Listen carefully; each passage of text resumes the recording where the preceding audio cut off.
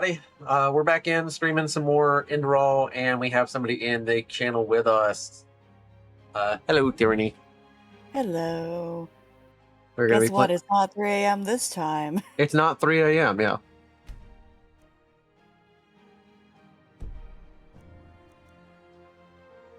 So I'm mostly just adventuring around. I know this is a blind playthrough, and a lot of people just want to get to like the main story of ENDERAL but like I don't really want to do that. That's not how I play these kind of games. And ENDERAL is supposed to be this really deep, it covers some heavy topics, but I also sometimes just want to like be in a good game, and like I don't want to rush through.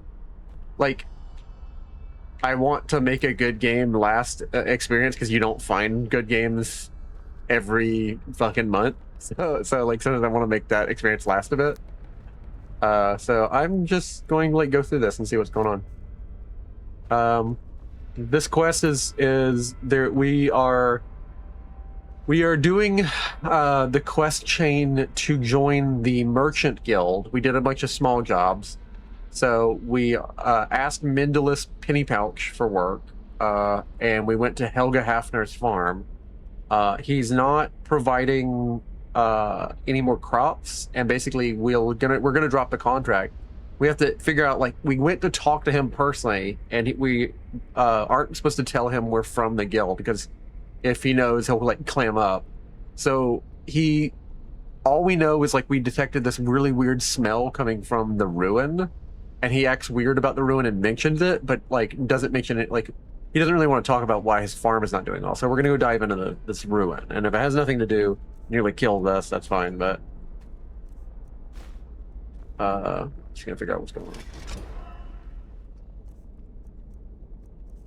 And the difficulty is a little bit harder. This isn't like based Skyrim, like so.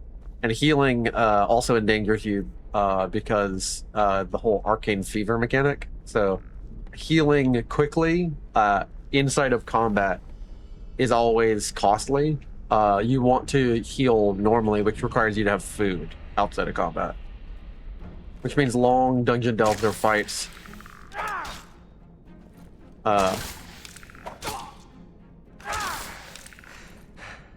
can be difficult.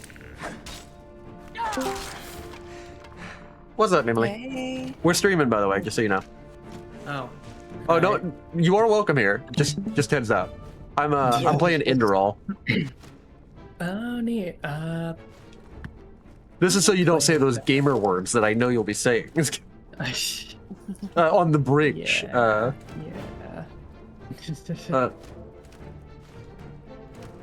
Speaking of gamer words, how'd you like that message I sent you the other night?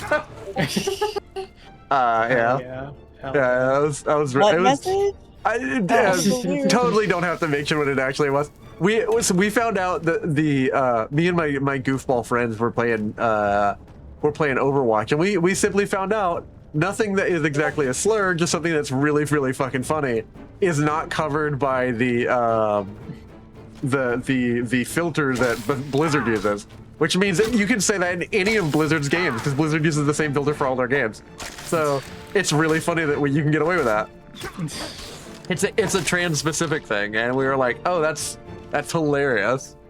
Wow. Okay. We hopped in and we were just chilling, and like this girl comes on, and she's like, trans femmes in the wild. Yeah, we encountered like a girl who was like, trans femme love, support trans rights, women loving women, hooray.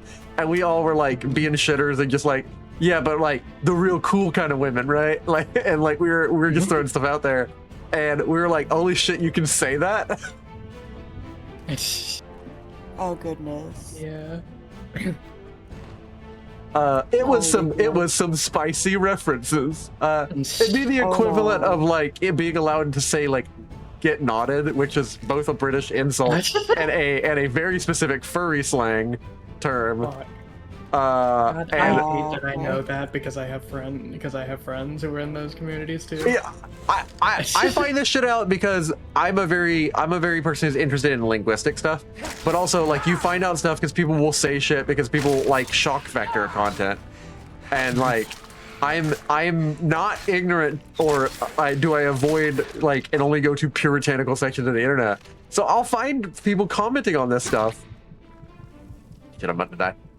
I'll of course find I'll find this kind of stuff, and then I'll be like, what is this like? Because like people will just use this term that they know, mostly making like, I can't believe, like making a comic like, I can't believe I saw this horrific factor content on the internet, and it's like and they'll say the random term, and it's like, what does that term mean? And they're like, bless your mortal soul, you don't know. I'm like, okay, no, you don't get to fucking do that, because now I have to go search it up, and you know that I'm gonna have to search it up on an internet that does not love me and will just tell me.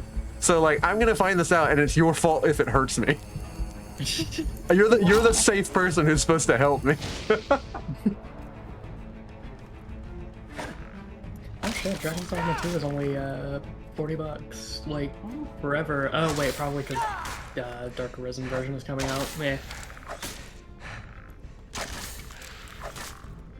No, don't kill me. Don't kill me, Skelly Man. Yeah. Your calcium is too strong. How are you feeling about the difficulty of ENDERAL? I don't know, because I haven't set to. I haven't set to normal difficulty. I have not tweaked anything. It is like naturally harder because it's not like scaled like a typical like Elder Scrolls game. I'm used to that because they even though people ride Bethesda does do the two games that they have, Fallout and Skyrim or Elder Scrolls, differently. Elder Scrolls, everything scales and everything is always done by like getting better at a thing by doing a thing. Fallout has always sort of allowed you to wander in places and get yourself killed by going places you're not scaled for. So Fallout's much more built for that. So I'm used to that. What I'm surprised by is the way that the guys, like, they have tried something different that none of the other games have tried. And I like every minute twist helps give us a body of knowledge to know if a thing works or not. And the twist with this is like limiting everything set like several times over by money. And the first time they limit it is like, okay, so like you don't get a lot of money from any of your NPCs, and you don't sell for a lot unless you really perk everything into speechcraft and selling, right? But even then, like once you get in a situation like that, like you already aren't getting a lot of money. Then you have to buy the ambrosia because, like, you know, that's slowly going up for tons of reasons. Even if you're never using magic, you're never using potions, and you're surviving fights really well. You're using it to like heal from when you run into like magic locations, because like just being around heavy magic will make it go up. And then that's like 200 pennies every time, and that's a lot. Stacked on top of the fact that you have to buy the books that like teach you skills. Otherwise, you only randomly find like one of 19, and they're probably not in the skill that you want, and they're probably not a lot of them. So like it gates a lot through the money, which is really weird. Yeah. You can't do the wander around with 10,000 gold like you can in Skyrim. Darn. Yeah. Yeah, no. You Hello. Yeah. Yeah, even on like normal, this is kind of hard. Unless, of course, you play like a pure mage build, which is what I did when I played ENDERAL, and it was Probably very interesting. yeah. I too am playing a mage, so. But Yeah, you're playing like a psychic. Yeah, I'm playing a psychic mage. I'm playing psionics. You know what I do love about Pathfinder? The psychic class. I've made a psychic character. Yeah, psychic's cool. Which I'm surprised that was very that off topic. I'm surprised that the spell that is essentially counter. Oh shit, he's actually doing a lot of damage. I'm surprised that the spell that is basically counter is like a psionic spell. But the thing that also gets me is it's a skill shot. You actually have to land this and hit him to get him to counter. So, and I'm so used to every other mod list for Skyrim allowing you to lock on that I'm like, I can't hit shit. Because all the other like Lorim and everything, you can just click your right stick in and lock on. It's me in first-person shooter mode in any game, like Fallout. I'm like, I can't hit anything because I'm really bad at shooting guns. In video games, guys, I've never shot a gun in real life. You just gotta build up appreciate games tolerance. that have like the like slight auto aim. Me and my mouse and keyboard trying our best. Yeah. Well, it's oh yeah, because you play a mouse and keyboard. I guess Yes. that's a whole other thing. Yeah, like a lot of people playing on controller. Like controller has a lot of like aim assist, but also that's a lot of people who don't play video games. Like they have to build up the idea of using both sticks at the same time. Yeah. And sometimes the control schemes are not well thought about, and people don't take a lot of time or compassion to like really think about how players will use control schemes. It's an afterthought. And they don't really do a good job setting it up. Like if you have like 17 very specific buttons you have to press at any moment, and you don't really set it up, you might like just only have a few really key features mapped, and like they just kind of like tell you like figure it out for the rest of them. Like just hope you have a keyboard in front of you too. Whereas if you're really being smart about it, you can set up corded instructions where you press LB or RB or like one of the buttons, and it basically opens up a wheel menu, and that sort of helps the controller out. But that takes a better implementation. Yeah, no, when I played with a controller, like on my brother's Xbox as a kid, I was just wildly pressing buttons, like, don't kill me, don't kill me. But I think And then half the time also I'd just pause the game, aiming is just one of those things that you kind of gotta. figure out, yeah. Well, you just gotta build up Well, you gotta build up like muscle for it, like Yeah, I've dexterity just for never it. been good at it, yeah. Yeah. I have plenty of dexterity, I'm just not good at aiming in video Oh no, games. no, I don't mean anything by it. It's just like No, I know what you mean. You're fine. I think what I'm trying to say is like muscle memory or like Yeah, just sort yeah, I don't have the muscle memory.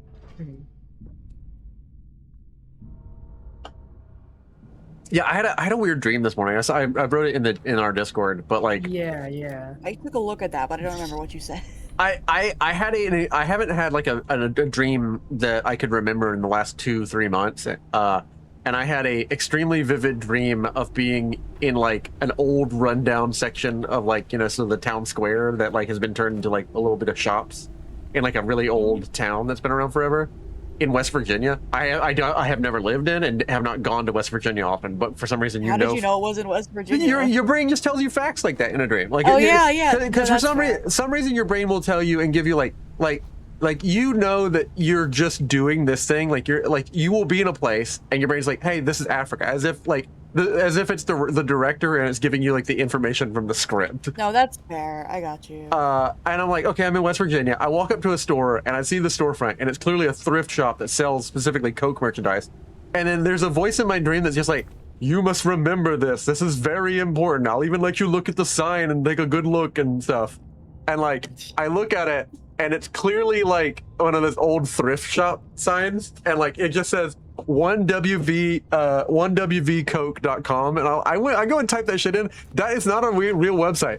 I woke up, had a brief moment where I blinked the sleep out of my eyes and was like, I was like on a mission from, I was like, I have to go see this immediately. I didn't even wait to roll out of bed. I immediately pulled my phone out. I was like, this is a real website, and when I find it, it's my purpose. Like, I thought I was like, who's that woman who wrote Twilight from a dream? Stephanie Meyer. I was like, Yeah. this is my purpose. I've been given a dream that was specifically a real website to go find. You're gonna die. Damn. Yeah. Oh. Yeah. I was like, oh no. I had a dream that like I was late for work, and then I woke up and I wasn't late for work, so that happened. But it was like late for work plus random Elder Scrolls things. But also in like the middle of it, it just keeps flashing to my alarm that said like late for work. Yeah. I won't tell you what time I go to work, but it was like later than that, and I was like, oh no, I'm late. Maybe it's just like anxiety or something, but I always have dreams where like I am like late to like a thing I'm like looking forward to, whatever it is I'm looking forward to at the time. Yeah. Like, and then I'll wake up and realize, oh thank God, I'm in the real world. Oh, just wait fun. until you start having dreams where you're like, it's like it's been several. I've never had in my life the dream that everyone in Hollywood tells you they have of being naked in school. But I have dreams of like, I always had test anxiety, and I have dreams of like, hey, the final's coming up, and it's like I'm back in high school, and like I believe I'm in high school, and it's so vivid, and it's like a subject that I know wasn't in high school when I wake up. But I'm like, it's like, haven't you done your multivariable eigencalculus? And it's like, no. And like it's shit that I stressed about back in college. It's like you don't know the big O notation of how to solve for where a black hole goes. It's like no, it's like well you're gonna fail the test, buddy. And then I'm like freaking out. I'm like walking between classes and I'll wake up and I'm like what the fuck was that? I haven't. And then I'm like like in the dream, half the reason I'll sometimes wake up from one of those dreams is like oh wait I haven't had a test and I haven't been in school in 20 years. And it's like, what? And I just slide out of the dream. What's fun is that my dreams are always just absolutely insane with like random elements of realism. So like, here's one I had when I was like a kid. I was being chased around my neighborhood by a sentient seahorse that was trying to kill me. That's about the weirdness, and they get weirder from there. That's about the weirdness level of my dreams average. There are plenty of ones that are weirder, but very few are more normal than like really random crap. And most of the time it's like entire scenes in my head that are like, I've never been there. This is just a fabricated weird thing I've never seen before, and it's in my dream. Yeah. And then, but there will be like little moments of like clarity or like realism, like my alarm clock in the dream I just mentioned, where it's I see that alarm clock. I have an alarm clock late. dream. I have a story about an alarm clock dream to tell you. Ooh, okay. Like back in high school, basically I will admit I was one of the guys like they tell you lessons, and I think a bad takeaway is like talent's a bad thing. I have always had talent for academia. And I've never really worked hard. I can work hard. I have applied myself, but I got tired of like the way I was and the neurotic, overly tense way I was. And I tried to reinvent myself when I was in college. But when I was in high school, I carried stacks of like, I was the nerd. I always was carrying essentially 6 like super huge 1.5-inch, 2-inch binders. I was carrying 6 of them. I had a huge ass backpack. I was always stressing. I was always rushing back to my locker, never able to get to classes in time. I was just that like over stressed kind of guy. But like I also was like super into gaming, and I didn't have any like after school hobbies. So like I could put stuff off to the last minute, and I would basically the night before stay up to like 2 a.m. working on the assignment to get it done, not get much sleep, and then go to class tired, but like all my assignments were done, and I just would take notes. And that was just basically how I operated for 4 years. I had one huge ass assignment for and I stayed up to like 5 a.m. and I woke up really early because like it was a drive to get to class, and my mom had work, so like I had like 1 hour of sleep. I remember I used to have this really loud like alarm clock that would play a specific tune, and I remember waking up to this alarm clock, and like I've never had a dream. I have dreams where I wake up and wake up and wake up several times in a series, and that's usually a nightmare. I'm saying where I wake up within the dream, then to wake up within the dream, to wake up within the dream, never actually waking up to real life, and that's shit's scary. This one, I woke up, I was walking around, I walk over to my alarm clock, and it's just and I'm like, I'm not really tired, which I'm surprised at. I only got an hour of sleep. I'm like, shit, I guess we gotta start. I walk up and I press the top of the button. And you know that weird shit that you'll see in TV shows where like they unplug the TV, but the TV's still on? I walk up, I press the top of the button, and I'm like, okay, yeah, I've had that happen before. I press the button and then it didn't go off. I pull the batteries out of the alarm clock. It doesn't stop. I unplug it. It doesn't stop. I'm like, what the fuck? I throw it against the wall. It shatters. It's still not stopping. And I'm like, and I'm like, what the fuck? And I sit up out of my bed, like in a panic. Like I had turned the alarm clock. I was so annoyed with it. I had turned it within a dream situation off. I look over and I walk over and it turns off this time. I'm like, that's fucking weird. Ugh. I hate when it's like the dream within a dream within a dream and you keep waking up, and that stuff sucks. I've had that after panic dreams about like being attacked by evil like stuff, because I've always had fear of like demons and shit. It's probably really just fears and stuff. I had one really bad dream where I kept waking up and like I knew, like, you know, like your brain will sometimes set the rules of your nightmare to it. It's like, hey, if this thing touches you, it kills you in real life. And you believe it because you're afraid or some shit. I was being chased by essentially the devil, but he was a minotaur, and I was in a labyrinth. And this is also not in high school anymore. We had gone over Greek mythology, but this is like me a year after being in in college. I'm home from the break, and like basically I wake up 2 or 3 times, but like after having had waken up like 7 times or like 10 times within the dream. And basically I was told, if this minotaur gets you, who is the devil, you will be here forever. and sometimes it will get you and just torment you and cut you in pieces, but you'll never die. And it's like, have fun. And I would get around, and I was running through this labyrinth. I would get to a dead end, and then I would just shoot awake, but I was still in the dream. But like somehow I had moved to a different spot in the labyrinth. The labyrinth had changed like shape, and I was like, "Fuck, this is a nightmare. It's never ending. I'm in hell. Hell is Greek." Hell is Greek. Yeah, hell is real, but they were wrong. It's Greek.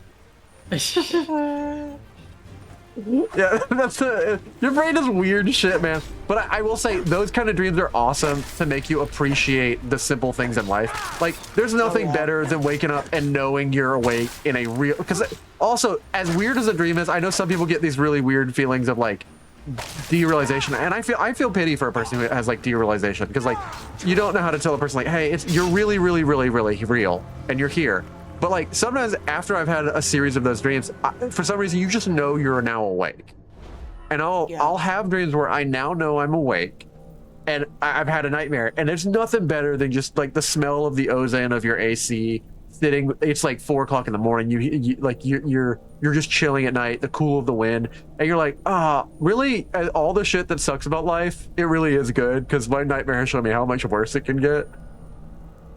So fair. I haven't had like a proper nightmare in a long time. What I have had is several dreams, like through middle school and high school, where I would like randomly get kidnapped, but it wasn't in like the terrifying way. It was in like the fun story way. What? If that makes sense. No. Like in like the like like the fake like action hero vibes. Like person gets kidnapped in a book. Hey, bro, It we're was streaming, like by the way. that. I know. I know. It was like that. It wasn't anything terrifying. It horrible was just. It was like random. It was like interesting as opposed to terrifying. It was so weird. Okay, yeah. Because it was like a fantasy dream. It was a whole thing. I'm weird. No, like it's okay. So I've heard this before, and don't let me like improperly represent you. Is this like a fantasy that some women have of being like kidnapped? No, and, like, there's like it's not. It was not. No, it was definitely not I'm sorry, that. what It the was fuck just did like I roll into it was like here? part of the narrative of the dream. Oh, yeah. okay, Oh, okay, I okay, get okay. what you The dream mean. was a story. Okay, I It's get- like okay, it's one of those Yeah, things where no, it's like it was not that. It wasn't. plot, It wasn't it's creepy plot. dude kidnaps me, or like it's really hot that you're kidnapping me. No, It was just no, like it was just not. like this is an action movie. You're not being kidnapped by a creep to Yes, do creep stuff. yeah, Kidnapped by a no. guy who's gonna sell you for $1 million. Yeah, it was like an action Bond, movie. It was- James Bond, that save was- her. That was the vibe. Except there That's were like way more amazing. dragons in That's there. still not a great vibe, but okay, It's not a great slightly vibe, better. but I was like 13, and I was like, this is an interesting story to write about. Oh, it's Because I not wrote recent. a lot when I was like 13, so. You're being kidnapped, and if James Bond doesn't save you, I get $5 million bajillion. Yeah, it was that type of shit. It was kind of from the U.S. government. Or like one time I had a dream where I was riding a dragon, and then like they kidnapped the dragon because it was like the last dragon or something, Shit. and I had a whole story based off of that. Oh, listen, they didn't even kidnap great. you. They were like, we're Sometimes stealing they your. kidnapped me. Sometimes they just kidnapped other people. It was We're stealing very your. We're random. stealing your dragon. It's like, Yeah, what am how I dare supposed to you do steal for my the rest of the dragon? dream? No. Me and the dragon both got kidnapped together. Oh, okay. We just See, like swooped a net over us as I was riding this dragon in the tree. equally totally I don't know funny where they is got the a idea of giant just net. leaving you alone, and you have to Yeah, go and find just something getting the interesting to do. Like, we've taken your Yeah. dragon. Well, what am I supposed to do? Like, I don't have the money to pay it. Oh, we No, don't I even have want gone you to after pay the it. Dragon. Be I a have gone normal after the average dragon. lad. Gosh darn it! I was like, No dragon for you. I was like, yeah. It was basically just knock off Aragon, but it was kind of a fun. Man, y'all have like actual like weirder dreams than me. All mine are just mundane things that like could Mine happen. are in never real life. mundane. Mine are the weirdest dreams you have ever heard in See, your life. I Never love had love weird that dreams. like dreams have no rhyme or reason or real. So some people are like, dreams are the same for every. No, because like, do you when you have dreams, or is it always like realism, like dreams, like when you see a person in a dream, or like the style of the dream, is it like real life? Because I have dreams that are abstract and not always from first person.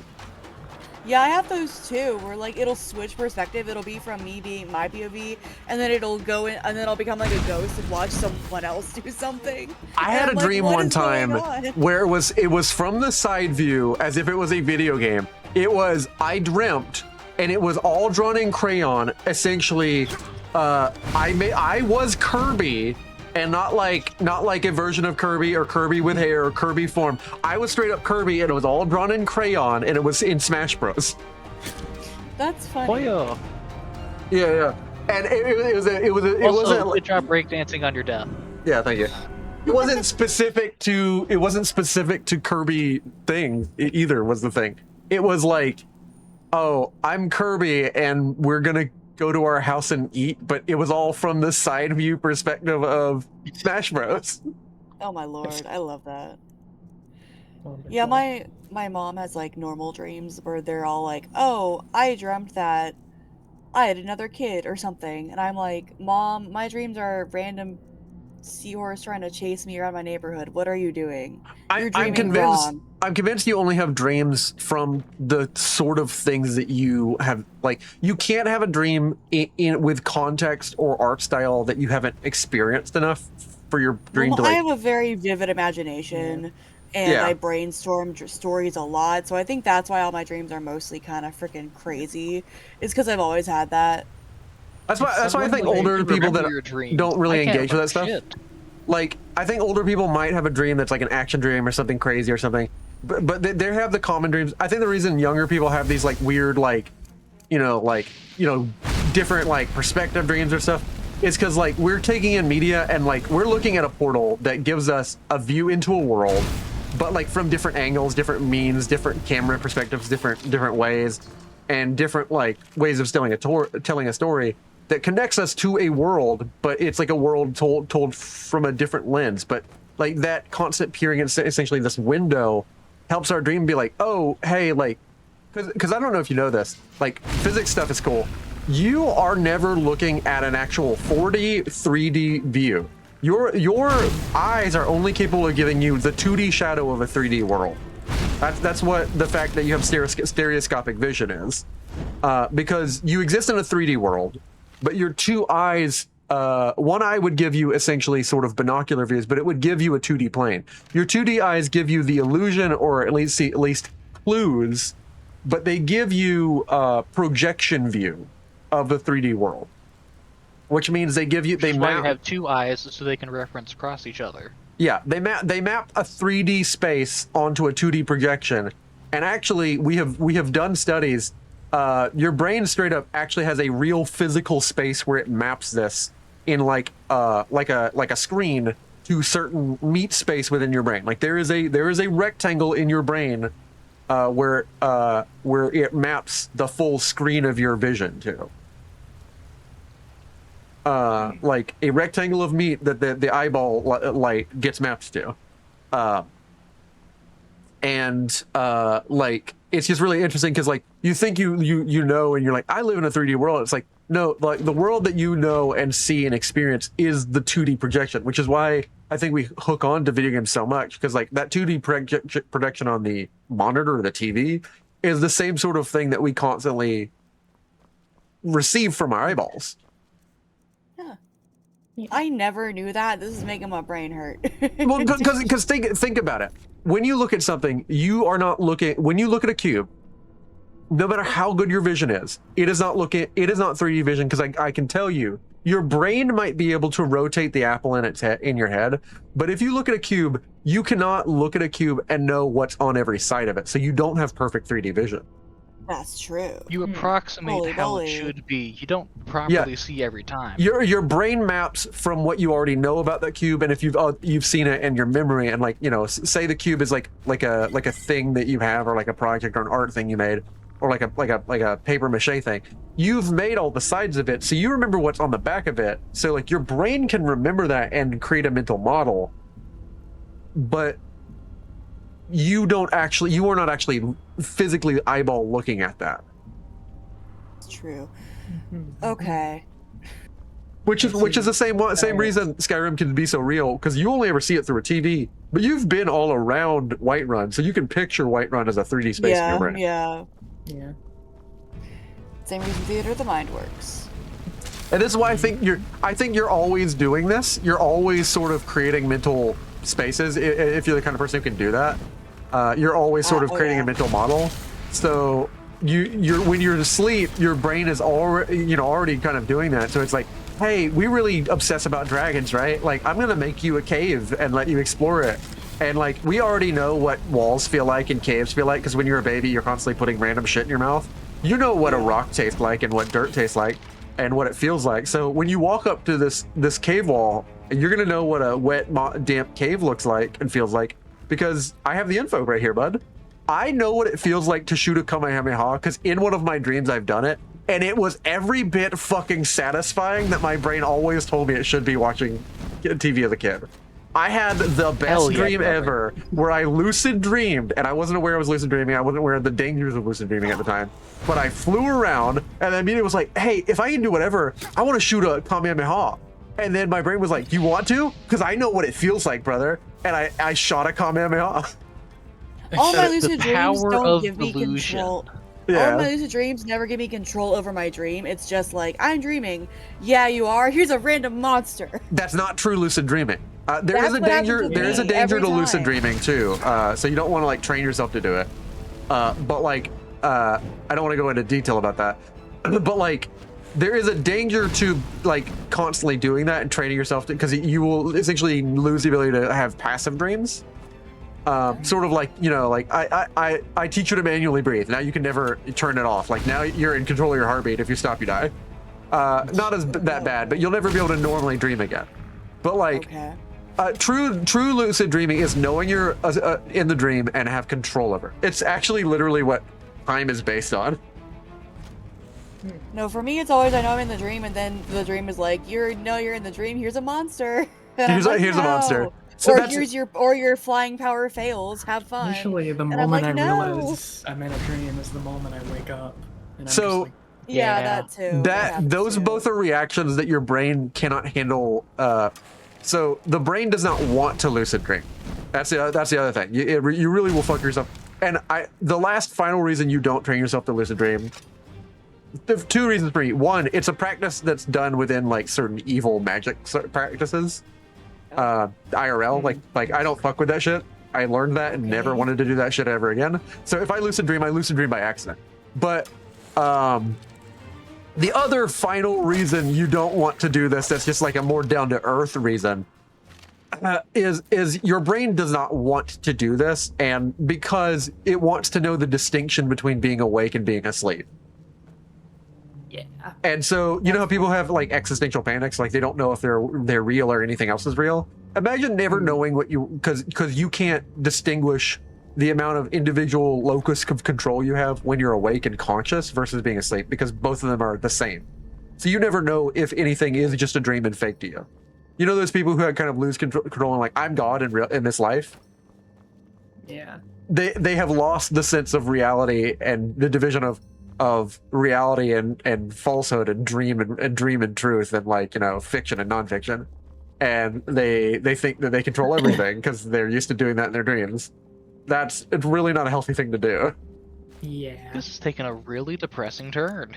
Yeah, I'm so it went sorry. From, like random dream convo to don't lucid dream, you'll never wake up or whatever. I know that's not what you said. I'm joking. It's not obviously someone who practices pagan sort of or witchcraft practices of dream magic would tell me I'm you know, of course a Christian or a person from a Christian background would say this, but I'm like, no, brother, these are legitimate concerns I'm giving. Like of course a person who practices dream magic would also say it's completely safe.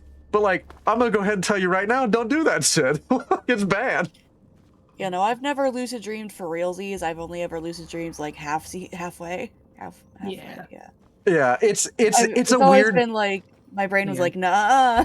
Yeah, and No, the reason your brain does that is, like I said, it doesn't want to lucid dream, but also you have a little bit of an initial kick of like oh, I'm dreaming. So the reason you have nightmares, Tyranny, is like it's a realization you're in a place of your dreams, and like you constantly struggle with your anxiety and your fears. So your fears are then know that they can manifest on their own, and then you sort of cause your own nightmares to appear.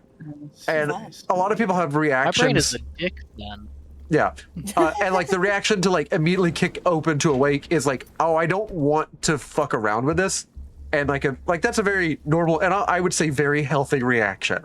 and your brain's like, oh, I could control this. No, thank you. It's basically like, oh, I get to wish anything from a genie, but that will very likely fuck me up if I make a mistake in this wish. I don't want to engage with this anymore. And your brain's like, yeah, cool. We'll eject from the dream right now, bud.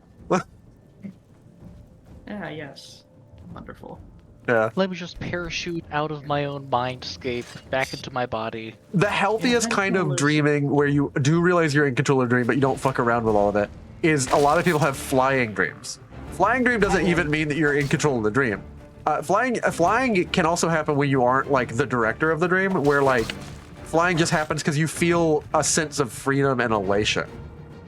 No, my flying dreams never work. They're always like I gotta fly to escape something, and then it fails at the worst possible moment.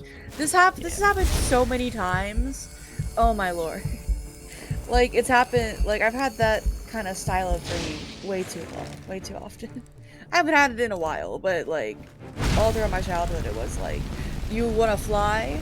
Well, now you can't. Yeah. I've had flying dreams, but yeah, like I've only ever had one in my life where I got to shoot a Kamehameha, and you know what, man? A lot of people can never say that they got to shoot a Kamehameha for real, with their own hands. So I have, and Well, you can't talk. You did it in a dream. Yeah, you did it in a dream. It was, wasn't with your own brother, hands. it was as real to me as I'm talking to you right now. It may have been a dream, but I know with all That's the goodness in real. my heart, that's what a Kamehameha will really feel like if I ever shot one. And brother, I'm all right with that. That's fair. My brain, I'll accept your logic. It isn't real, but I think your brain puts together all the pieces. Like if you lick a rock, or you lick the wet, moist rock of a cave in your dream, your brain gives you all the info of what a wet, moist cave rock will be like when you lick it. So my brain told me this is what a Kamehameha feels like, and I got to find that info out for myself, and that's okay with me. That's okay with me. Was it like holding on to lightning?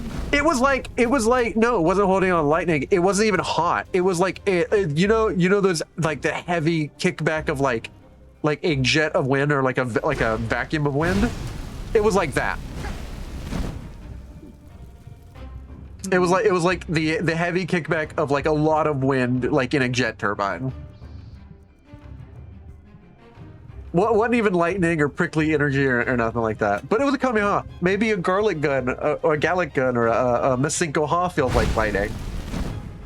I'll never know. You chose the Kamehameha. What Yeah, about a final flare? No, because I'm not The final Vegeta in my flash. dreams. I'm Goku.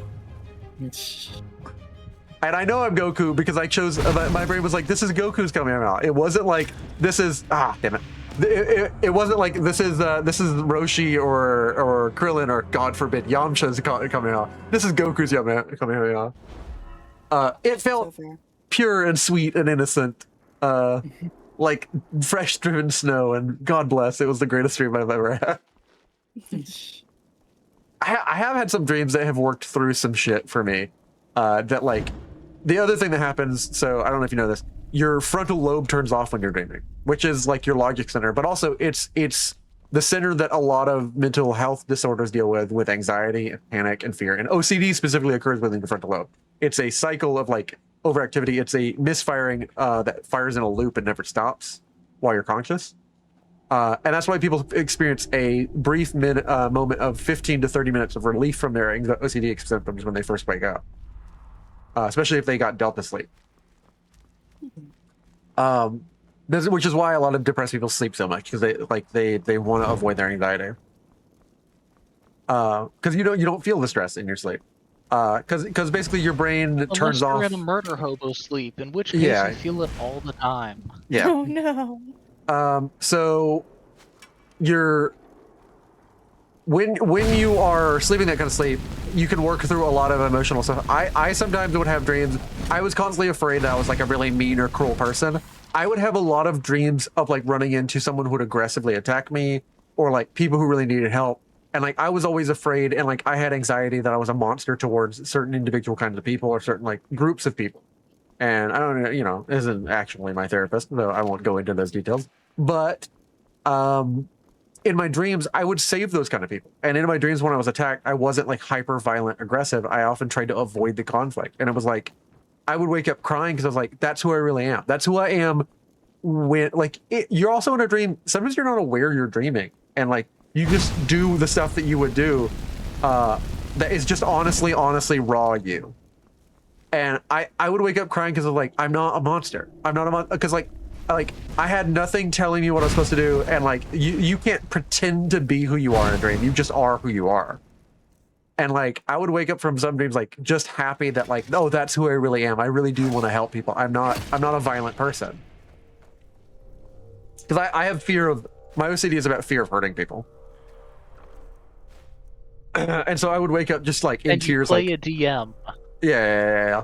Your job is to kill off the party before we can get to you. That's hostile Not the DMs. job. That's hostile DMs. My job is not to kill the party. My job is to give you a conflict and an antagonist. Yeah. Okay. Alright, Sometimes my so- job is to kill and punish a haughty set of players. Yeah. All right. So also like, so I went on that whole tangent in the general stream crew about the Legend of Zelda timeline. Yes. Oh yeah, that was And nice. I fucking, it's killing me. I can't think of well, I can't think of it. I can't think of Again, anything that make would a be, like, coward satisfying. timeline where young Link runs away. You also said that you get ideas when you're drinking. Did you have any ideas last night? I passed the fuck out. Yeah. Yes. Like, So right you when I had got an idea home. that was too good. I and had it's one don't idea, and it do was I need to go to sleep. But, like, the I mean, thing that's is, certainly like, an idea. I'm trying to think of a way for the downfall timeline to happen in such a way that like it happens like that like it can reasonably like be a part of like the story, because the thing with the Link fails at the Deku Tree. He fails Yeah, at the but, like, Goron caves. no, here's the thing Just though. make him die in one of the challenges No, he's I supposed to wanna- succeed in. I want to hear you work this out, because sometimes you get ideas while you're working it out. To hit us Here's with the it. thing though, the child and adult timeline split is very clear. It very clearly happens in the game, at the end of the game. Yeah. Like, you see it get created. The downfall timeline is just some weird splinter timeline that exists for like some reason. And there's no like, this never happens in any of the games. It's all predicated on a what if scenario, and it's like, and then that's what I'm trying to think of, is like, how can I retcon this into being canon in a way that makes sense? By the way, never on your fucking life would I see these pipes and like, oh, there's clearly a set of ways I could drop down here. I'm just gonna drop down about 100 feet and with no You're a way You're out. gonna gamer, of course you're parkour. going to make Yeah. that. No. Hoping and praying that I find another way out at the end of this hall. Not on your fucking life. I'd bring 1,000 feet of rope and tie it down and be like, we're gonna abseil down here. And if I get in here about 100 feet and it feels rocky and shaky, I'm gonna back the there's fuck shrooms out. There's nothing everywhere in you here could that I need. probably live. There's nothing in And here if that you I need that don't, bad. Well, you're going to be high as balls. Yeah. Like different. That's when you get me to be a player in this table that I hope fucking happens. I will do anything to help you make it happen. Because I really want to be a player character. I'm gonna die. I'm gonna die to a rat. You're- But like, if you do this table, I so badly want to be just. No. Like jump. I so badly want to be like the guy who's like, no, we're going to a 1,000-foot deep cave. Yeah, we have to. It's like, no, we don't. I'm gonna be that character. I'll be like, no, we don't. No, we don't. But Yeah. we're heroes. No, I owned a farm. I didn't even own a farm. I worked on a farm. It was my mom's farm. Like, I'm gonna be real with you. We're like, what did you say you did? You're a knight. You're not the guy who goes in caves, are you? Like, what are we doing? We have to go into Dodongo Cavern and beat up all the explosive boys that are letting the Gorons not eat rocks. do you want the Gorons to starve? Do you want the Goron? Do I want the Wait a Goron? Like, second. yeah. I'm gonna turn to my fellow party members. Terminal Do I want the Gorons montage to start? question Why here. don't they learn how to Why fucking eat a didn't- turnip? Terminal montage's question here: why didn't the Gorons eat the boulder blocking the cave if they eat rocks? Yeah. No, because they can't possibly like reduce They said it themselves. They eat goddamn rocks. Yeah, Yeah. they it's straight up said in the games, like, we've become such gourmands that all other rocks make us all other sick. rocks make us sick. They make you sick. Make you sick. Or Is make it like the Goron. sick that I get when I eat a really badly cooked cooked Brussels sprout that I'm like, oh, this isn't my favorite Brussels sprout. Eat this disgusting rock now. Yeah. So you get to your library of better So rocks. instead of raw meat, we have unweathered rocks. Like that's gonna be me in your character, and I'm sorry because I know that is problematic player behavior. I know if I had a player like that, I'd be like, just go into Kid Dungeon, like. But I want to be that character because we don't get enough characters who are just like. Because I think that's part of role playing a real character. I don't want to set a hard and fast background. I want to set like maybe 10 facts about my character and then find out who my character is on a journey. I have no predefined arc that I need to go through. I want to experience the story you have for me and go on the arc. And I have a few things that will be part of my backstory. And that way, if you ever throw, like if anyone's ever like wants to throw an illusion spell on me and then you want to as a GM be like, and this actually happened in your backstory. I'm like, yeah, I accept it. It's canon. Like that, because that gives you a lot more leeway. And like, I also want to be the guy who's like really role playing. Like, I live here. This is my real life. And when you ask me, let's just throw our lives away to possibly get possible treasure in a dank cave. And I'm like, you know what's usually in dank caves? What? Spiders, bats, shit, and mushrooms. Like, I'm Yeah, like, yeah, sure You this don't might need be to go in the gas. cave. yeah. All right, I gotta go feed my cats. All right, see ya. I'm gonna be back All right. All right. in like 5 minutes. But yeah, I'm so hyped for your idea. So do you have any ideas for what causes the fucked timeline? I really like the whole like it's the original timeline idea. I'm just not a fan of the like Triforce wish theory because it just has so many holes. Is the Triforce wish theory that like essentially the Triforce of power allows you to sort of create what you want?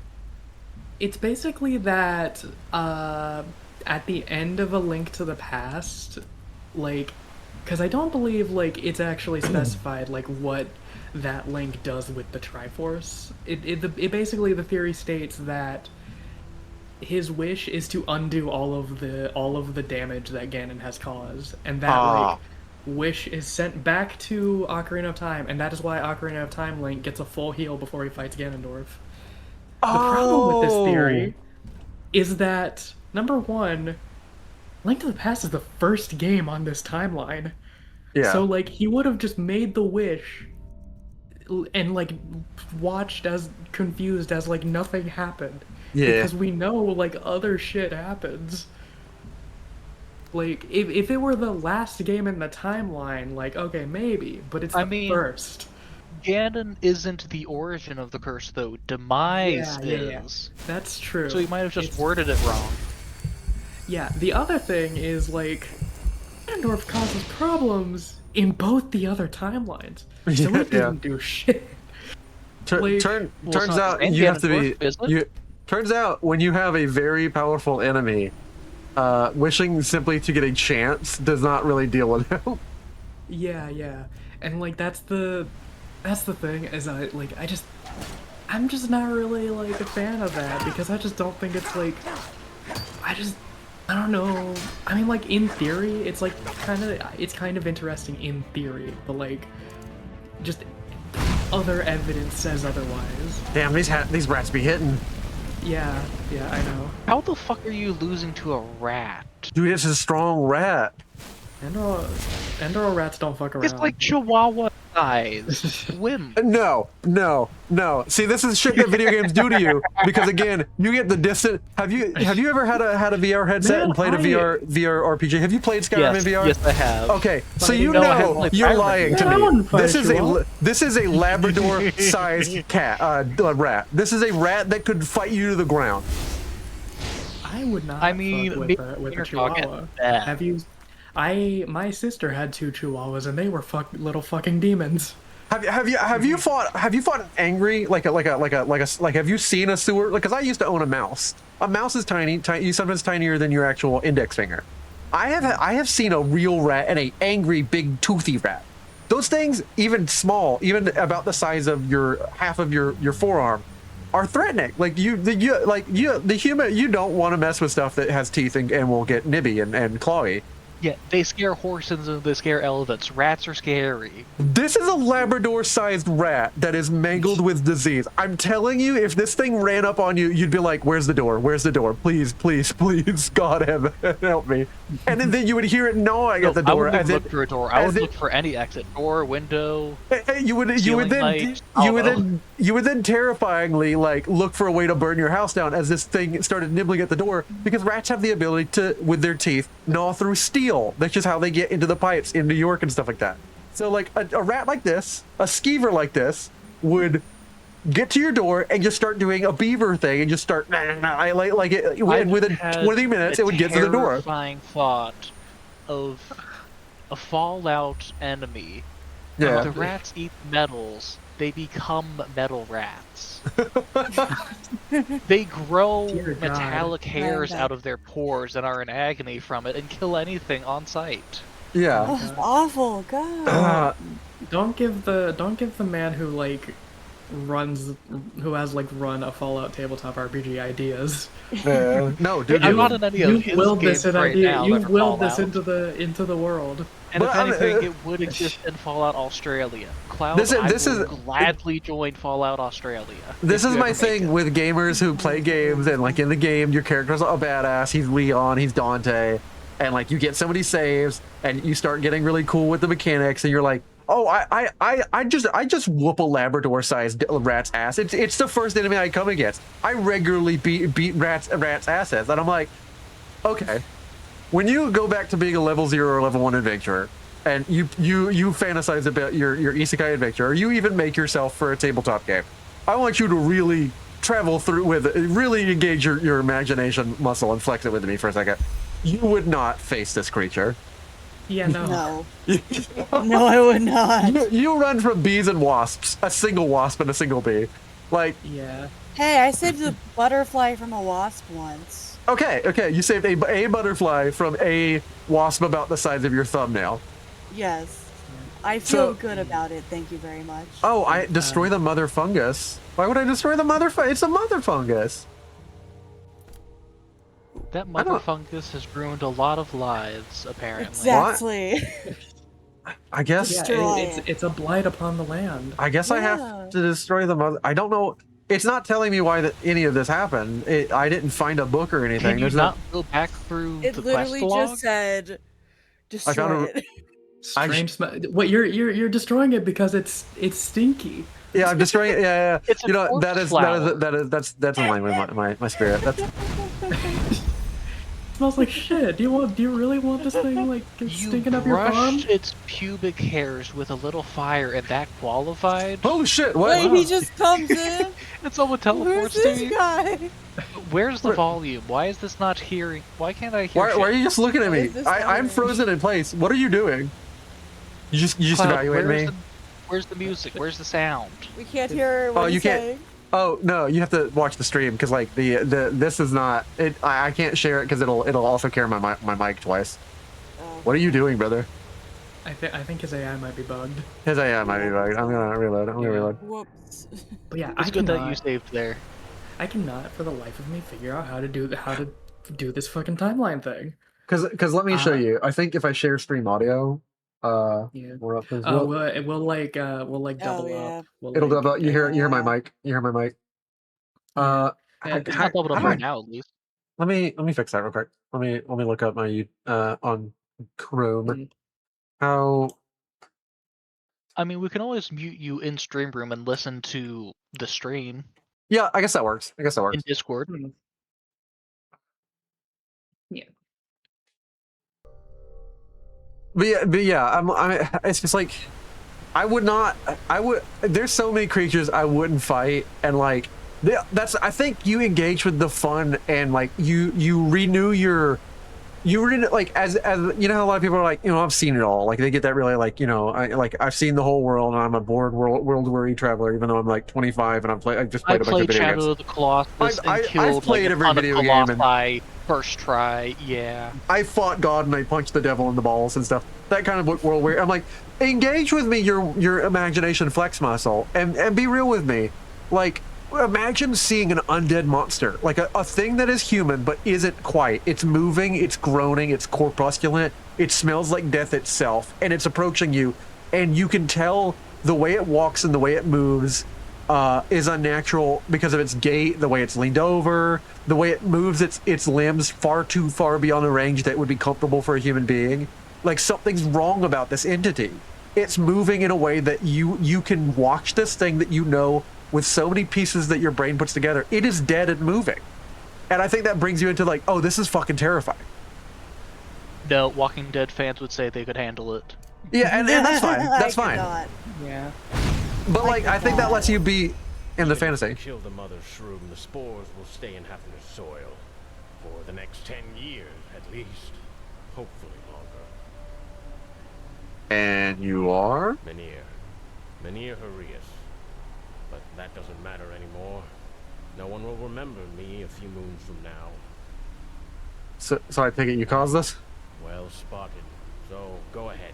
Take me in, beat me up, whatever. Hope you feel good about it. Booster draw him over the ledge. Isn't this usually the part Give where the you... villain's death. Let him come back in another act. Yeah, isn't this the part where you usually give me a speech in which you try to convince me of your Why would innocence? I? Let this fucking son of a Vatir starve to death. And his children, too. That's the good thing about the Golden Sickle, you know. As path-abiding and pious as they pretend to be, in the end they only care about the coin. Very dramatic. I'm gonna drag you to the court and the guard. Oh no, I won't do that. You know why? Because I'm tired of this fucking world and its fucking people. And because I'm a coward. I didn't think I was. Alright, X-Lord. Yeah, well, okay, buddy. I'm dramatic Okay, backfall. buddy. I'm just gonna go in there, drag your fucking bloated corpse up, and I'm gonna cast a my revive God. spell on you, you nerd. Like, Do it. Get him! Get I him! know. Didn't even Reminds- let you get the last hit. Didn't even let you Reminds get me the of- XP. You just reminded me of this like fantasy book I read a while ago where like the main character is like tasked by like a woman to basically go find her husband, and so he like finds him dead in a river and dead like drowned in a lake, and he like ventures into the underworld to find the guy and bring him back. yeah. Aw, that's kinda cute. Well, no, because he was like leaving. He like went to the underworld to just chill there and get away from his wife. Oh, never mind. So it was not sweet. Yeah. I thought it was well, gonna be. Sorry, it is that was an not invisible sweet, my wall bad. stopping you from going yeah, over? it's an invisible wall stopping me. Even though there are ladders That's right fucking here. bullshit. Yeah, well, see, that's the thing. ENDERAL is really cool, but the thing about a lot of games that try and do a story about like there is a free will and like how powerless you are, like Deltarune and stuff, is don't show me a word. Like if you have to do this, like make it very believable that I wouldn't go down there and find the body. Like make this like Yeah. a 7,000 foot Make drop. like a cave-in start to happen No, where you don't have have, to go like- out. Yeah, where I Yeah, have to yeah. leave, or like make this a 7,000 foot drop with no ladders, where there's no way I'm gonna go down and get that body. But like where you show me that this is just a pool of water and a bunch of ladders, it makes can me feel. survive. It makes me feel like when you tell me like, oh, like free will is present, but like it's not true because you know in reality our choices are so limited. Like, brother, there was a ladder right there, and I could climb down there and swim a bit and go grab his fucking stinky body. Version's alive. That's assuming Yeah. he My day died. is He ruined. might be alive. Yeah. Yeah, yeah. He did fall dramatically. It was very He dramatic. was posing But he for might that. be okay. And that's the thing. Like if you have to drive home, like well, you know, report back. Yeah. If you have to like do like a really thing where like you don't get a lot of options, and sometimes people will like force you into things, and like you know, like you believe in free will, but this is a setting where like determinism's really heavy and stuff, heavy-handed. You have to give me realistic in the world space. It cannot look like I could have made a choice, and you're just like literally like invisible walling. Make it spiky rocks or And that's it. magma down there. Killing the contracts. Let us see that they are dead. And We they're, don't have a choice. I don't know. With the way your fields are, you won't be able to deliver anytime soon. I'm sorry. Oh, Manila. I'm sorry, their name is Penny Pouches. Yeah. Yeah. Friends. Which in this setting you get pennies, which would be the equivalent of naming someone in literal septum bags. What am I supposed Or- to Septum do bags. now? I want to name that. So someone Mr. septum Moneybags bags, over yeah. here no longer has the money bags? Nope. All right then. The sickle will find a job for you in the city. It won't make you rich, but it'll be enough to feed your children. So, yeah, thanks for giving me no option. Say nothing. Yeah, wow, beautiful. See, Enroll is sorry, good. yes, I'm not being a bitch and just Tell whining. you all you need to But know. this is not a good look for this Come back to quest. the trading post if you're ready for more work. There are better ways to do this. Give me a real moment You where got I can 150. give me a real moment where I can have a real conversation with this guy and let me actually turn to the guy and be like, this is bullshit, and even the guy who just died said you would do this, and you're only proving him right. And then I need the guy to give me a really believable, like, yeah, but what are we supposed to do? Practically his field is fallow. Do you know a magic spell? And like, are you going to climb down that endless vault of 7,000 foot black dark drop to get the guy? And I'm like, no. All right then, like, because then that would be believable. Question, how is the trapdoor down there able to get you back up here so quick? That's a good question. Yeah. Oh, that is actually a quality of life thing that I will say for this quest.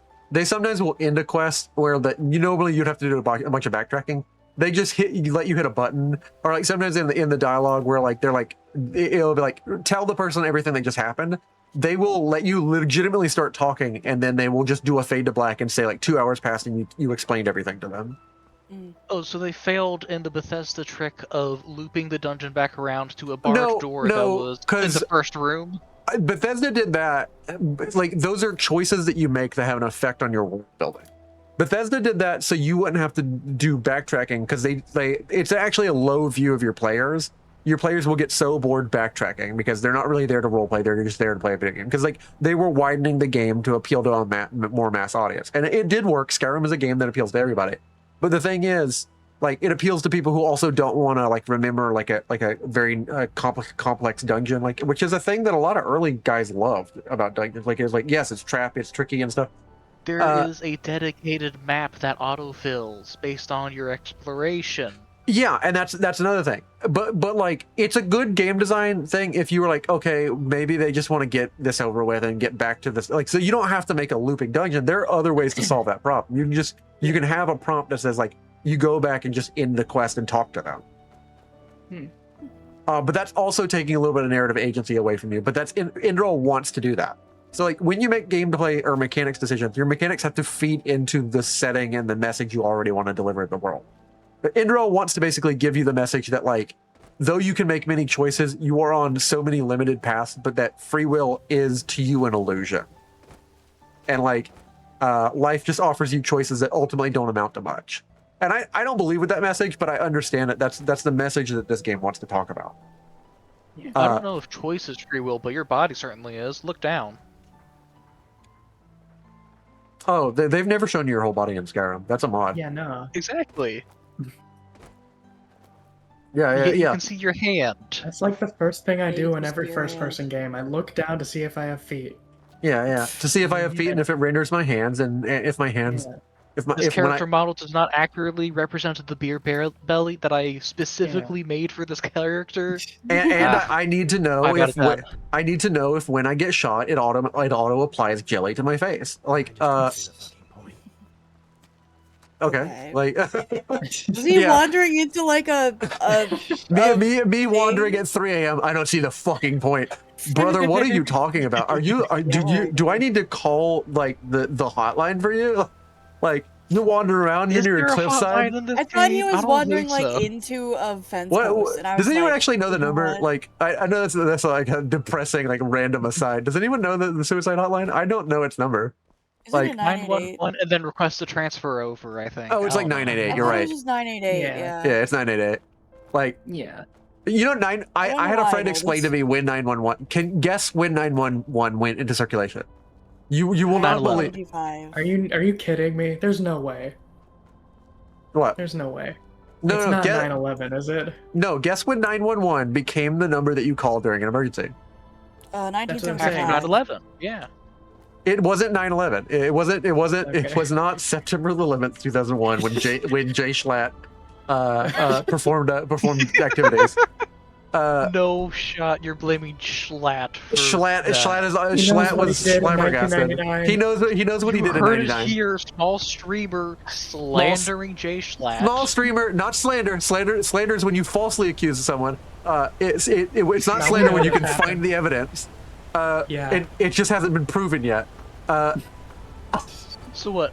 Did Schlatt take the actual plane controls? Did he orchestrate it? Did he fund them? He's obscuring the evidence from you, viewer.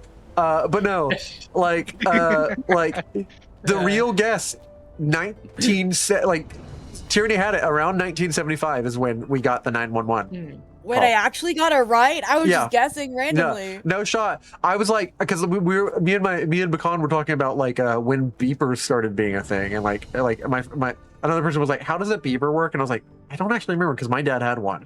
But like we were both talking, and like my Bakan was like, or Reese was like, another guy from our other server was just like, oh, they function off of the cell tower that used to be specifically by your hospital. I'm like, dude, my dad had a beeper that worked everywhere, and he would drive like to like the random like houses right next to like open farm fields. You're full of shit. Like beepers used to function off of cell towers, even back when we had shitty cell towers and they were few and far between in like the 60s and 70s. He's like, no shot. And I'm like, no, go look up how a beeper works. And then we got in an argument about like a 911, and Bakan went and looked it up, and it's only been since the 70s, which is insane to me, because before then you just had to memorize the local number for your police department. Oh God.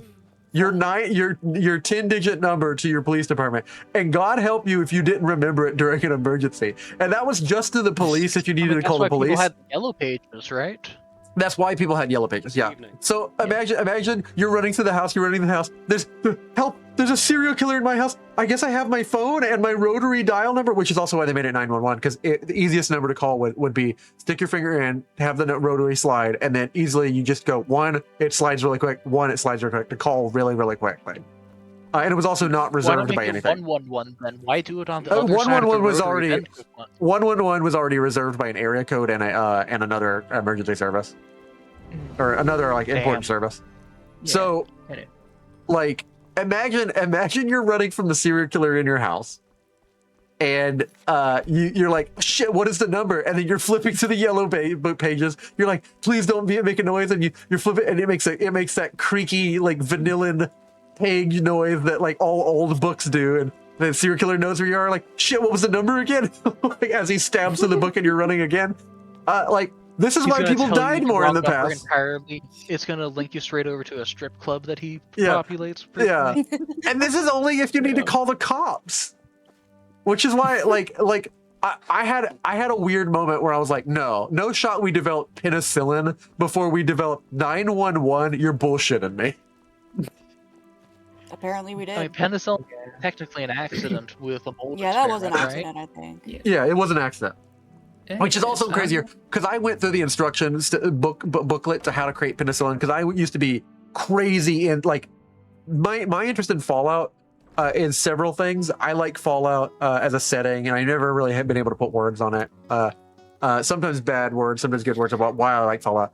But, like, I really love, like, essentially, like, I got really into, like everybody else, like, 5 years ago when, like, tiny house and van living was a thing.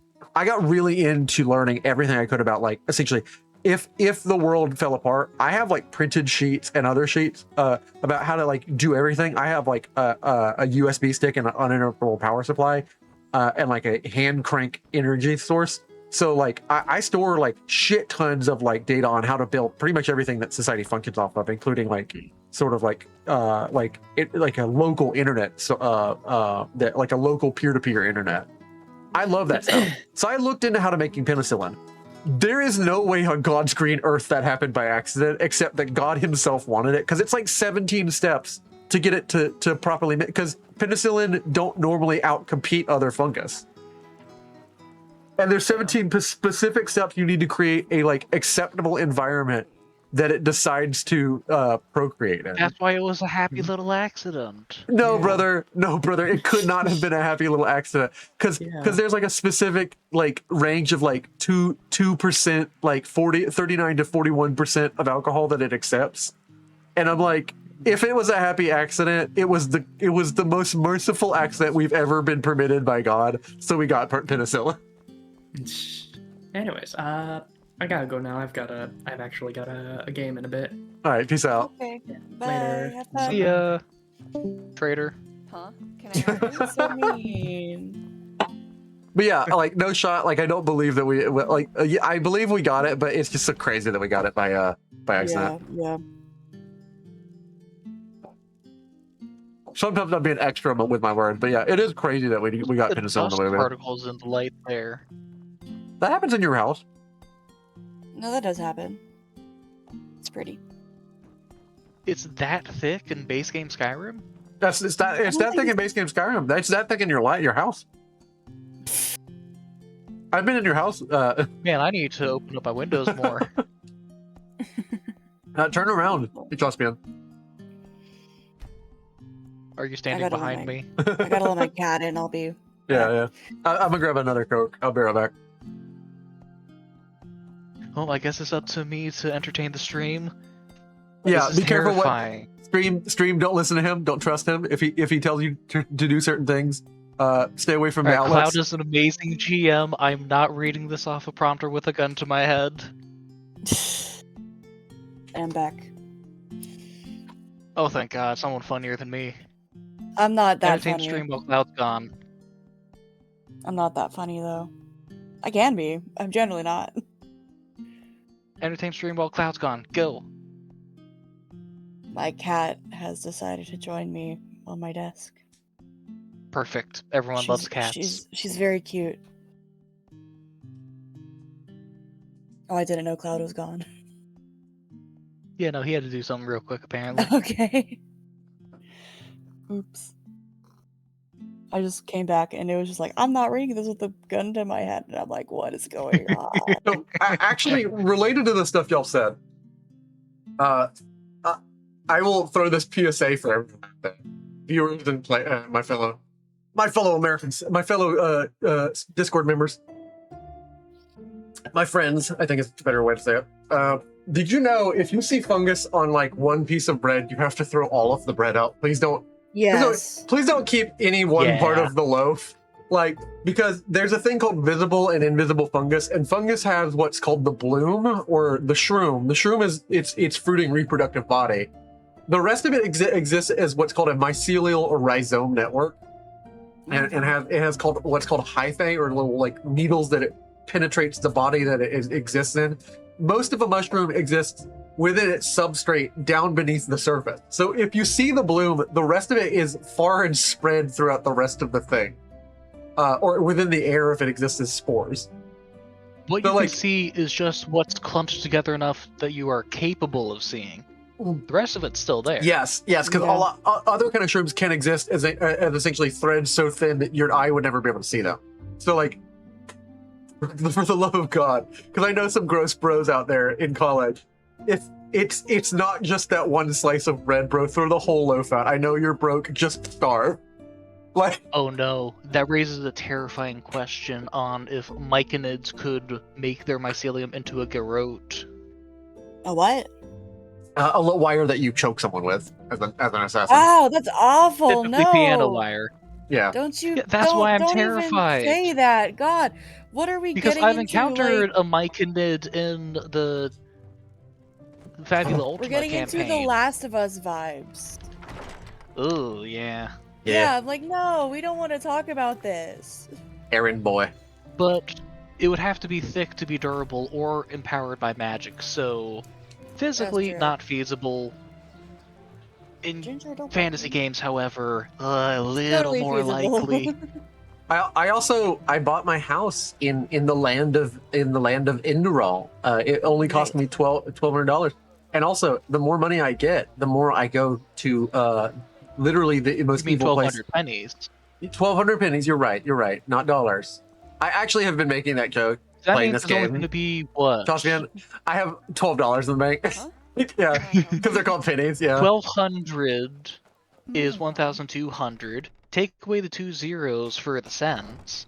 So Brother, you struggle. paid $12 for a house? Holy shit! I struggle with this thing, Chospian and Tyranny, that like when I'm doing a story, like I think that the reason people engage with fantasy and like people will, for one thing, I think people think that they know what they want, and this is maybe a thing that I think a lot of creators get, and I'm hesitant to say this confidently because I also get angry when creators say some whack shit. And I think sometimes creators think that they're so smart that they're smarter than the average person, and that's just that. I generally despise the attitude that looks down on the common man. But I think a lot of people think they know what they want, but they're not good at self-surveying. Like if a person who really liked a genuine playstyle, but they don't like the connotation of what the word that describes their playstyle is, they wouldn't say it outright. Yeah. So like, because they feel weird about admitting that, and it's like, no, brother, there's nothing wrong with it. Just admit what you are. And like that, it is a difficult thing to self-survey. I think so. I run into this thing when I'm making games, and it's like I think the reason people connect with anything, fantasy or sci-fi, even like when you don't really like boring real world stuff, is like the reason a fantasy will get you, like the reason the peakest of all this, because you've experienced slop and trash and like the thing that fills the airwaves, and occasionally you'll find a really good series. And the thing a really good series is it talks to you on something that's like, it hits your heart, right? It speaks to you and it moves you in a way that maybe in the last 100 shows never did. And I think the reason it moves you is it's very human. And it's a very common thing that things are human on. Like it's not, like you, very rarely is it human in a very cerebral way, telling a thought that no one's ever put into words, right? Sometimes it's just like, hey, I died to save my brother. Like there's nothing more precious than love. And that's like a really simple ass Cyberpunk Edge Runners. Yeah, it's like a really simple ass message, but it's down to earth. I struggle with that as a creator because I want to make stuff that speaks to you, but also I know you're coming to fantasy sometimes to get away from bullshit, and like I don't want to be like, yeah, because this is why sometimes I don't have settings where like, here's the evil bank, because it's like, man, that's too real. The banks aren't evil. Like the bank is gonna charge me an overdraft fee and other stuff. And so sometimes when I'm like, okay, what's the realistic thing that this character would do in the setting? I'm like, I don't want to do that. I sometimes just want to do the fantasy trope thing, because there's nothing more sad to me than like, oh, why did we lose against the big bad evil guy? Because we didn't have confidence to spend our money. Why? Because we were afraid of overdraft fees. Like, Speaking of banks, yeah. So this game has, where's the NPC? Oh, Why beautiful. the bank's open but no teller here? Hello, I'm important. I have an account here. Hello. Do you need to go in there? Yeah, I need the bank just teller wait. to. There, you can't wait in this game. You can't manually wait in this mod list. Lovely. Well, luckily you have a house nearby. Yeah, I'm Yeah, just gonna you walk do. back to it, go and sleep. But like, yeah, so like, sometimes I want to do stuff for characters, and I as much as I can, I think, okay, I have like, I learned because I used to hyper plan. I used to plan when I only had Fallout as a table. I used to hyper plan. I would plan for 20 hours for every 4-hour session throughout the week, and I was like, this is not realistic. Seriously. Yeah, this was Wow. this is when I was first starting, and I was super scared. I wanted to make sure everything was prepared, and I had like 100 hexes in the first map and tried to have everything prepared. But that is wrong for a lot of reasons. One, it's not reusable. So if you ever try to do the campaign again, it doesn't react to the new characters of the new campaign. And two, it's very static. And if anybody ever watches or plays in your first one, then they get bored because everything's predictable. And then I realized you cannot do that. And I was like, oh, I need a new system. And so the new way I do it is like, I have like 3 or 4 notes for an NPC. And it's like, what is this character's person? Where do they come from? What's their backstory? What do they believe in? What do they want? Sort of. Kind of like an improv character that you get. Like, what's my name? What am I? And what do I want? And then I sort of move from there. But like, a lot of what I have are observations about real life. And so I'm tempted to do the thing where like, okay, what does the bank do? The bank does bank bullshit because that's what money lenders and money grubbers do. Like, but then I don't want to do that to you in your fun fantasy escapism. Then that's just like, oh man, brother, this is what happens when I actually go to the bank account. However, it could let your players want to burn down the bank, and then you can Yeah, have to yeah. go against the whole government plot line. every day I go to my bank account. Yes, So, I'm an adventurer. Choskian, do you know what What? happened in jail non-redux last time? On what? I don't know if you did. I don't think so. No. Okay, I'm just telling you about last session of regular jail, or not really regular jail. Jail, the first one, Jail Prime. Okay, Jail so Alpha. Jail original Alpha, campaign. yeah, the original campaign. All right, so Jalfa. Jalfa. So we're going to Vardenfell. Yeah. Watch And yourself. we found the guy who was like the contact for the teleportation people to Vardenfell was a total terrible dude. So we just killed him, and that was what we did last session. So After Yay, you're making him spreading the free all murder his hobo slaves. vibes. I was We were pulling it. murder hoboing. I was pulling info from Daggerfall. Daggerfall had a subsection or a subgroup, a guild that worked within the Mages Guild called the Travelers League, which is essentially just a travel agency that like allows commoners or people who have money or nobles or anybody, even people who can afford it. They cast a teleportation conjuration, and essentially it's a network of people who have a few places memorized, and then they cast recall on you to recall you to the places they have memorized. It's where they work together, and they're like friends, or like people who know each other, and that forms the Travelers League. Well, this guy knows one person, like two locations on Vardenfell, and Tyrion's like, we want to go to Vardenfell, and Vardenfell is an ash-filled hellscape by the fourth era by my campaign. We all hate. It's Everyone hates it. The volcano has been erupting for the last 200 years and hasn't Yeah, but stopped. my character is from there. My character's from Vardenfell in Jail Prime. So, and she's like, your I want to go character back has there. very bad smoker's lung. No, she doesn't. She has a cute little Irish accent because she didn't spend most of her life there. What she's saying is she was born there, kidnapped, and by a cult. Kidnapped At like 5. Yeah. So Reddit has a much better story than Eiley does. Yeah, so Eileen's going back to her homeland to go. It wasn't even really clear for me, the GM, but like it's like Reddit, like Eiley is going back there just because she feels the call to go back there. Yeah. So it's kind of like it'll eventually help with her arc later on. Yeah, like this is a surprise tool that'll help us later vibes. So she goes to go there, and they teleport into this town, but they find out that the guy the travel agent just keeps saying like, please don't go here, please anywhere. I'll teleport you anywhere. There's other deals because the price to go here is really low, but it's good to go there because they're trying to trap you there. They're trying to attract business. And then the price to get out is a lot more expensive. Please don't let me make me teleport you. She's like, no, we want to go here, brother. Stop arguing with us. Fine. Y'all teleport there. The person who runs there runs everything because he's technically part of House Dress. He's a mage from Hell's Telvanni who is essentially accepted by House Dress because he wasn't a great mage.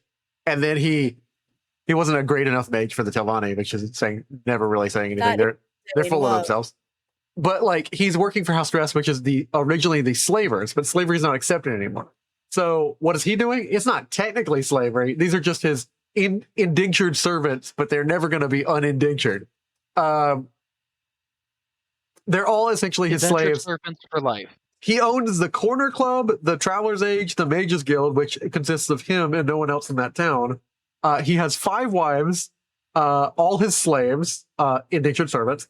And like basically just overprices anyone who comes there and definitely talks down to them the whole time. They talk to this guy for a solid sort of 30 minutes to an hour, and then are like, they turn to each other like, we're killing this guy. We're killing this guy and freeing the slaves. And they think about it, and then he pulls at no point were they ever hiding the hostility they had for this guy. And again, this guy's not an idiot either. He's like, no, I hate you too, you Outlanders. You Outlander, racially like inferior scum. And then they're like, oh, cool. We're literally going to kill you. He's like, he calls 3 of the kids over and reveals they all have like magical tattoos on them. And it's revealed that everyone here, but he specifically calls over an 8-year-old, a 10-year-old, and a 12-year-old. And it's revealed everyone here is under magical contract on them because they were forced to under like threat of death. And basically, if you kill him, they all die. The whole town dies if you kill this guy.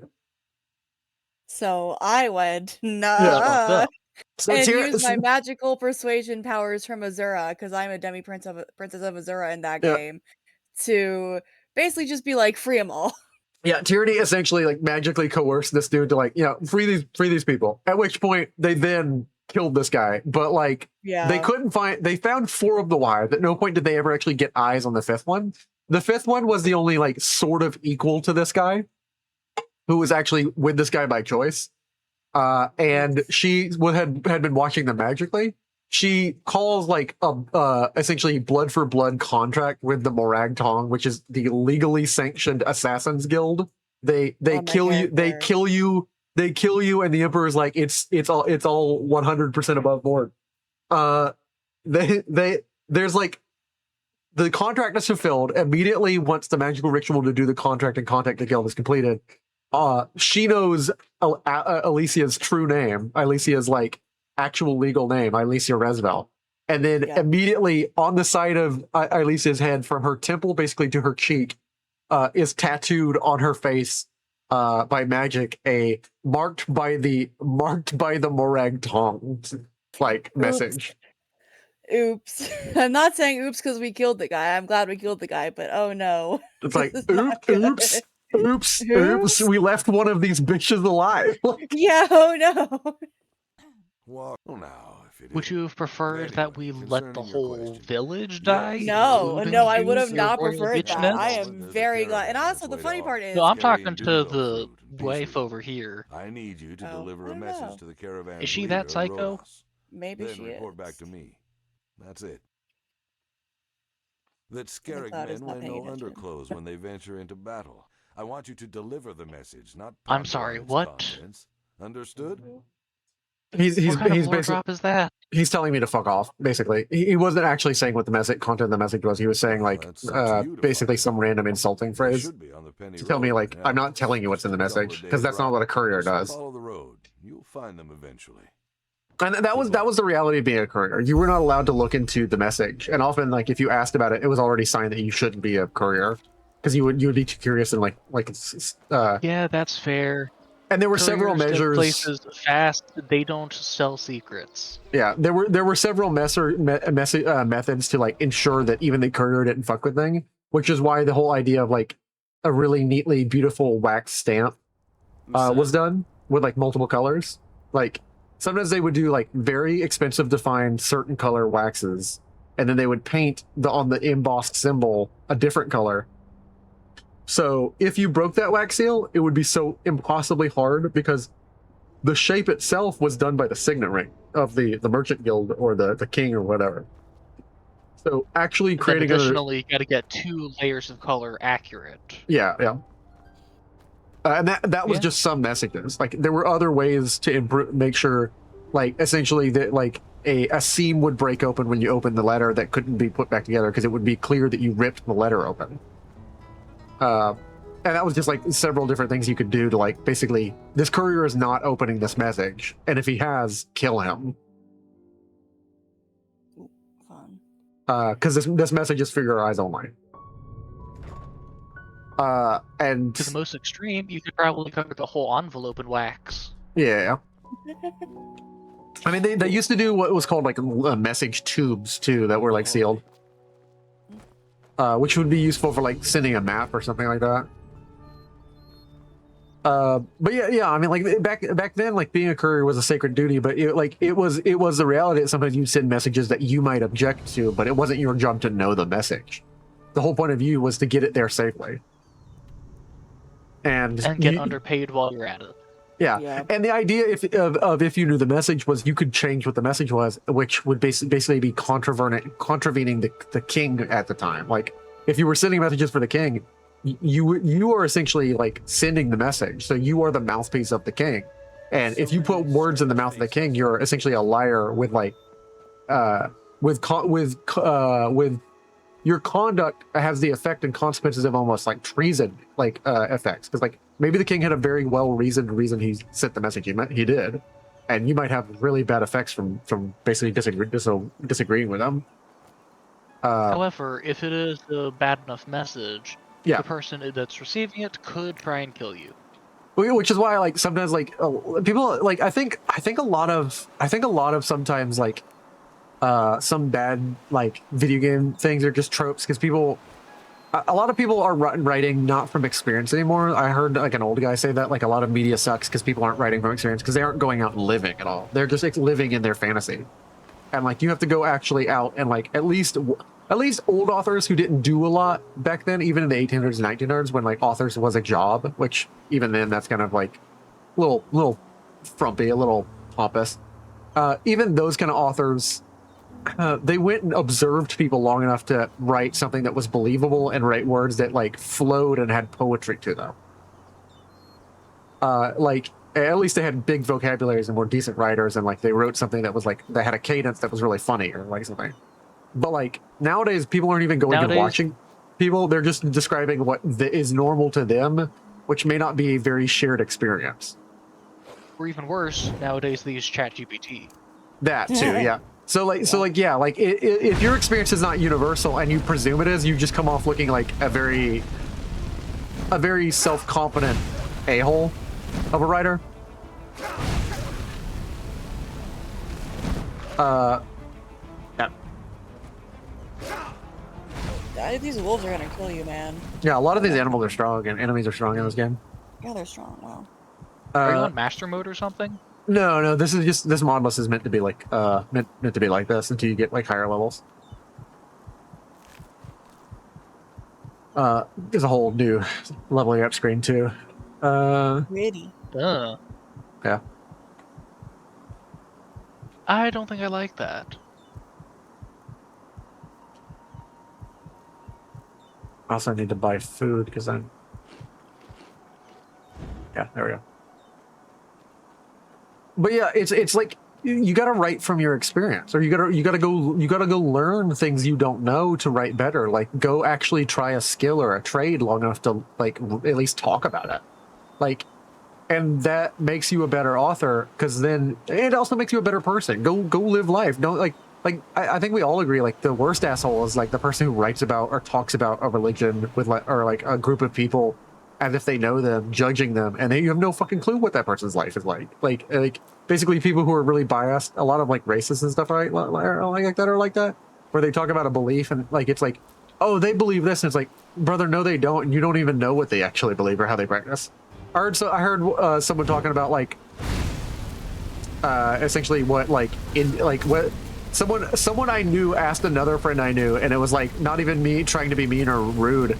But they were like, so, what is going to church like you for? And like my friend was like, Hindi, and it's like they don't go to church. They don't go to regular sermons with hymns like we do. Like, what are you talking about? That's you're projecting your Western experience onto them. That is true, but at least they like learned from something. Yeah, no, that I'm not getting onto, but it's like that kind of like behavior in like presuming that your experience is universal, which you don't have any other frame of reference. But a respectful writer will not presume that is reality for everyone. They will go learn and ask is this true for people? Is this true for life? And writers aren't doing that anymore. Creators aren't doing that. I typically just write because I'm bored and I enjoy like writing dark stuff. So I'm always like, and even as a kid, this isn't a thing like to like critique you or anybody doing it for hobby. No, you're good. I know. I'm just sharing my experience for a minute.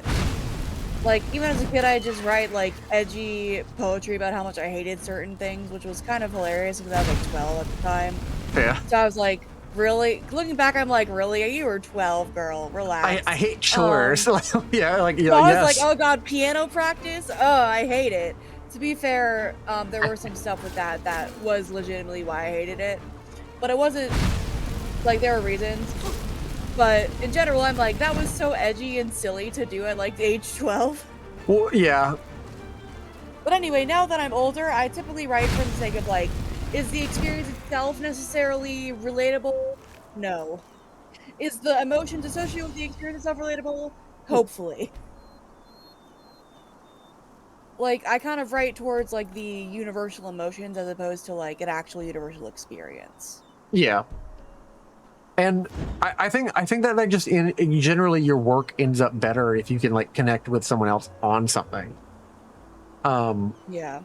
Like, and I think generally, like, work, like your work and experience ends up better. It doesn't even need to be universal in a sense of like every human being alive, because like that just never is going to be true. Period. Well, I mean, But like universal is in like widely widely experienced by received, many like people. yeah. So Widely received, not necessarily like fully universal. I think the other downside is a lot of people are trying to write for like the general audience, like in the term of like as the massest market as possible. And it's like it used to be that writers just wrote to people who they like their group they knew would get what they were talking about. Like it's like Yeah, same that's thing what with I video do. games. Like I don't think a video game or a lot of things are made better by trying to appeal to everyone. It's just like make it a way that you want it and that will appeal to the people who really like it.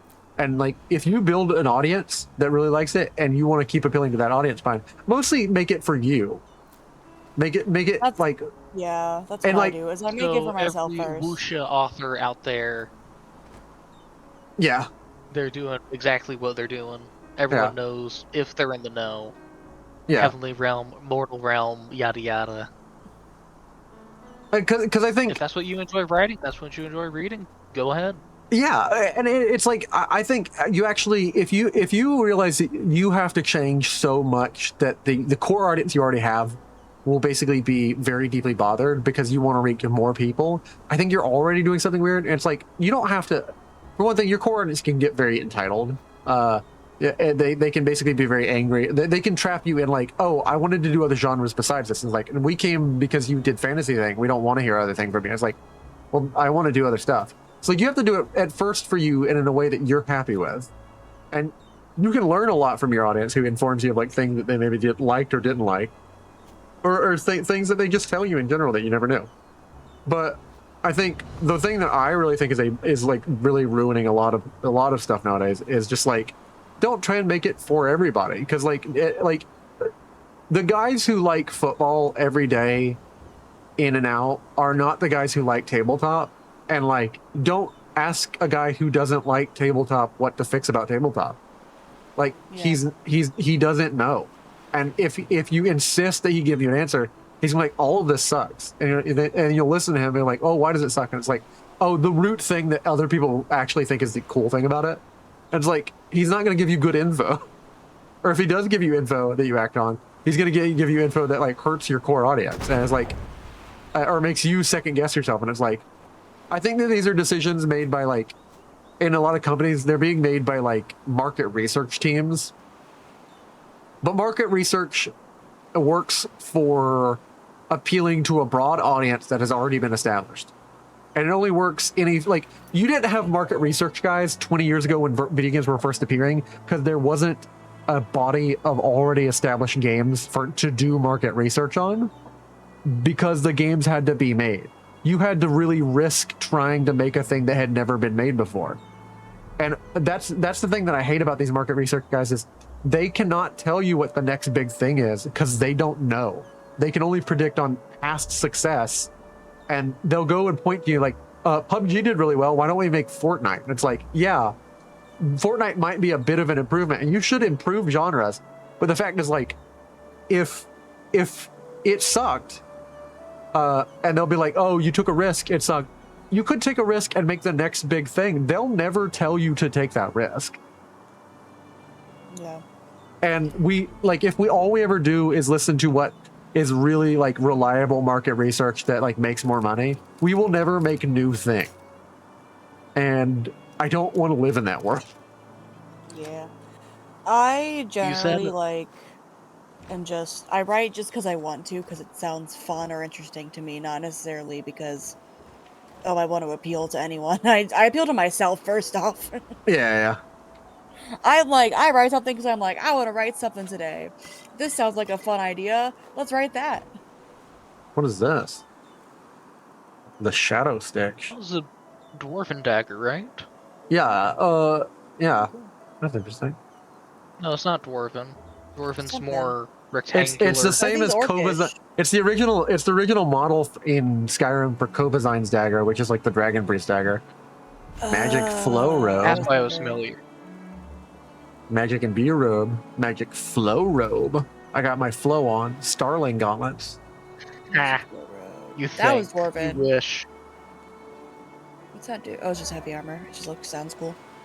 Mm-hmm. I mean, they renamed Spriggans as wood elementals. Yeah, I'm like, come on. Well, the this is- Spriggans are iconic. Well, this is all like a different setting. Like they're using the same Different setting, model. using the True. same assets, the same engine. Yeah, Yeah. I want to Yeah. know what the story of the Morrowind one was. I'm curious. More. What do you mean more? I'm curious about what's in that You know chest down on the beach. Arctwind, was it? The Oh, Morrowind like version of this. What was the story of that? I'm curious. Arctwind was so Nehrim was about killing the 7 gods, the 7 Lightborn. This is about this is an exploration of what the knock-on effects of like basically killing the accepted for like they never actually believed they were deities.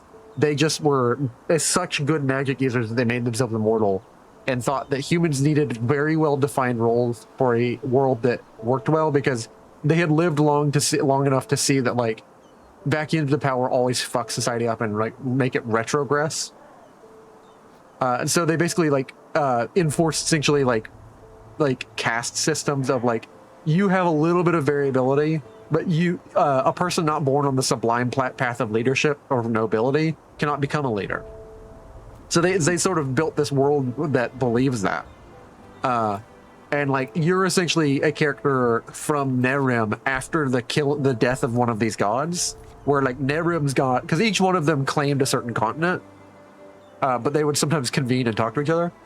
And in Nehrim, you kill one of the gods, and Nehrim is dealing with like civil wars and stuff, and the knock-on effects of having killed their god, and like a lot of bad shit is happening, and like a lot of stuff that the 7 guys always predicted would happen. So you escape all that via a boat here to Enderal. Enderal still believes that their god is alive. All 7 of them were killed in the last game. The one before that is a sort of exploration of essentially you're setting up a king. You're setting up any belief that any of this system can change in the first one. Oh, okay. That's what I think happened in that one. I haven't played it myself, but I've been reading a little bit about it. I don't know. I was just wondering. Alex. Oh shit, brother, don't do that. Hello there.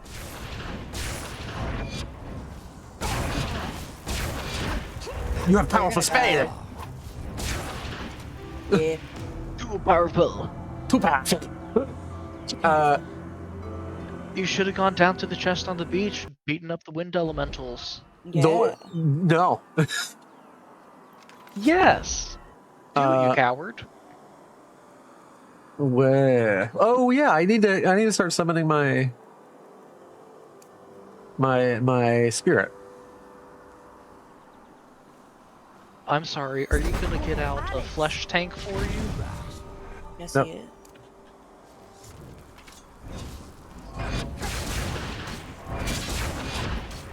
So every time I cast counter, it means the next time he casts a spell, damn. His spell Wow, gives they're really me powerful. his spell has a stagger. So every time I cast counter, the next spell he casts causes him to stagger, and it does him damage. So what I'm trying to do, You're trying to get him to kill himself. yeah, I'm trying to lock him in a stun loop.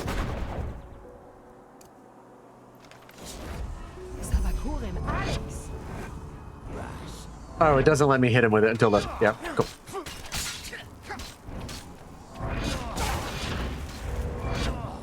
Oh, and that.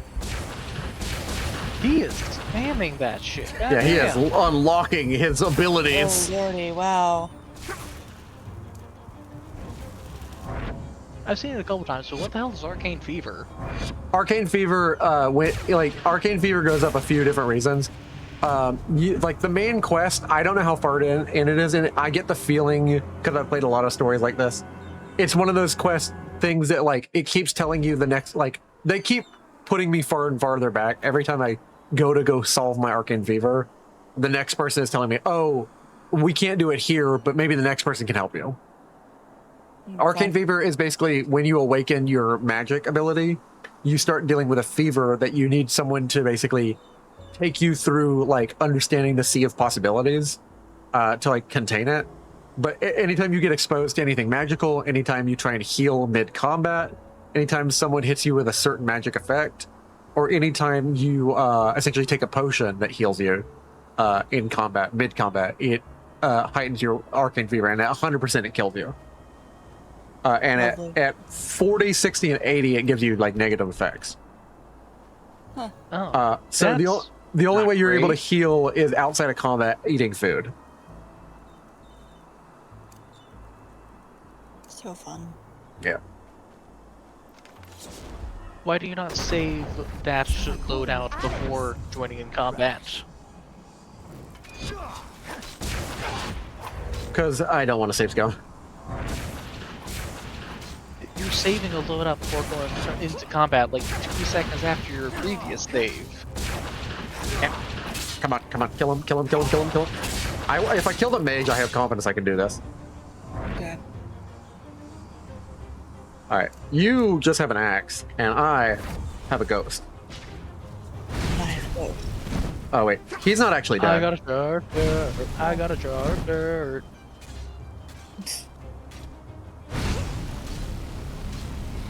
Okay. I'm excited about Redux. Cause like Redux is What the already fuck? differing a lot from Jail Prime. So I'm always very curious about how we're gonna like how we're gonna get certain plot points, or if we're gonna get to certain plot points that I'm remembering from Jail Prime. I see. That's- That's Well, Be unboil. completely new plot points. Who knows? Or are they completely new plot points? I don't know. I'm so curious. 1,000 gold or 1,000 pennies? Oh, yeah. Yeah, That's we're only not $10. mentioning that necklace to penny pouches. We're just gonna be like, I tried to No, deliver we're the not. letter, man, and like I ran into a bunch of assassins. They're all dead. They're all dead. There was nothing I could find. There's no proof. I cut one of their heads off. Did you find any like jewelry in it? No, brother, it's Nope, weird. I nothing, didn't find nothing. anything. Found nothing. Nothing. There These was guys nothing at the probably site. stashed their gear off somewhere else so they couldn't be identified properly. I even saw burns over their fingers. Why would they do that? Why would Oh, they do that? weird. Why would they do that? Why would they have burned everything? Weird. You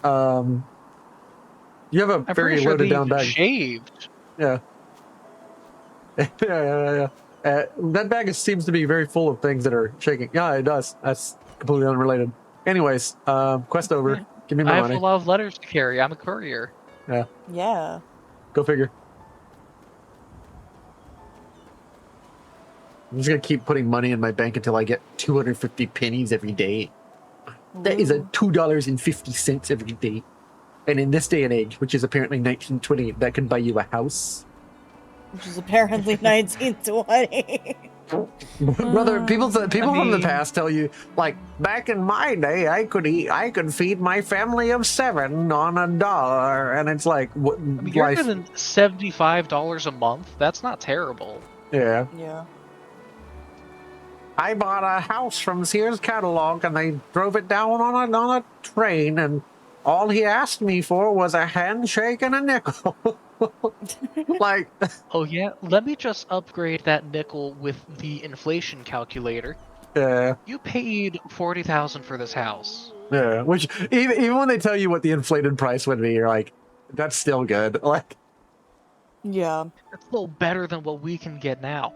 My apartment's rent over in San Francisco here is $200,000 a week. no, you live in San Francisco. No, I'm messing. He's But San joking. Francisco is expensive. Yeah, it is. Yes. I think like a really nice apartment in Atlanta will cost you $1,000 a month. And it's not even you actually owning that place. I think a decent, like, cheap side of town and like not a great place mortgage will for a house will for like it's not a huge place will cost you like $400 here, or $200 to $400 in a month in Georgia. So, and Georgia's a good place in terms of market. Like certain places like San Francisco and New York are ridiculous. Like here's a Yeah. closet I for didn't here's a move closet for there, $2,000. Like Yes.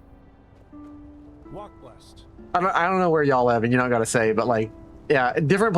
I know Georgia is blessed, man. I do not open my mouth and complain. I live in Redacted. Redacted, yeah. Like certain I live in the Milky Way galaxy. Exactly. Yes. yeah. This is exactly the way people need to be moving nowadays. Like do not tell your info. Do not tell the Yeah, people rando. are too comfortable with sharing everything on the internet. I think I've told Cloud before, like. I don't think you've told me. I don't think you've told me. Am I not? Yeah. Okay, well, I'm not gonna tell you right now. But I thought I did. Maybe I'm wrong. Who can say? I am between you and Salem and Emily. Geographically. Caravan was ambushed. Everybody's dead. I beg your pardon? Everybody's dead. Everybody has perished, brother. They made their camp in a clearing near the desert. It seems 2 people took out the entire caravan. One was the lightning and this storm himself, Edgelord McGee, who teleported them out by sacrificing his life. And the other one was an axe-wielding woman. Yeah. Wait. Again, from the beginning. Okay, from the beginning? I walked out, and they got killed. The Guildmaster must learn of this at once. And wait, what did you say these assassins look like? A dude and a girl. Assassins, obviously. Veiled. Didn't hear. They didn't speak in all the common language. Some language I've never heard before. Was their armor all black? Not like jet black. It was like mostly brown. Language that sounded like gibberish to you. Yes. Petrified by Malphus. Well, this is worse. Malphus is the god of this continent. Assassins Guild speak. Who are these petrified? The hired killers, the best of their kind. Have you never heard of them? Apparently, their temple, as they call it, or their headquarters, is on a small island called Milea, a deserted city. But now is not the time for history lessons. Whoever has enough money to hire the petrified is dangerous. Very dangerous. You wanted something to happen, didn't you? This wasn't an ordinary camera. Tell me the truth. Like your tone. But if your life depends on it, no, it wasn't. And yes, I was afraid something might happen, but nothing like this. The entire caravan murdered. By the 7, this is bad. And what now? As I said, Guildmaster Delora needs to learn about this. Did you find anything on the corpses? Documents, perhaps? No. Nope. No. He's gonna take it if you give him the amulet.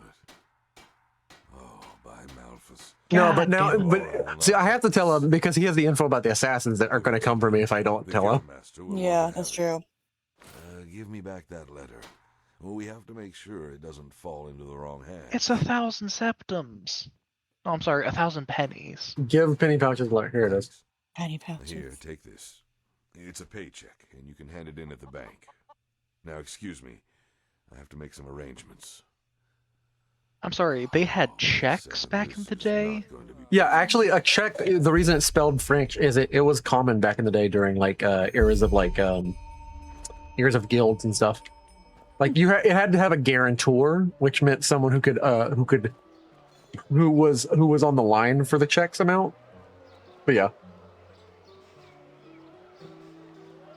they had stuff like that back in the day. Interesting. They had crazy like whole guilds and stuff back in the day, man. Hey, you're an adventurer. Anything. No, don't talk to me. No, I don't talk to children. You're an adventurer, aren't you? I have things to ask you. Leave me alone. Away. Leave me alone, I'm child. obligated to have 10 feet of distance between me and children.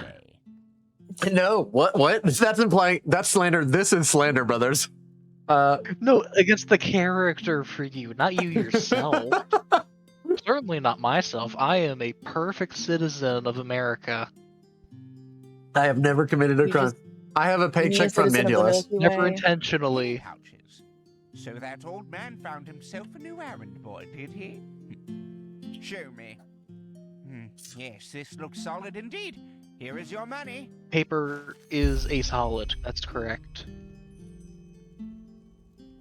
350?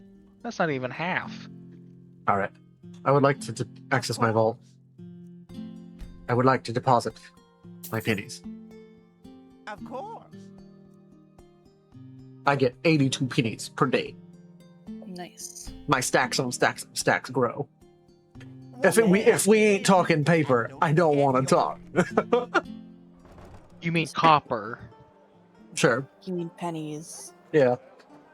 Yeah, pennies are copper back in the day, right? If Lincoln's face ain't on it, I don't. Can I help you?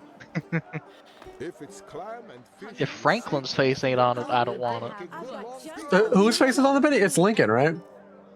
Yeah, it's like Yeah, but Franklin's on the $100 bill. You Yeah, tell yeah. me you don't want 10,000 pennies a day? yes. Shadow stick.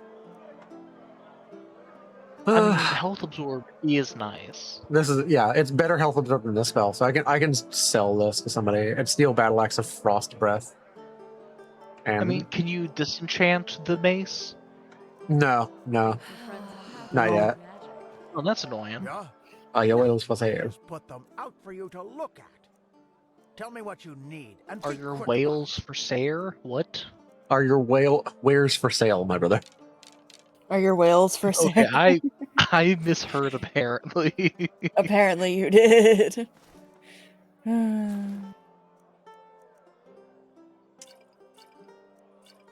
I never use the buff and debuff potions like that. You are an average player. Sell off everything except health, stamina, and mana potions. Yeah. Yeah. Beautiful.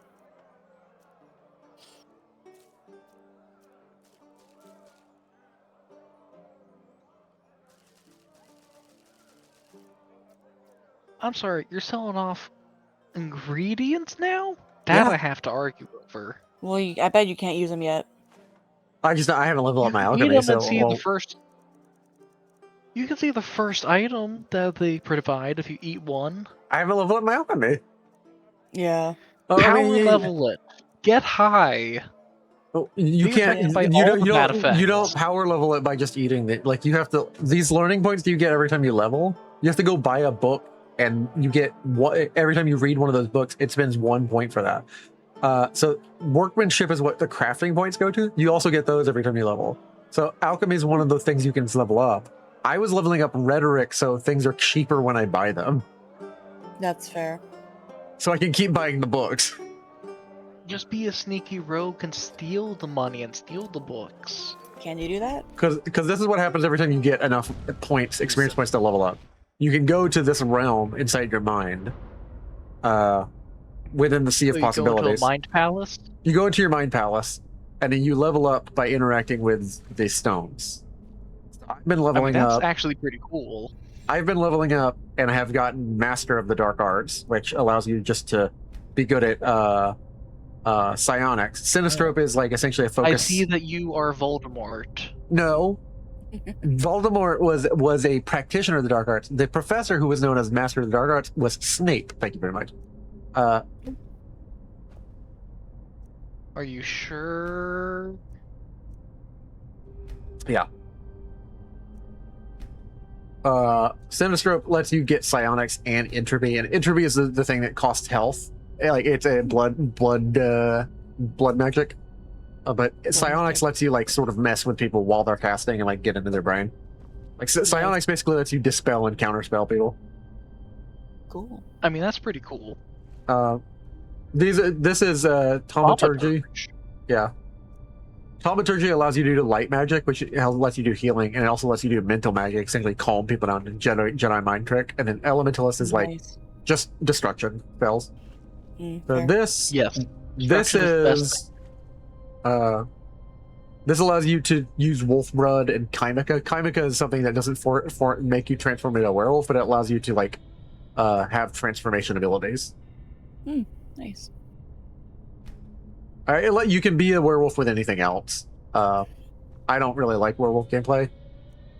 This allows you to get like it opens up the path for all the assassination Stealth spells. skills. Yeah. All the stealth skills. So that's you to be an infiltrator,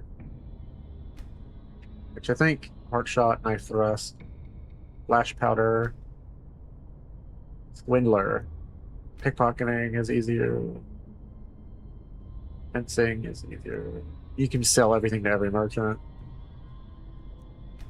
Which I think I would. Is that seducer? Yeah. what is it? Vagrant? Master Brewer? Oh yeah. This allows you to focus on potions and stuff. Assassin stuff. Yeah. And then this is arching. Like skilled items and like trick arrows and stuff. And then this is actually the warrior. So like you can be a blade Trick arrows dancer. are fine. Trick weapons, however, now those are nice. Scaragian dance, which these are the Scaragians are the barbarians. So like, this is basically like a hawk. Allows you to do two-handed weapons. This is someone like fighting in heavy armor, and then this is just like a one-handed or two one-handed weapons. Someone who's like quick and swift. Is this Mind Realm something that everyone has access to? No, they actually mentioned like when the mage first learns his mage abilities in this setting, he gazes upon the sea of possibilities, which is too much for his brain to handle. So his brain literally starts overheating or cooking from like knowing that he's looking at every possibility for every moment. Like and what magic is realizing one of those possibilities that isn't real in your current reality from one of the other essentially like multiverse of possibilities about the world. It's like there's he made his island to limit his possibilities. No, in this setting, when you mention, hey, there's an island with magic stones I'm touching that are helping me unlock memories that I've never had, the guy looks at you like that's not a fucking thing that mages have ever talked about, and I am a literal grand mage of an archmage of a school of magic that studies the lore of magic.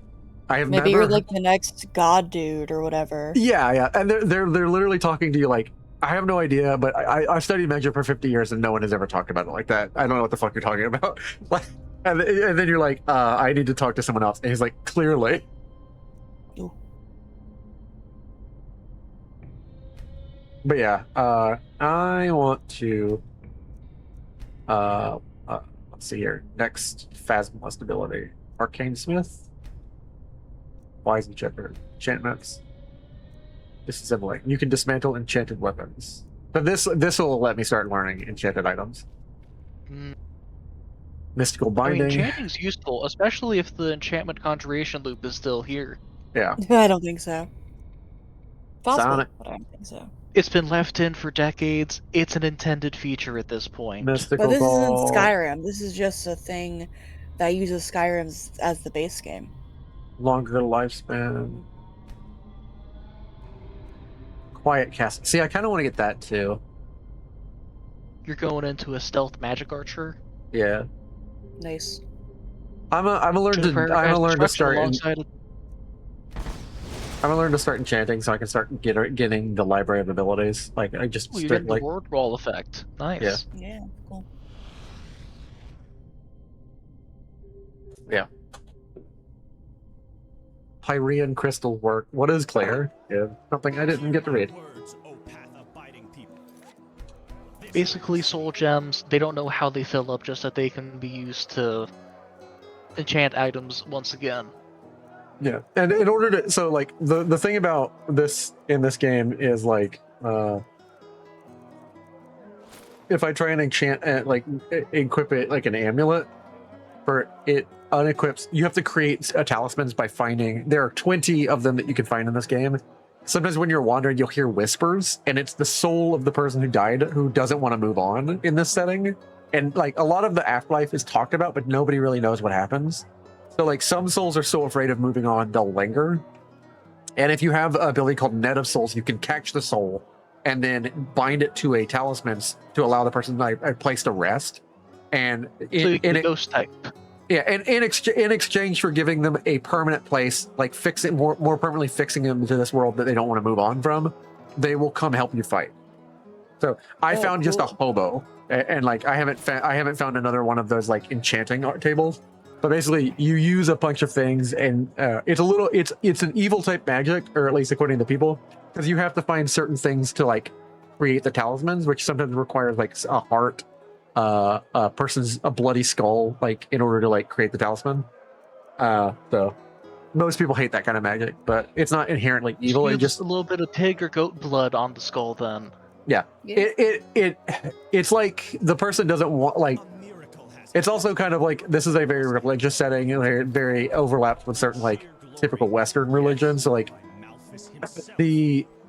a lot of people look on people who don't want to move on as like basically like defying nature and basically heretics are like very evil or like deviants like who are trying to defy the gods.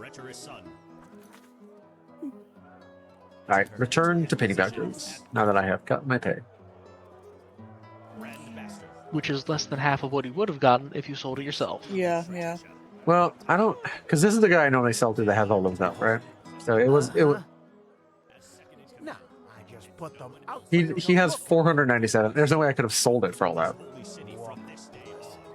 Because in order to get the full price, you have to find somebody who actually has enough money to sell it for it. Let's sit here. Yeah, I carry Bloody Skull in case I want to enchant more.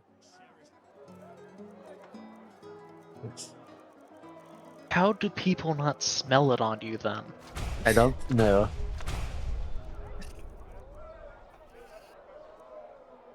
Walk blessed. Sure, take a look.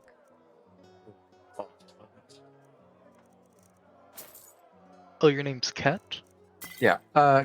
Catherine, Catherine, Ruthmore, is my name. Theron Kethring Ruthmore? Catherine, Ruthmore, yeah. But I just went by Cat because he's trying to leave his past behind. That's fair. Oh. Sure, take a look. I could use this, but I don't need to.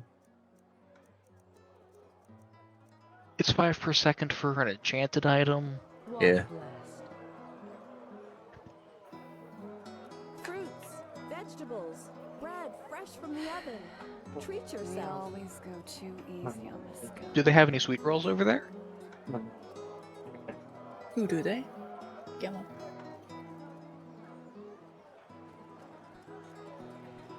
Walk blessed. Her last name is Cole. Sure.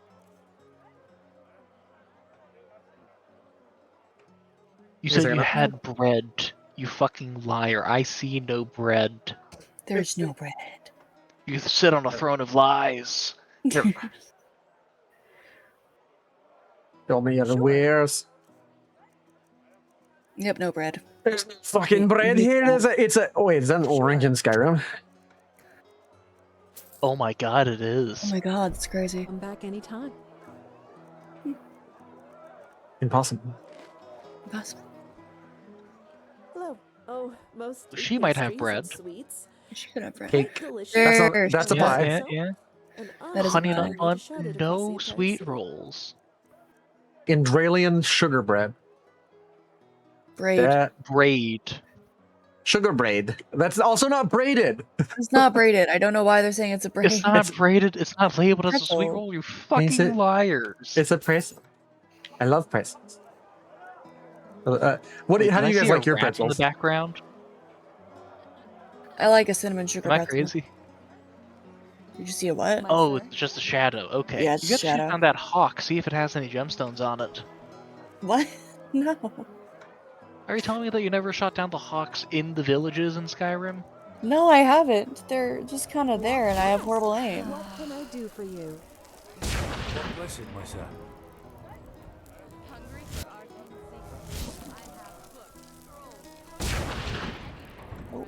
There we go. What does it got?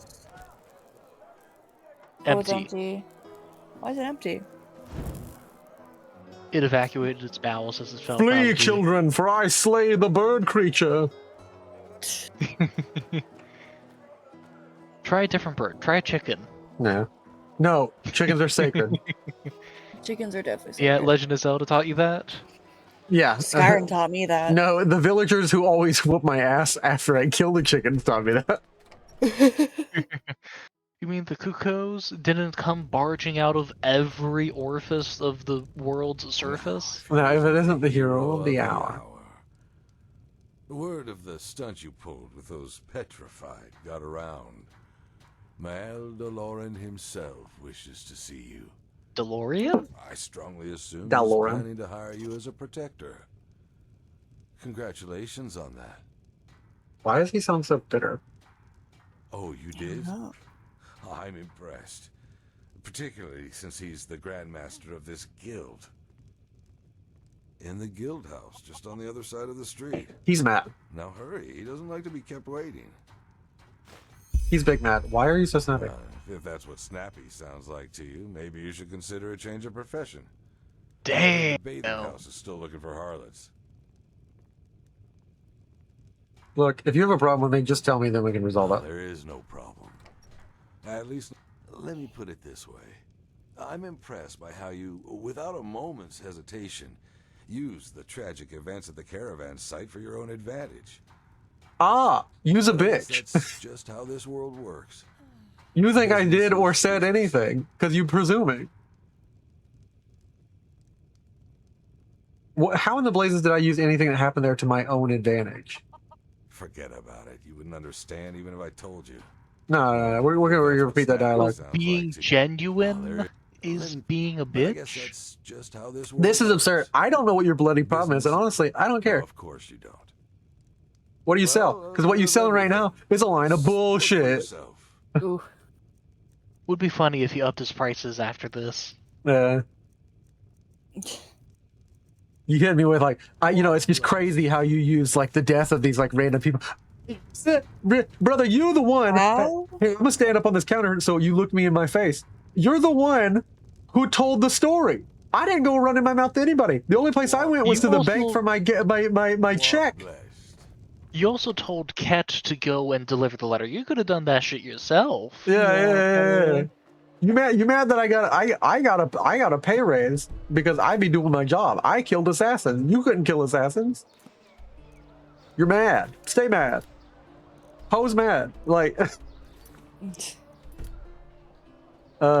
see here. Let's go find that bathhouse with the harlots. Yeah. Or bros, as we say here. Yeah. He said they're hiring. He said they're hiring. Oh, a bit of this and that. Feel free to... What do you think that their average clientele is? Is it a lot of women, or am I gonna have to be a harlot for mostly dudes? I don't know. Medium what's your backpack. character into? You're right. I am playing a character. My dude's a normal dude. He's into women.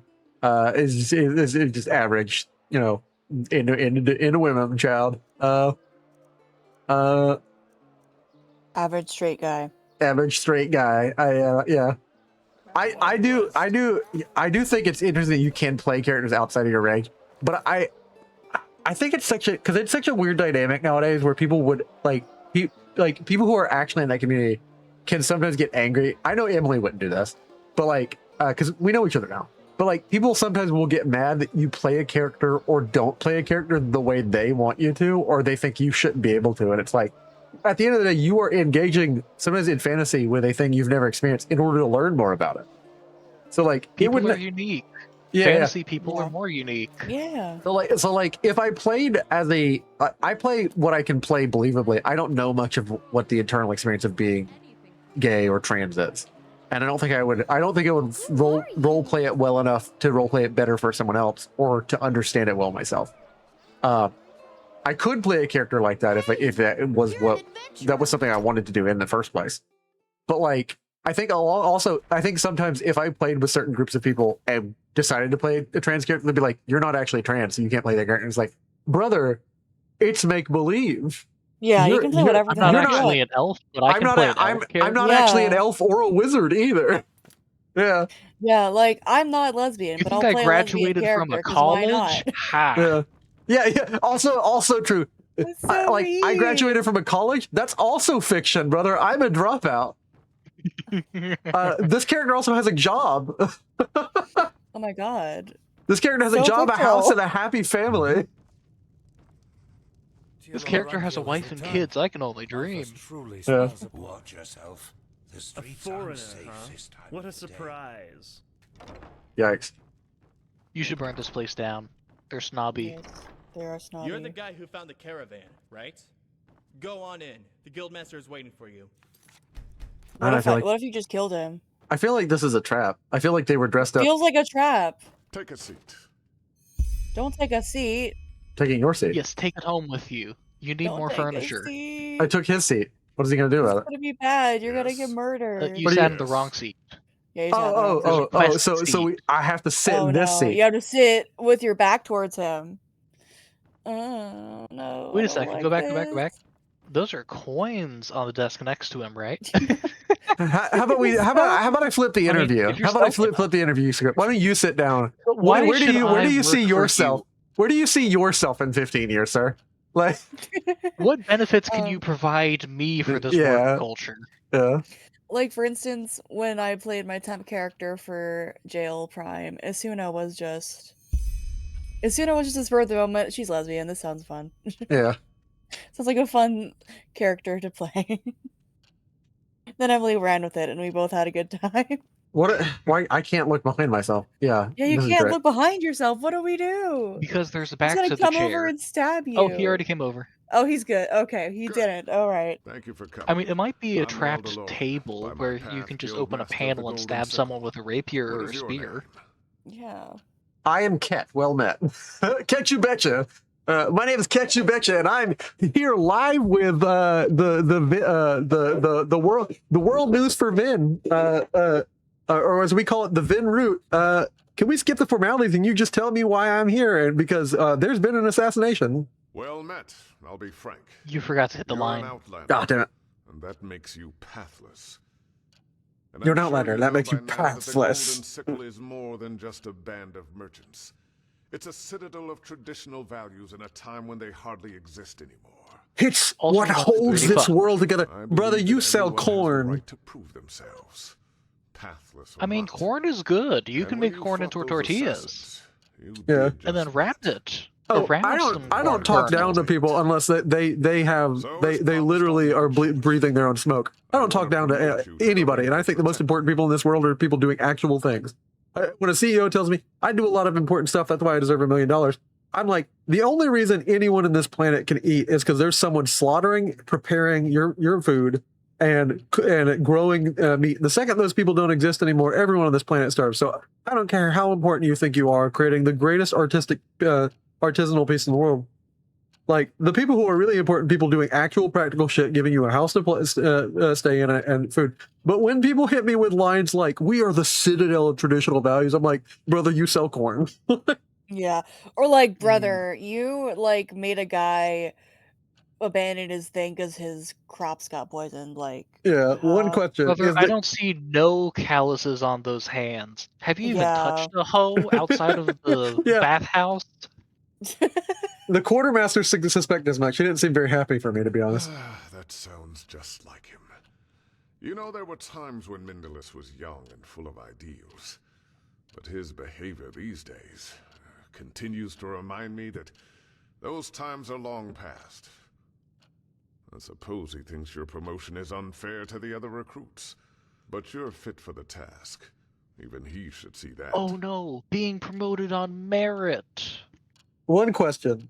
Is this guild house of is this the guild house of Sickle? I imagine it would be different. With floors made of marble and statues of gold? This is not a brothel for nobles. It's a place of work. And in my experience, that kind of nonsense does one thing above all else. Distract. All right, we might have prejudged this man. He's already telling us. We were already coming in here. He hit us with Citadel of Traditional Values. He's like, I think even though you were passless, and even though he's throwing some distaste and stank on those words, he's like, technically, I think He anyone might should actually be able to be a progress. working man. It does. Yeah. He might be But the working a quill, but a circumstances are working anything man. but ordinary. This is like the guy who has good values. It's just hidden under his really fucked up religion he still believes. What exactly does any of this Same as mean? working for the trading post. Only you will no longer have to waste your skills on running errands. You're saying that to an You RPG promise to honor protagonist. the principles Yeah. of the Golden Sickle, and to never act out against it or its members. In return, you will be granted a good pay and path-abiding honest work. Work that other Outlanders would give their left hand for, if I may say that. I would never get my left hand. I'm left-handed, and in this day and age, it means I'm also I left-handed. means I yeah. serve the devil himself. So like, which is untrue. As a right-handed person, I find your left-handedness offensible, and I sentence you to chopped off left hand. Yeah, I sentenced you to another job that we consider evil. Like, I don't know. I was trying to think of something I crass or sentence funny, you but I to couldn't think of writer's anything. block for the next campaign you come up with. I sentenced you to painting with the color yellow because we can't even conceive of it yet. We don't have words. You know, they didn't have words. The reason in Homer in the Odyssey wrote the wine dark sea filled with Poseidon's wrath was they didn't have the word for the color that the sea Blue. was, like dark indigo blue, back then. So he said wine dark, and it was like How that's would they more describe poetic. the sky? Well, that's the thing. That's the thing. There's a word, Mikado or something like that. I think in Japanese. So when they see the color on Aoi or something like that, when they see the color on essentially the same kind of exact same shade we have in America, because I think it's one factory across that it majorly supplies this across the globe for like street lamps. When they see the street light turn green, they say it's blue, because the concept of the word green, or no, yeah, the concept of the word green did not enter their language until far later. So when they see that color, even though they do have the word for green now, they refer to it as blue. I do know They the do know color that is grass and culturally trees are dependent. typically green. I mean, that's also the reason people used to say redheaded. In England, we didn't have several words for orange until we saw the plant, which was not native to that place. Yeah. Yeah, color is culturally English dependent. It's people interesting. apparently had like 40 some different words for snow. Yeah. Because that's the thing that Wow. they need is to know the different types of snow. Yeah. You And should we just know call that it I snow. have other responsibilities as well as not be available day and night. You don't have to be. You help the sickle when it needs help, and you get paid. That's it. All right, then. Good. Can you read and write? Yeah, I'm a cool peasant. Excellent. I'm This able to see contract these contains options what we through the right expect of from my you in vision. written form. So He yeah. what? Read it, sign He hits you with and I'm sorry, then you can what? start. Read the contract and hand it back to Maldor and sign. Add it to inventory automatically. All right. Contract of the Golden Sickle. Agreement between the Golden Sickle and blank, Ket, or Ket You Betcha. Here, I hereby pledge to serve the Merchants Guild of the Golden Sickle as protector until the revocation of this document. This includes to respect the Guild's Guild statutes, Indralian law, and the righteous path. Which I don't believe in, because righteous path is what they mean by like essentially what the gods assigned you to at birth. To never act against the sickle or its members and or its business partners, which I also don't agree to, because sometimes like my fellow member might be a horrible murderer or an asshole like the other guy I was working for, Mr. Pennybag. And to always adequately represent the sickle, I have no problem with. This includes above mentioned rules as well as a decent and ethical behavior. I can line up with that. Breach one of our more above terms and we will be punished and can result in immediate nullification of the protector contract. The Golden Sickle also reserves the right to alert the guard of Ark in case of serious offenses. Yeah, of course. So, serious offense, you can get that other guy fired after you join in, right? Yeah. Give Mail the signed contract. Here it is. Then we can start right away. Are you ready for your first assignment as a protector? Oh, look at this. A pointless errand. Before I tell you, What you swore that you wouldn't give us. Are you familiar with the Blue Islands Coalition? Why? Yes. Good. I take it you've heard about the civil war on Calais. That's where it's going called. on for 2 years now. Recently, the Council of Elders, which is made up of mostly wealthy merchants in Calais, succeeded in restoring rudimentary order. That is, if a dictatorship by those cutthroats can be called order. Okay. Sure, man. How did the Civil War start? Sorry, give me 1 second. I gotta grab something to drink. I'm getting really thirsty. Be right back. Good.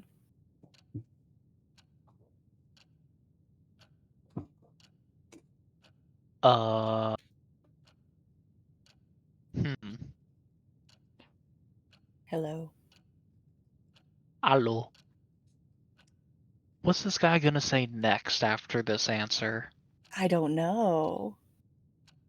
My Well, cat it has all decided to started when I fall. was a young boy. My My cat has mother decided to decided. fall asleep on my desk. She's very cute right Aww. now. She's taking up like 3/4 of my desk, which is not helpful, but she's so cute. I mean, a flabby tabby is an adorable one. She is, yes. She's a big girl.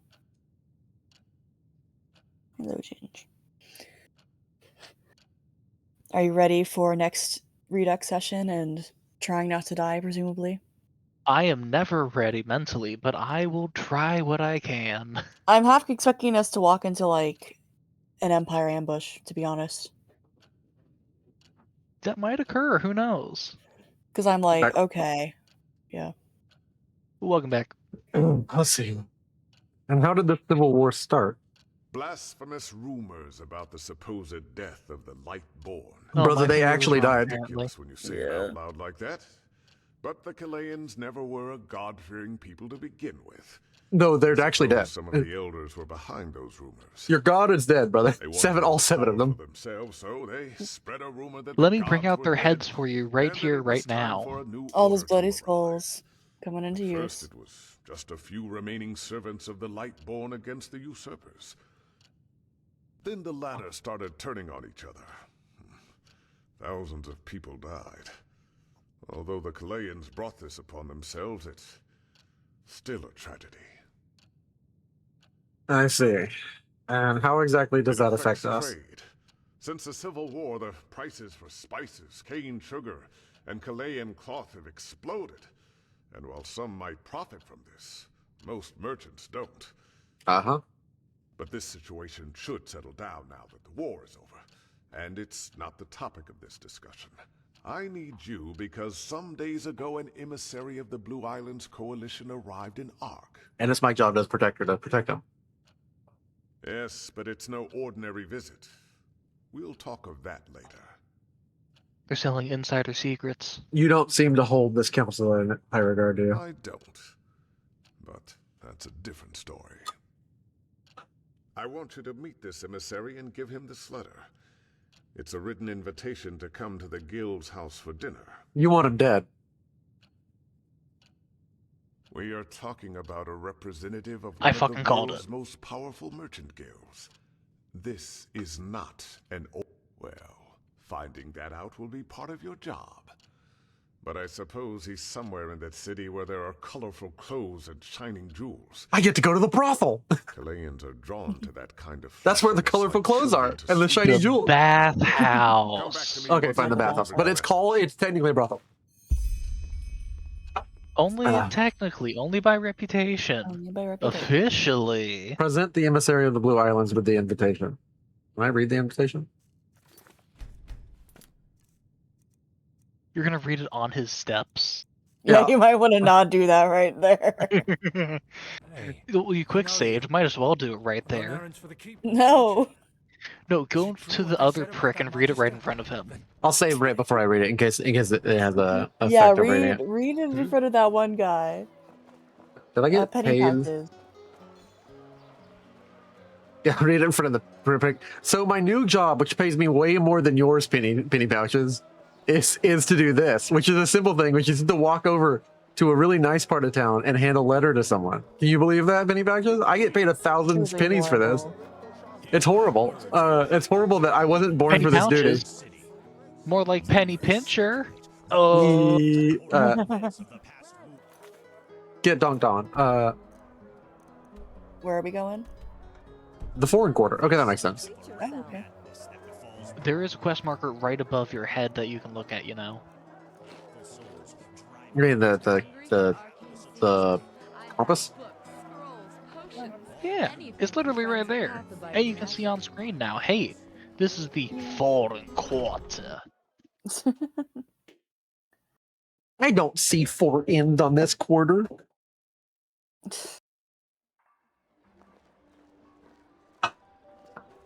There's 4 ends I on love that dad corner, jokes. though. Are we supposed to go over there? I'm gonna be back. sir? I think You're someone's an cooking outlander, something on my aren't house. you? I'm gonna try to I get can some. tell. Right. The dancing nomad? Inn. Not brothel. Sadly, not bathhouse, though. Where is the bathhouse, I wonder? Duel. His name is Duel. You. Do you need something? Gilbert Foxhat. I need some time for myself. Oh. Oh, Maybe- I guess this is a brothel. Never mind. Baby busting it down out here. You're quite the sight. Sorry, I'm a Who bar. names I'm their a. child prostitute? Who names their child sailor? Isn't this nice? That is clearly just their NPC role. No, hold up. Why is that a path in life? Yes. You should go into the Whisperwood and see what you can find in the Balls Uh, Zell. I'll wait for you in Yeah, That's his very name. nice name. He can make quest. my laboratory. Malfash's Ulfric Stormcloak. Good to meet you again. His Ulfer, not Ulfric. Ulfric Stormcloak, yeah, that's what I said. Half always be me. My sir. What blessed Who names their kid who names their kid minstrel, drummer, bagpiper, and maid? Who names their kid drunk? What These aren't is their up with these names, games? Joss, man. These are like their roles in the Yeah, game. it's their paths, but why? A little bit of this and that. Are people Why so not take uncreative that they can't just hop over to Fantasy Name Generator and These are then just generic hit the button names, a couple times? man. These are generic names. I'm also about to smoke some generic Almost like peace they don't weed. care about people. Oh yeah. What happened? What I miss? We're doing Well, drugs. drugs. We bought drugs. Oh no. Also, apparently there is a woman named Prostitute in the basement. They're not name.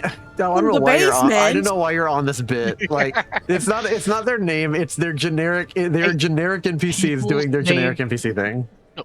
Named NPCs have names. The generic NPCs also have names. It's just their path. Yeah. I'm But gonna be still, muted for a who bit while I names eat their my child food. Sailor? I'm Who names their smoking child my peace drunk? weed, and which lowers my arcane fever, which means that weed would help you as a mage. Only lowered by 1%? Oh. Anyone? I'm We're pondering gonna have on to go on through a a peace weed. fat pack. I to have actually I get any have several pieces reasonable of peace weed. deduction. I am about to smoke through a fat pack, brother.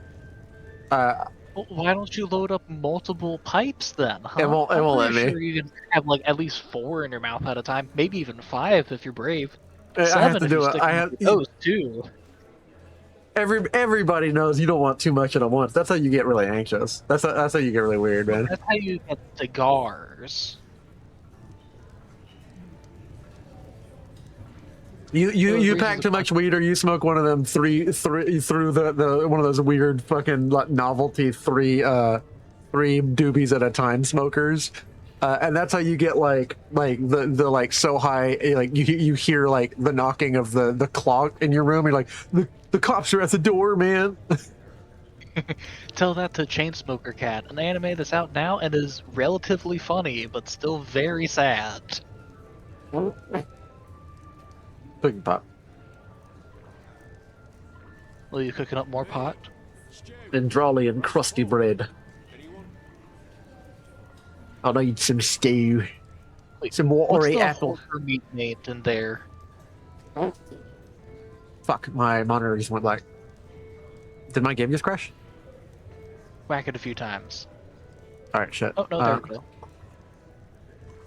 Horker bread. Hulker meat. Glacier There we go. Hound. That ain't no wolf meat. It's a Glacier Hound, brother.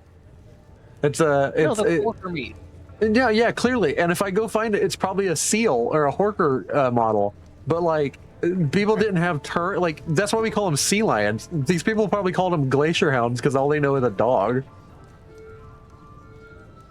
I mean, yeah, seals are the Labradors of the sea, but come on. Player must sign.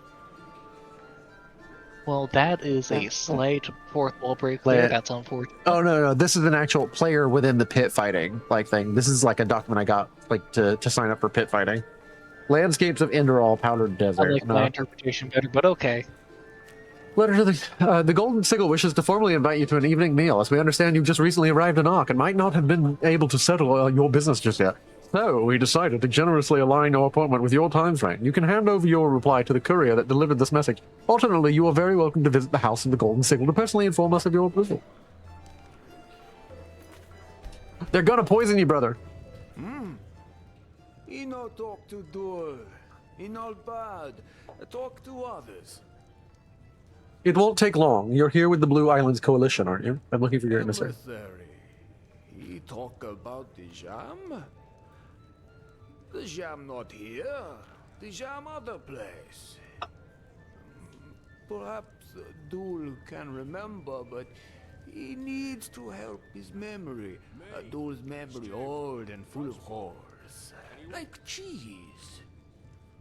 You're still in your 20s. He right.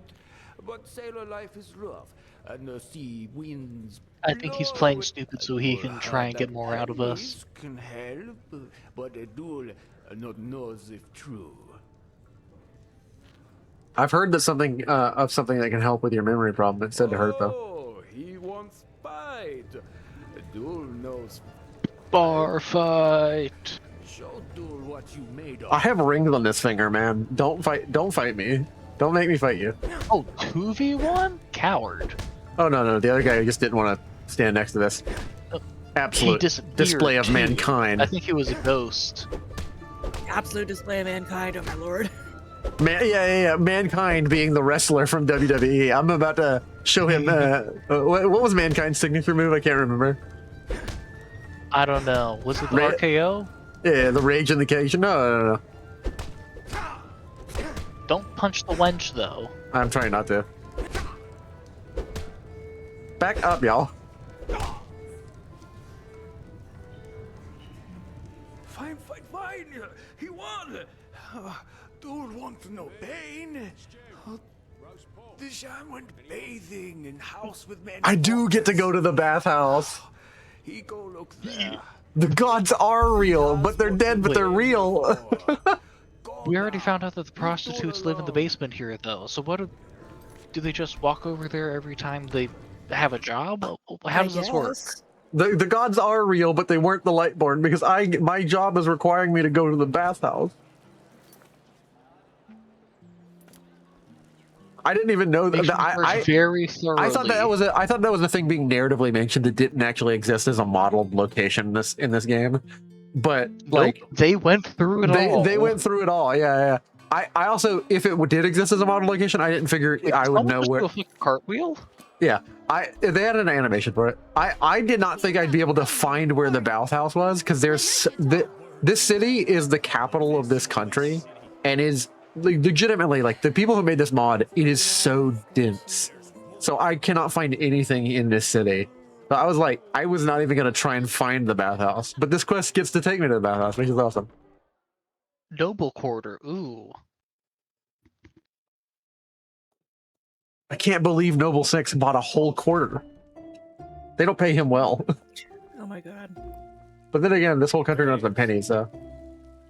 I also like that the signs are actually physically like character readable. You don't like click up to them, they don't have like scribbles. Yeah. A drain, dull really nice. myth, lyrical outpours, and other fluids. What do you mean by other fluids? Wild poetry presented by the poet. That's the name of the poem he's reading. Noon until night in the upper quarter. If gruntroot parsley or God's tongue, if sheercat mint or potions done, Morella's mixtures has them all herbs for alchemist soul.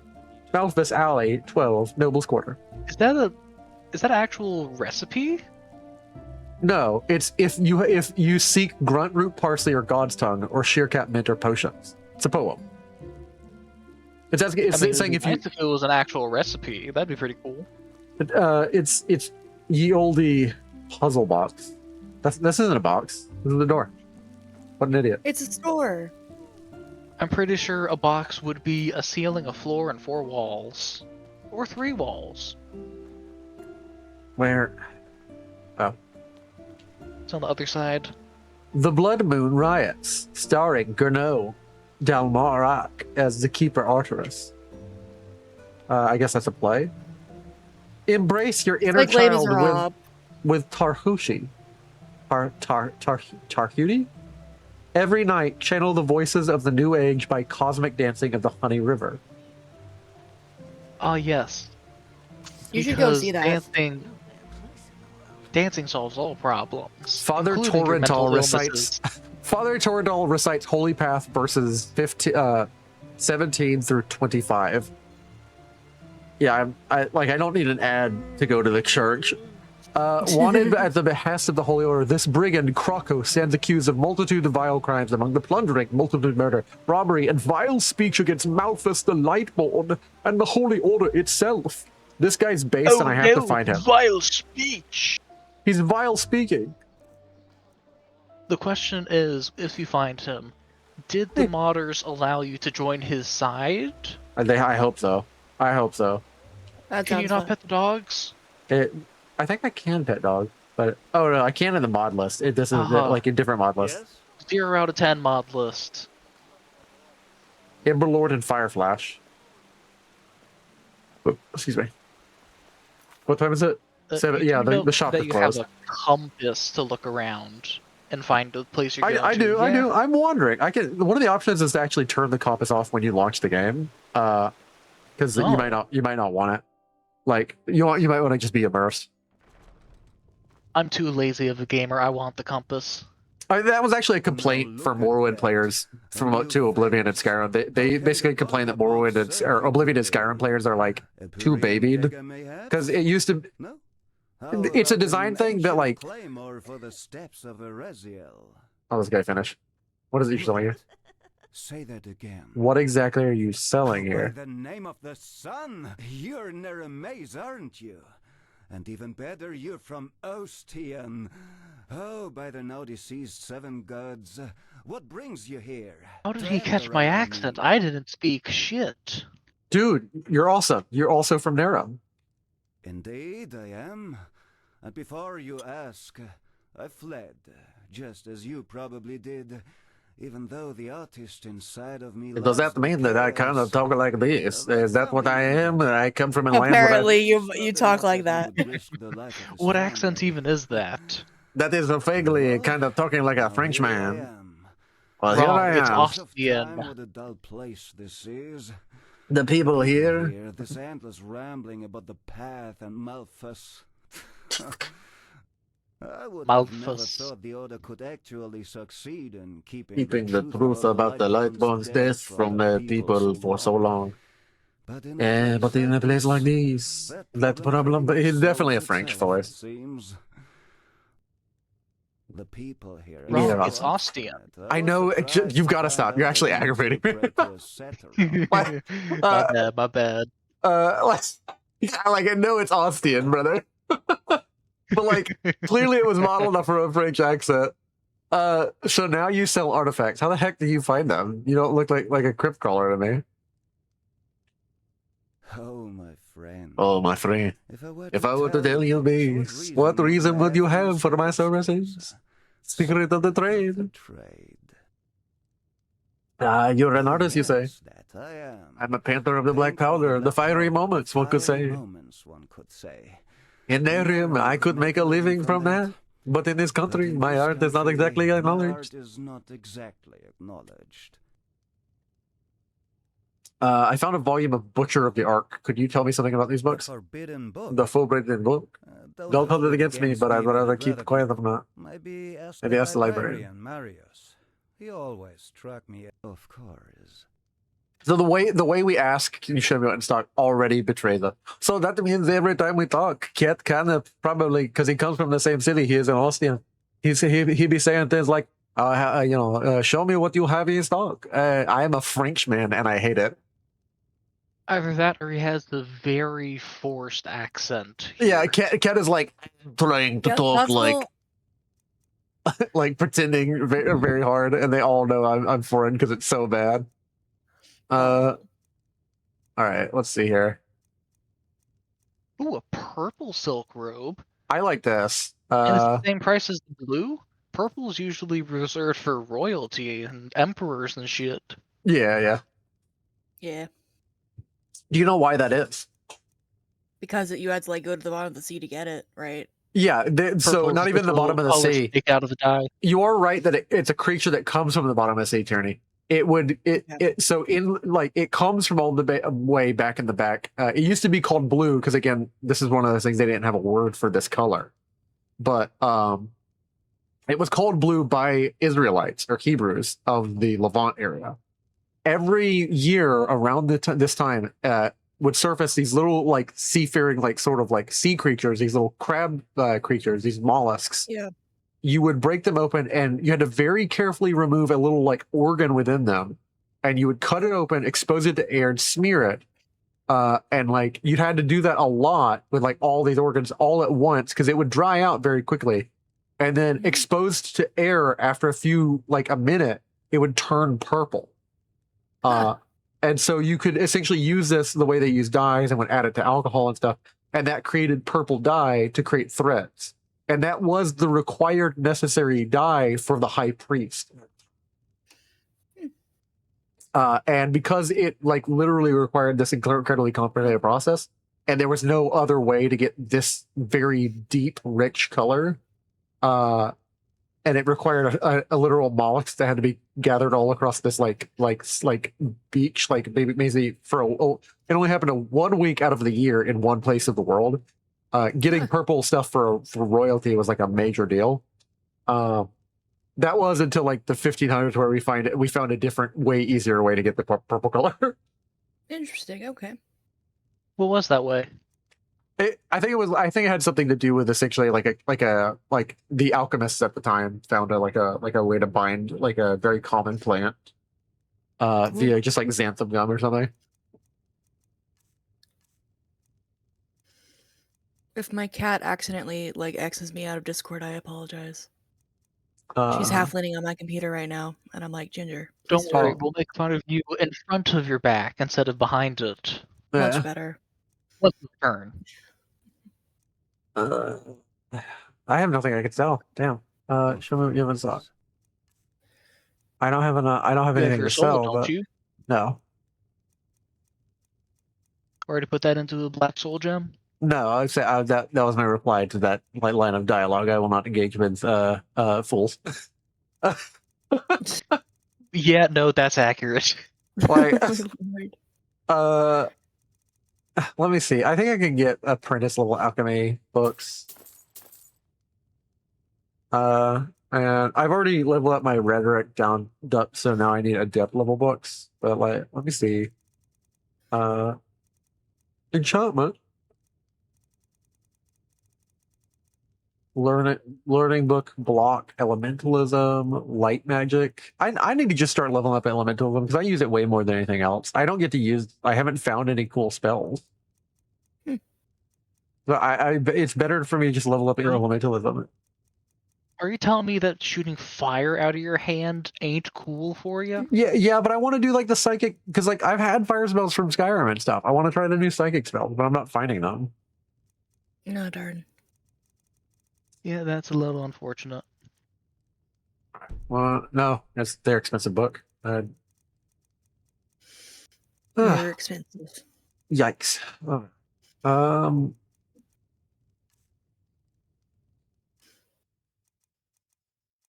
Let's go do a quest. Let's go find this. All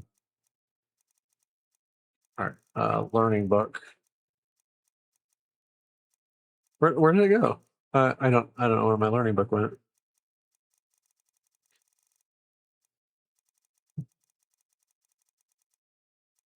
Where did I put it? Crap. I know it's in my inventory here somewhere. Crafting book. Safe travels. All right, cool. Let's find the bathhouse. Yeah. Isn't it right there? Oh, beautiful. An obulus, which I think comes from the word of like, it's an old Latin word for obligation. Bathhouse. Don't mind if I do.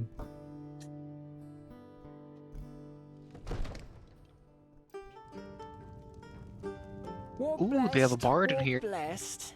has my sir come to indulge in the hot springs of the Larkses? Or is my sir simply looking for a place to forget about life's daily sorrows? In either case, he will be required to pay a toll of 57 pennies. Do you have that? Actually, I'm looking for someone. His name is Dijon Makilean. Has any chance he's around here somewhere? Unfortunately, a man with such a name is not known to me.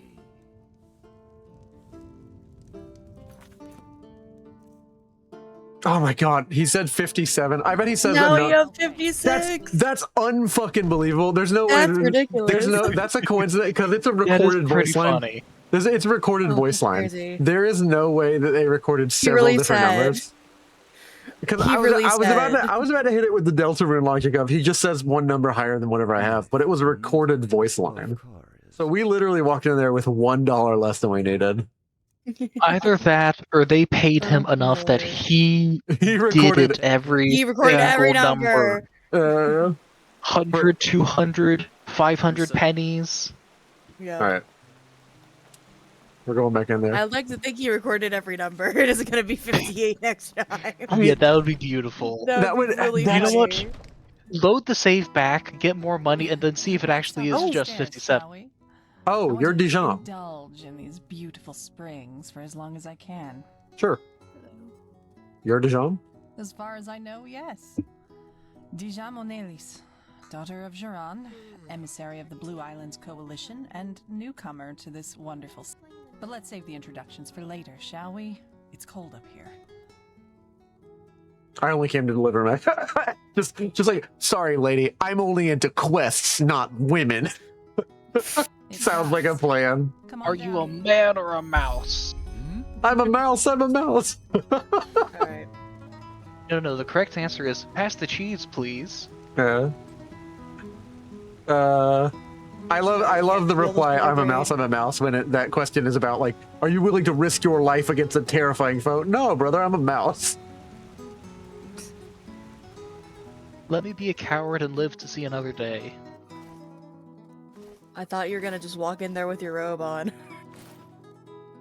Ring You of gotta follow tactfulness. custom to the bathhouse. I don't want my ring to tarnish. I'm half Eternian, which means I'm half elf that everyone is racist against. I'm sorry. Oh, you're Do you have a demon back? I guess he does. What? Bro is a Baki character. Okay. Yeah, he's built. He's built. But like, Oh, he's just built. Okay. I love the idea of muscle wizard. I'm not gonna lie. I love the idea of like all the rest of you wizards don't lift, and that's why you're not successful. I cast belt to ass. All right. So. Ah, damn it! Why did I get back up? You're the welcoming party. Fuck. Was told someone would To the main menu, I guess. No. Oh, well. I fucked up. No. You got out. I love how she also just being here was like able to get me past the guy. Yeah, that was funny.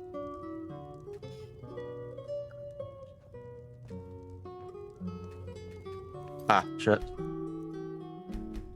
There we go. Sometimes scripts be broken. We love it.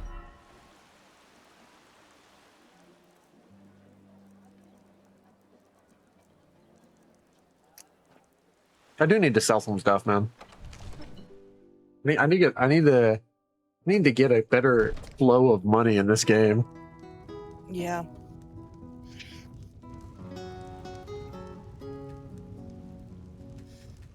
Oh, is it broken? Talk to the dude. It might fully be broken. I need to reload the game. I need to actually back out. No. Okay. Unfortunate. Oh, cool! I got an Return achievement. For what? I became a protector. That's Oh, cool. Nice. Anywho, thank you all for joining this stream. In 5 minutes, we're going to be starting up stream 2 of this series. Stream 2, yeah. Stream 2. It doesn't cut the stream for OBS because OBS will survive even if the game goes down. It just cuts it for Discord. Huh. Just let me make the stream 2 Electric Boogaloo joke. Yeah. Fair. Let's see.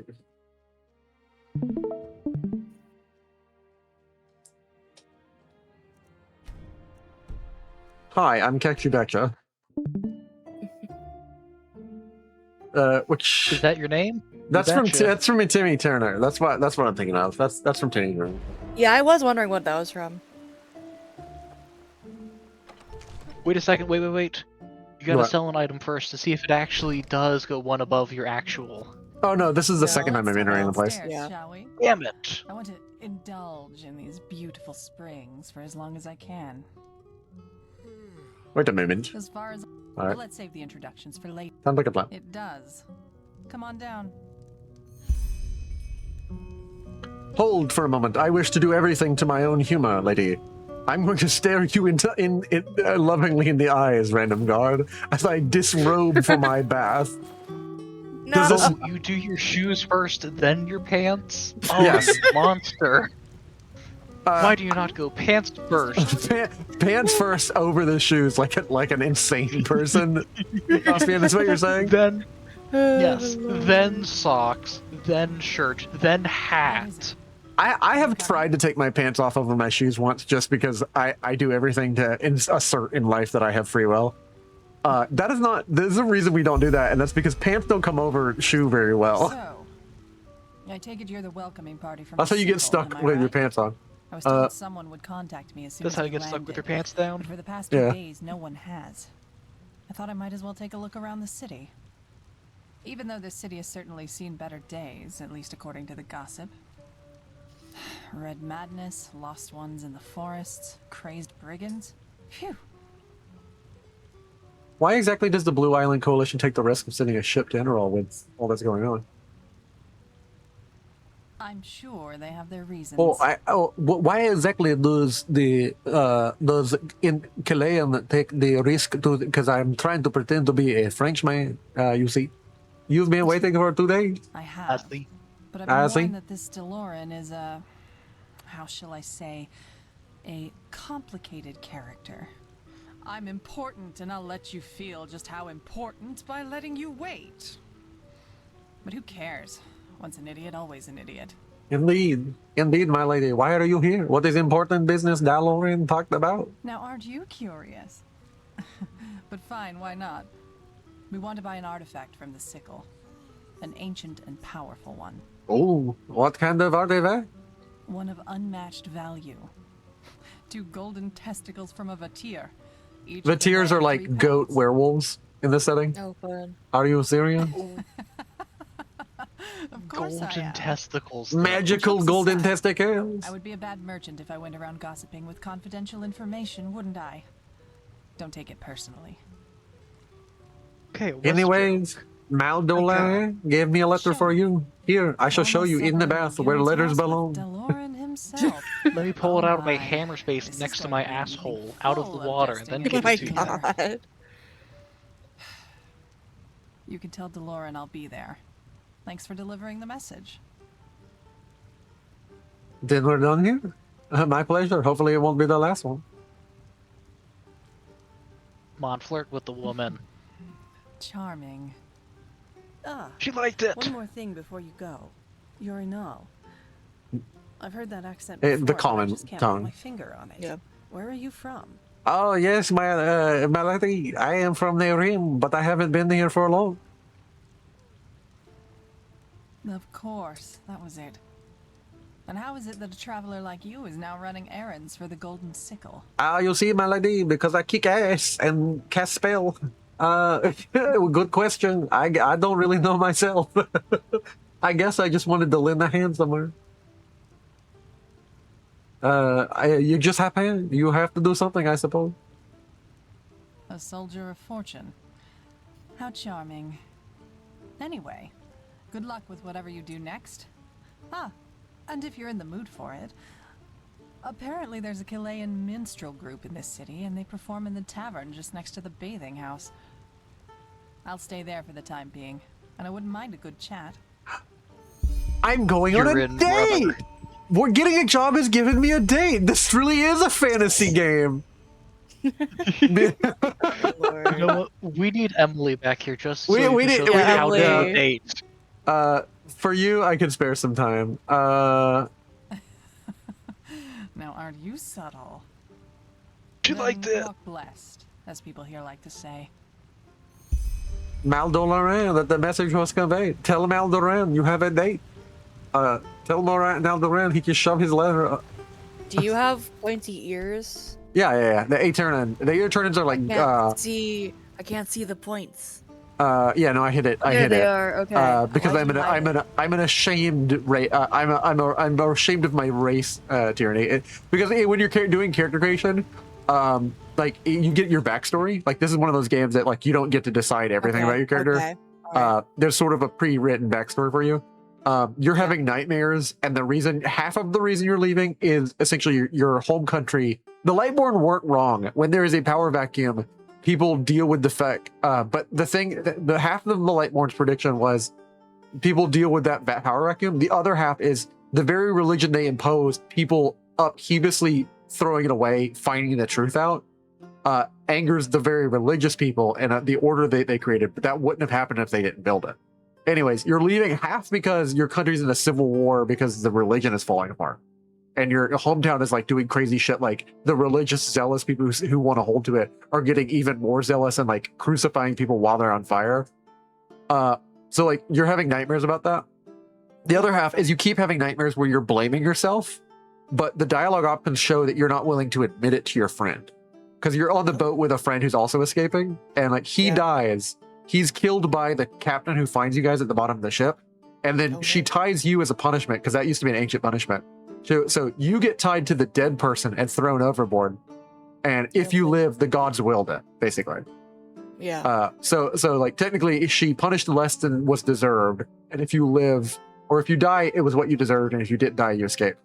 That's when your magic fever starts. But at the beginning, you have a nightmare where like your dad says, go get some meat. And like, it's one of those moments where it's like very clear. It's like the weird, awkward, like, children scared of like the idea of a slaughter. But it's a nightmare that also combines the fact that like you start asking, where's mom and dad? And he's like, well, don't you know? You killed them. You killed us. You killed us. And then you can keep replying, no, I didn't kill you. I didn't kill you. He's like, I'm tired of you lying. You're the reason we're dead. God, I wish I had been less of a pious man, that I just killed you when you were a baby, is what your father says. And then like you're some sort of magical person. Yeah. Well, no, because like the game's story is that like you're an adult by the time that you get your magic puberty, basically. And it only gets induced by the fact that you almost die in the ocean.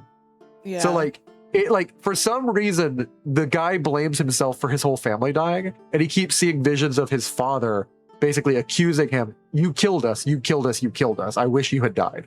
So he like internally it's very clear your character, you're supposed to read your character as like basically blaming themselves for their family's death. Huh. Because it basically says you had a sister, a mother, and your father was Nerames, which are the humans who lived in Nerem, and then you get to decide what half you are. So I decided my mother was Elven, but the Nerames are super racist too, and a guy who thinks his dad hates them would not be proud of his Elven heritage. So that's why true Nord, he hates races until they marry him. Yeah, so that's why I decided to have the long ears, but like have the covering hair. I gotcha. The Eternans are also slightly golden, slightly blue, slightly like very pale. So like they're not really Altmer or Dunmer. It's just a weird coloring. So interesting. Okay. Cool. Anywho, you want to put your clothes back on in the middle of the bathhouse or when you get to the door? You're right. Apparently in the middle of the bathhouse. Takes it back off. She's playing the air guitar. I've never seen someone play it this well. That's amazing. Well done. She's a ventriloquist, actually. Actually, good at making it. Not only is she a ventriloquist and an air guitarist, she's doing it with her mouth closed. So yeah, that's amazing. There you go. She did Well, so if good. the mouth moves, it's no longer ventriloquism. I wanted to do business. I wished to do business. I think I owe you 57 coins. Allow me to get them from my pocket. Why are you letting him glance up your robe like that, brother? He has to see the pocket I grab it from to know that I'm not robbing him. The pocket. They have counters for a reason. They don't want to know where you grab it from. God. There we go. My cat is being really cute, by the way, guys. Alright, thank you guys for being here. I would not be making these jokes for this recording without y'all. Oh my god. You're welcome for helping you We're just indulge in a having a bad great habit. time. Yeah. Prince Adrenaline. Oh yeah, we keep seeing dialogue. So in the last 2 episodes, I went to the Undercity, which is basically a bunch of people, like, because they have a caste system that's so heavily enforced. Even it's actually really good writing in terms of even the people who are rejecting society define themselves because they don't have another society to understand. So even though they think the religion is bullshit, they still carry a lot of the trauma and baggage that they define themselves as pathless, even because they rejected it. And so, like, there's a sort of subtle, they still sort of believe, even though they think it's bullshit. And, like, a lot of the people down there basically, like, talk about, like, you ain't no cave dweller. Because, like, this is a massive mountain that the city occupies. And the pathless, or the lowest caste groups of people live under that cave and sort of, like, are miners or fungus growers or fungus farmers. Cool. And we keep hearing dialogue from random characters. The first one was like down there in that cave.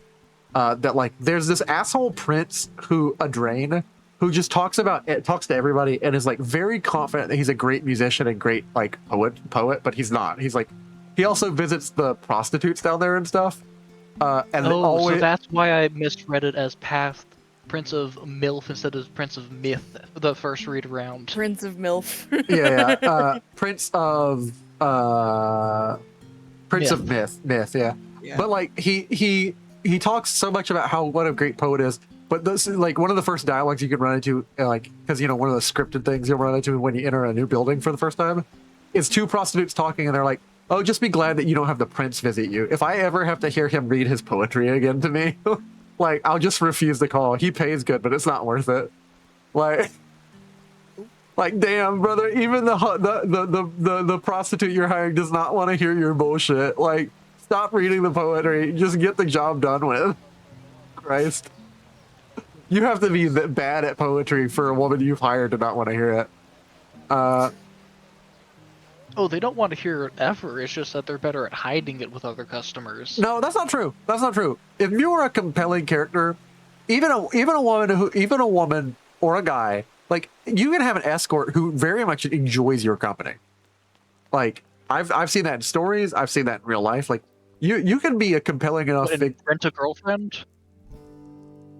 Not in that also happens in anime, but yeah, no. A Silvered and Friends, the bank at which your money is safe. Wait, I can buy this house in the noble quarters? How much money do you need that? A lot. I don't know. It's going to be 1 penny more than your current bank holds. The Dalmercer's estate. So the I've heard stories like you can't believe everything in fiction and in anime and stuff but like I know that this is based enough on something that's true.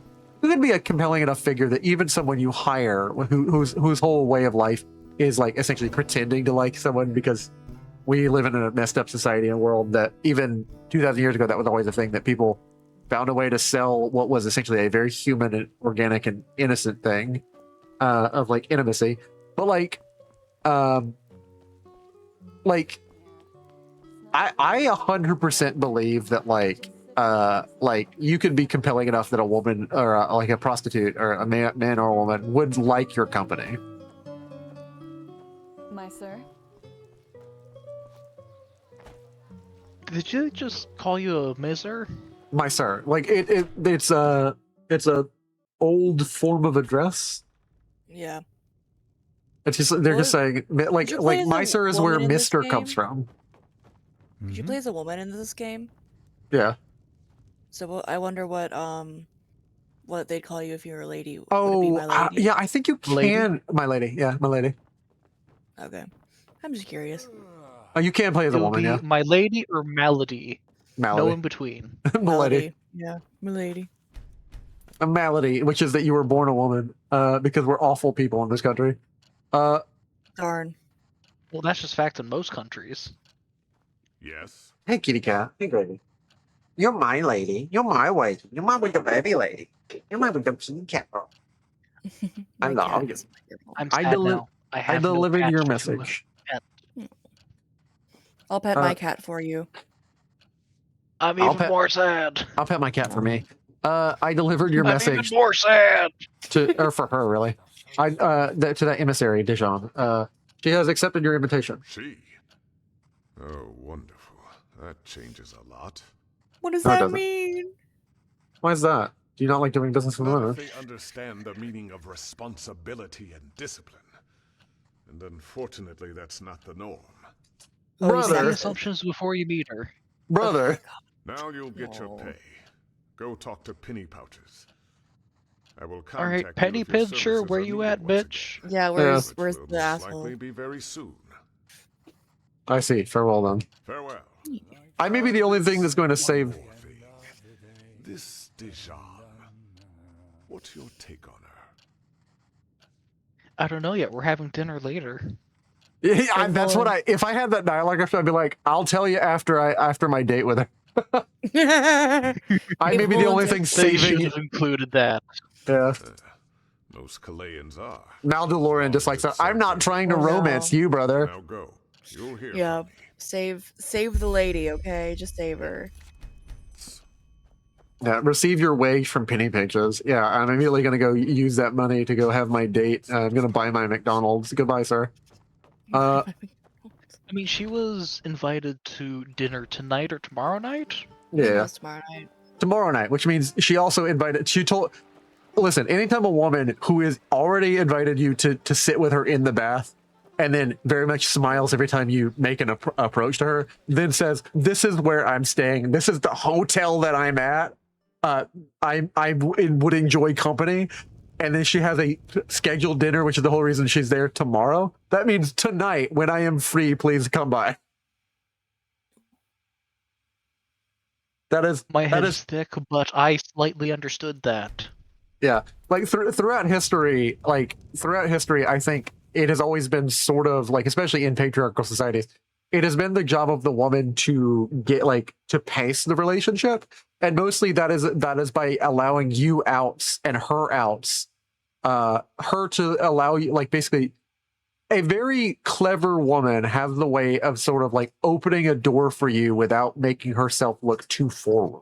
Which a lot of people don't like the give and take and the stupidity of that game. But there is a lot of I actually think it's very clever, and it can be almost enticing. If a woman's really good at that game and you are too, both of you are being coy while also knowing what you want. The only danger is too much of it is oh, I was just being nice. I'm not interested in you. A lot of people reading into oh, she's nice, therefore she's really into me. That's why I don't try to read into stuff. Speak plainly, or forever hold your peace. Yeah, same. Does all that money whet your appetite? I'm gonna punch you in the nose, Penny Pincher. Hang on. You know a thing or two about beating up people, don't you? I do, and it's you're gonna get the receiving end of that education. What do you mean by that? Lord Boric recently complained about rats in his granary, and we agreed to send him a ratter. That would be a job for you, wouldn't it? As long as you pay me a protector's wage. I can't do that. Guildmaster DeLorean sent me. It's about this new protector. Do you know where he is? I suppose you're talking about me. Oh, of course, sorry. It's just... I didn't know what you looked like. You didn't know I was an elf? It's with some woke Karen energy. Sir, at once. Good old fantasy racism. Why? What's this about? The caravan? Forgive me, my sir, but I don't know. Master DeLorean asked explicitly for the new protector. I love you, baby. It seems someone else has to take care of the rats. Off you go. You're mad. You're mad. I just started and I'm not doing just started jobs because I fought assassins, dude. Anyone else would have died. Get over it. If only that man knew a thing or two about reliability. Hey, Penny Pouches, can you do something? Can you read my farts? Goodbye. I cannot stand the characters like that. I think you misspoke. The correct line there was, "Could you kiss my ass?" Yeah, could you huff my farts, please? Jesus. I went to ask Mail DeLorean wants to meet me right now. It sounded very serious. Well, he can figure it out later, brother. I'm gonna go on a date. Yeah, this is. I can very clearly tell. I just left this building, man. Like, I just left this building and walked 2 feet over to the other building. I'm gonna go. And then he comes in running. Meet Deja. Yeah, he's like, all my plans were based on her being not a woman. I set up all this dialogue, and like I set up the traditional greeting for a merchant, which was to go down to the prostitutes and smoke lots of fat doobies, which is only a man activity, and then we'd go golfing, and it's like, Jesus. Are you saying that she wouldn't enjoy that? Yeah, I feel like she would. I'm channeling like my concept of like asshole like big business guys who have no idea how to have fun with someone and presume a woman is just like a nag woman. They have no idea how to have fun. Yeah, they basically. should be playing golf. My dad used to play golf, and I don't. Again, all these are stereotypes. Even playing golf isn't a bad thing, but it's that so many annoying rich assholes play it that it's a good way. It's a good on target way to like throw that arrow out. I'm hitting a bullseye when I throw that arrow out or dart. There she is. Ooh, she got a cool looking. She's hitting it. Hit it. Yeah, girl. Tavern customer is this person's path? Seriously? She's got that Tusi. Watusi, Chilean bard. No, look at that. You came. Didn't think you would. So, what's your take on this contemporary sample of Chilean dancing? A lot of hand up in the air stuff. You're asking the wrong person. I know about as much as about dancing as a Leorin about of alchemy. Leorin is one of their animals that's like a weird armadillo dog cow. Oh, fun. I know about as much about dancing as a cow knows about alchemy. Well, that doesn't mean you can't. I mean, have a an plate opinion, puppy does it? sounds Anyway, amazing. how about a sip of wine? Rounds are on me. Yes.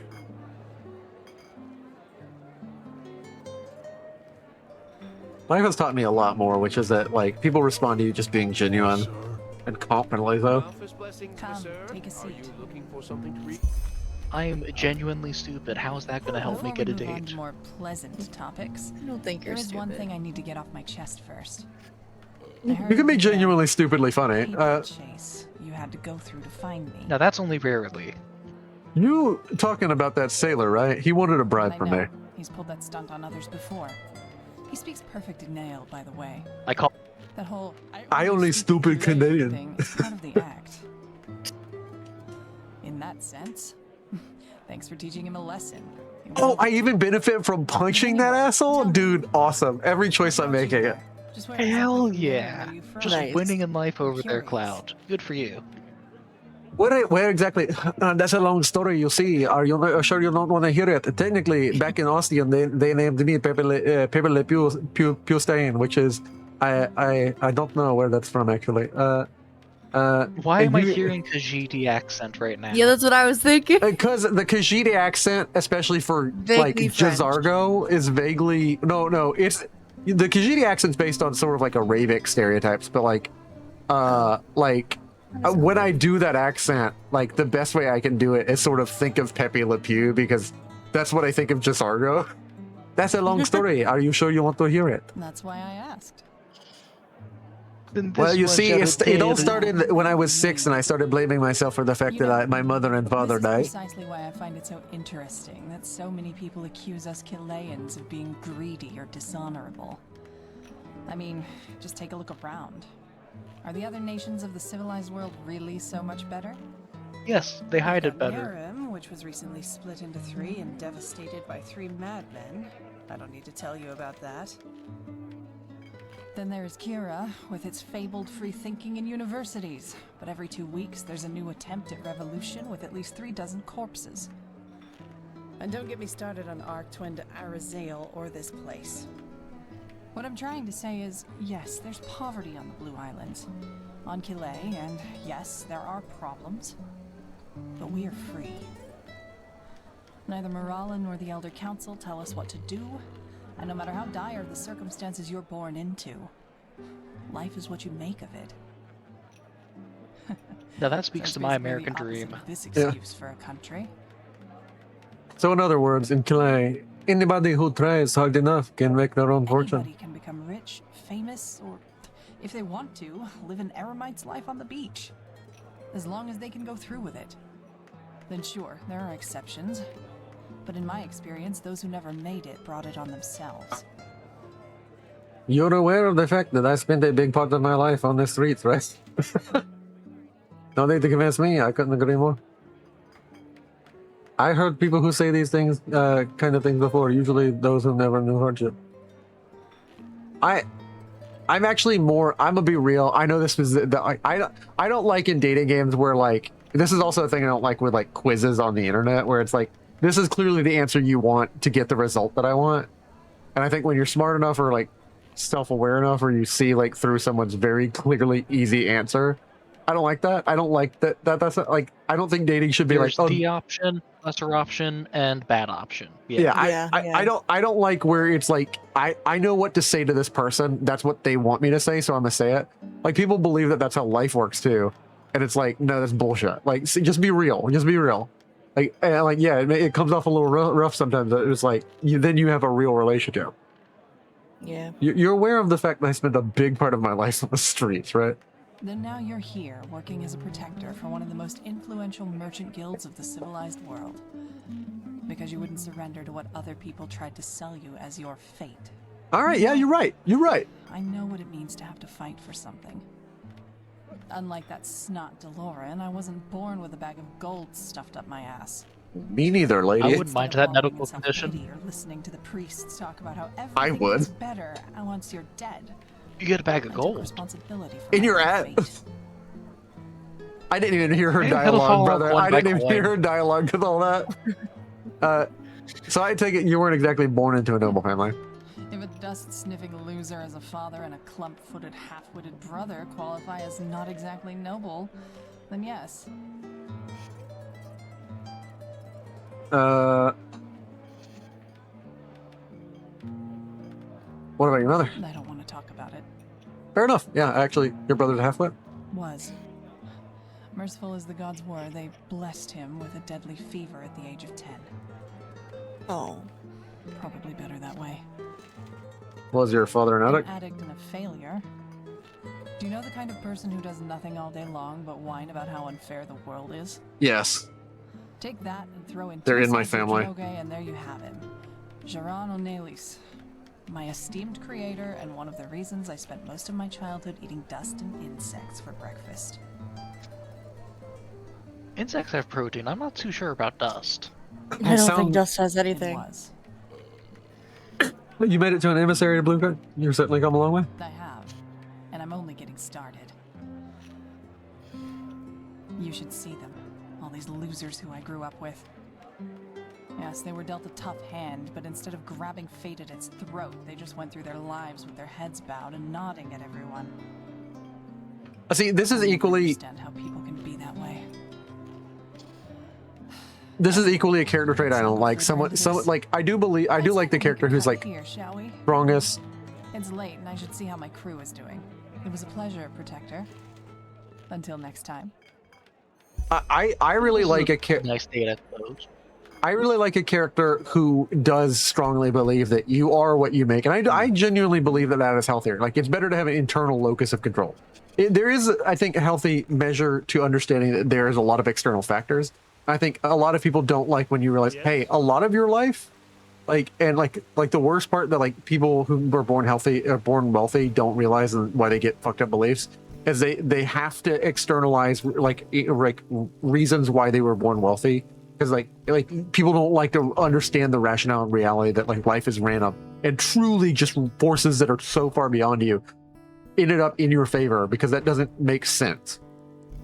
But that is true, and I think people don't like that. like a lot of popularity is a game of luck and chance. A lot of other things are just factors that you have no control over. The friends you end up with. Very rarely is it like you walk up purposefully, I want to make friends with you, be friends. Yes. Like it's just like luck and like the serendipity of life. And I think that to some degree, admitting that is humbling. The other part of that is take your life by the reins. Like take what control you do have by the control that you do have it. You can't have too much of either. Too much internal locus basically makes you think that like when someone dies on the table as a surgeon, you could have saved them. Brother, you at the end of the day, people die. And too little internal locus and too much external locus basically says, everything in my life is something else's fault. And I don't really like control over your life. This will always be true. However, some things just cannot be changed. And I don't like the character. I don't like.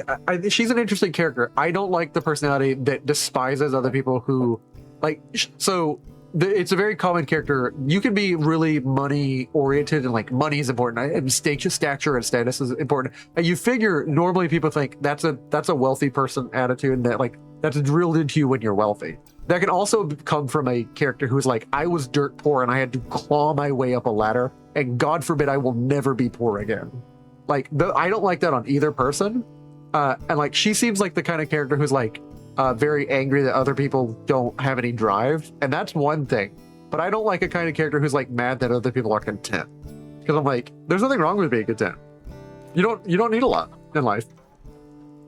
And like, yeah, that kind of, like, you can, it doesn't mean you shouldn't be like steadily improving something about yourself, like your abilities. But you don't need a lot of stuff.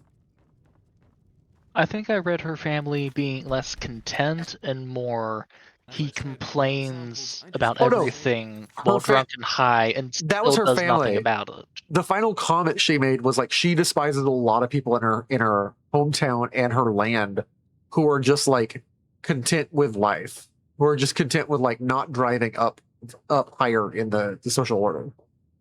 And I'm like, and I don't vibe with that, basically. Like I vibe with improving yourself, but like you have to understand you like it's the same thing about healthy sportsmanship. You do not get better because you want to beat the other person, and it can never be about beating the other person. You beat the other person as an incident because you care about making yourself better. Like you never lose and can never lose if the other guy beats you, but you're like, oh man, I scored more goals than I did last time. Good game, man. They can't make you lose. They can't make you maul because that's not what you're gaming about. Sir, I am sorry. You're up in your own hit rate. Understand. Thank you for your time. You're welcome. I'm sorry I don't have better news. Like the worst kind of guys in sportsmanship and like this connects me in my opinion in my head to life. And like the worst kind of guys are like, I will do anything to win, which includes cheating, cutting, and killing you so my competitor's not on the stage. Like those guys suck. Yeah, those guys suck. That's like, not playing to win. That's playing to only be the winner. Exactly. That's not competing. There you are. And like there are people who disagree. Like they want to win, and winning is important to them. And like basically the reason I ever mention this is like you have to see the fine line of where that can be dangerous. You seem upset. I don't think that's the right word for it. Is it that I'm going to get stabbed? Jesus Christ, I'm going to get stabbed in the back. There's already a body in there. Why would you go in? Brother, what's going on here? No, I'm scared. I will listen for that door if it opens. I still remember when he was first hired in the trading post. Similar to the way you were. Do you remember him? Oh, they went out and collected the body. Did I? He led the caravan that was ambushed by those assassins. Okay. Rhodes was an urchin child from the Undercity. But unlike the others, he chose to fight his way out of his misery. Eventually, he made it into the sickle. He was a disciplined, honest young man. Yet despite all his ambition, he never sought to surpass his path. The religion literally tells him he's not supposed to. Yeah. As I said, his career was hard not to notice. He never let the sickle down, not once. He was a good person, always striving, yet with deep respect for tradition. There aren't many young people like that these days. I still remember when I granted him the Sickles badge 4 winters ago. He was I like this guy, and I hate that I'm disapproving him. But like, back to the trading post. I think it would have meant a lot to him, knowing that it isn't rotting somewhere in the desert sands. I'm sorry for your loss, but why did you call? Because I feel like this guy is working within the country that he's in, and he believes his belief system, but like he also doesn't agree with some of the bullshit parts of it, which is that is a very common character. That is a very redeeming character. I'm sorry for your loss, but why did you call me? Suffice it to say, there has been a disquieting development. Oh no. Yes? Hey, there's nobody in here. He's talking to shadows, brother. Corpses. There's poison in here? Traces of Chilean poison. Come on, man. Oh. Chilean poison. The assassins, the petrified, were the ones who ambushed it. I saw it. The petrified are sellswords, pathless and despicable people. But in the end, they are weapons, tools. So the question we have to ask ourselves is, who sent them? You think the Blue Island? You think the Blue Island Coalition has something to do with the ambush with Onalis? But more likely, it's the religious order that killed them in order to frame a group that is unfaithful. About this cooperation between us and the Chileans. The reason the Blue Island Coalition is here is a bargain. Have you ever heard of the Green Scarabaeus, the idol of Morala? No. No, apparently you have. I think it's. Yeah, I think so. It's a relic, isn't it? A talisman apparently crafted by the Lightborn Morala herself. The goddess of Kile, yes. The Scarabaeus is made of a very rare gem that makes it one of the most valuable jewels in the sea. Oh, that's what they're trying to buy. Well, as you might have figured, it was originally a Chilean who possessed it. Ralius Davul, to be precise. The founder of the Blue Island Coalition himself.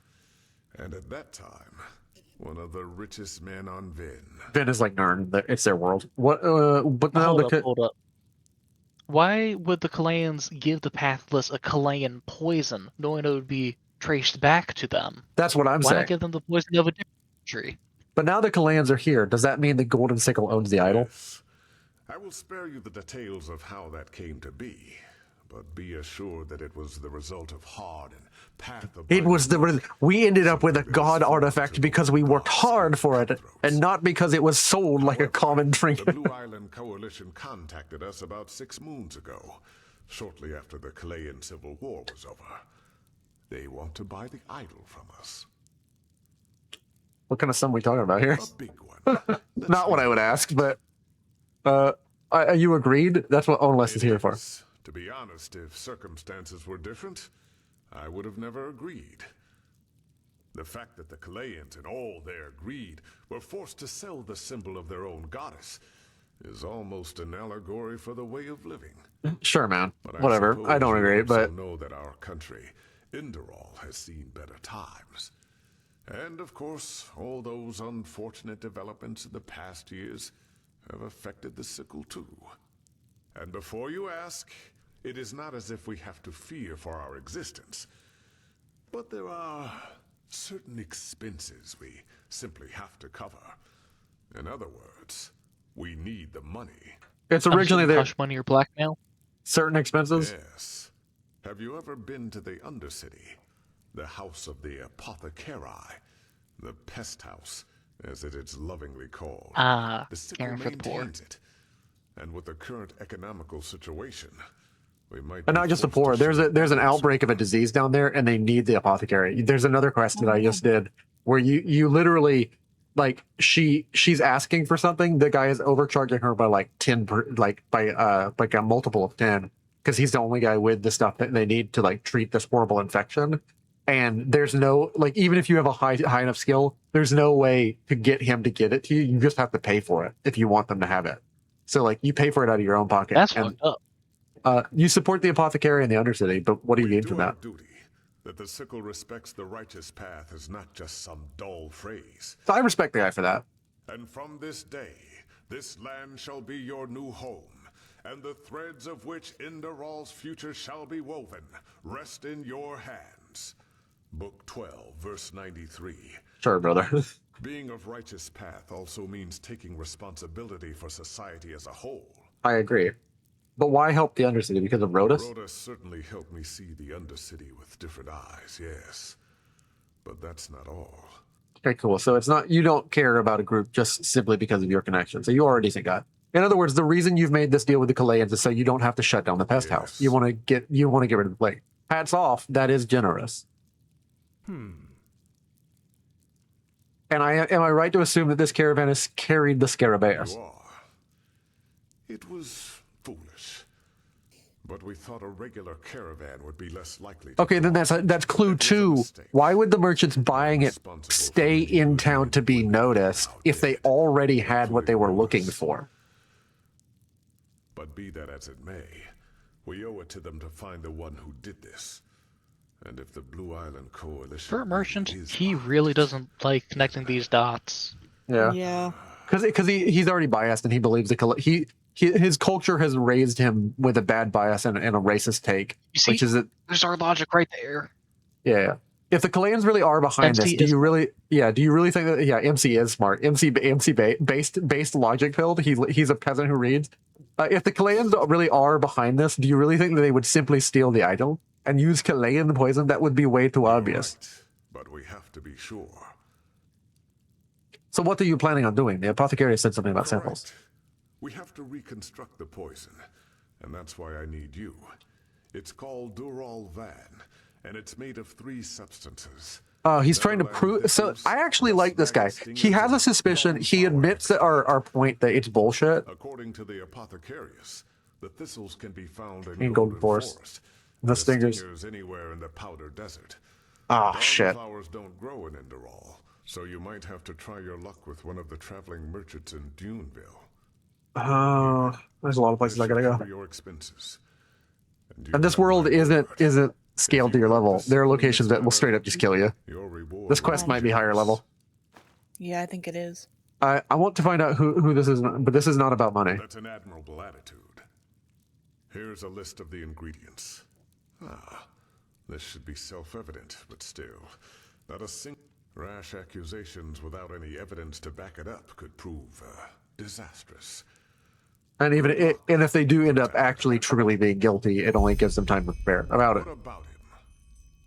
What exactly was your relationship with him? My relationship? What do you mean by that? Were you like a father to him? I got the impression that his death really got you. Was he some kind of substitute son for you? Substitute son? By the righteous path, you say what is on your mind. I'll give you that. But truth be told, it's a welcome change from all those bootlickers who I usually deal with. Rhodas, he was like a son to you. You know, if I take a look at this world as it is these days, I see so many things going wrong. Hardly anyone still respects the righteous path, save for the usual verbiage. And for some reason, they all believe they deserve a good life without having to work for it. Also, kind of fair. When I grew up, it was different. Yes, I was born a sublime, but I grew up knowing that our entire life is a trial. Walking the right. So he's a noble who actually believed in the idea that his nobility obliged him to be good to people. Noblesse oblige? Yeah. Kept on going despite his fate. In a way, he was the living proof that virtue and true path abidingness are not tied to condition, so to speak. But that doesn't mean I treated him. They didn't voice line him where he said, yes, he is like a son to me. Whoever hired these sellswords will pay, no matter the price. Yes? Oh, he appreciates it, which means I greatly improved my stand by guessing right. I'm glad I didn't be like, well, you don't have a wife, so was he like your gay lover? Jesus. How would you be stupid enough to not notice the guy cares about him like a son? Like, I love when it gives you an option in the player. People out there are just that room temperature. I don't know. No, because like I know what it is. Like there's a lot of people who get home from their video game or home from their work, and they just want to turn their brain off in game, and that's why Skyrim is popular. Like a lot of people, when you ask them, like, "Hey, you know what the lore from that quest is?" and like they did not pay attention to any dialogue. They spam A. They're like, I don't hear like words, brother. That's a lot of talk. Let me slice something. Like they don't care about what's being talked about or read about. They're not reading books. They're definitely not going on Reddit to talk about it. They just want to kill. They're a true blue murder hobo. Yeah. And I vibe with that. All right, so obtain a twilight bloom sap from the fences in Duneville. Search for the Netherland thistles near Well Watch, and search for dust maggot prickles in the desert. Ugh. So cool. Well, I called this the Mulligan House, not because my character's last name is Mulligan, but because Mulligan means to try again. There's also a house you can decorate, but I have to buy furnishings. You have an iron wall. Oh, I can buy furnishings. Why do you have an iron dagger? So cute. Oh, nice. But are you trying to make it easier to assassinate you? No, that's your letter opener. No, that's your letter opener. Show furnishing tutorial. To get into the building mode, either drop or place an placeable object while aiming at an artifact. Okay, cool. So you can craft certain stuff, but yeah, cool. I've made my kitchen and things. I have my. Oh, I don't like that. That's that AI generated. It looks AI generated. No, it's really painted, but those hollow eyes. That's got to be like a painting of my mother. I think they're sunglasses. No, those aren't sunglasses. Those are hollow. Sunglasses back on. That's just shadow. That's hollow sunken eyes. They look like sunglasses. I feel like this is an this painting might not actually be the painting, and this is just what my character sees anytime he sees a woman. He's like, oh, the haunting visage of my mother who blames me for her death. Oh my God. Except for a woman that you just went on a date with, because that would be very awkward. Yeah, no, because also this is a pale skinned woman. Like the woman I ran into was like a woman from basically fantasy Hawaii. Yeah, that's why she was dark skinned. But yeah, you can craft stuff for your house. Never thought I'd hear fantasy Hawaii. Yeah. Hey man, it's a fantasy in and of itself. That's a beautiful island, and the people there are awesome. I mean, Tahiti is a magical place. I don't. Yeah. Arthur, I have a plan, Arthur. I think the most useful thing is generalization is how we look at the world. That's just a human thing. We need something simple, or at least we start needing something simple. And nobody likes a guy who talks forever, including me. And I realize that, but I'm sorry. I know it's draining, guys. I apologize. But like, I think the truth is you got to be the guy who's willing to read the long ass book. Like, you know, all the people who like, they just click agree to terms and we just put up with the fact that like, the reason like politicians are able to push bullshit into papers and we don't deal with it because no one wants to do the legwork of reading. And honest goodness, we all look at the Chad lawyer who's like, I read the 7 million page contract and I noticed something on page like 6 million on one. And we're like, amazing. He did. He's a good old sleuth. And like we praise him because it's not a job anyone wants to do, because it's a worthwhile job to slog through that crap, but it is draining. And I think we should be willing to do that draining crap, but a lot of us aren't. And I don't blame anyone for it. And I don't think anyone should. I think the laws should be simple. But I think the truth is usually a little wordy. Like the truth can be sometimes summed up in a simple thing, but even this, like, it's why sometimes two opposite phrases, good things come in small packages and bigger is better.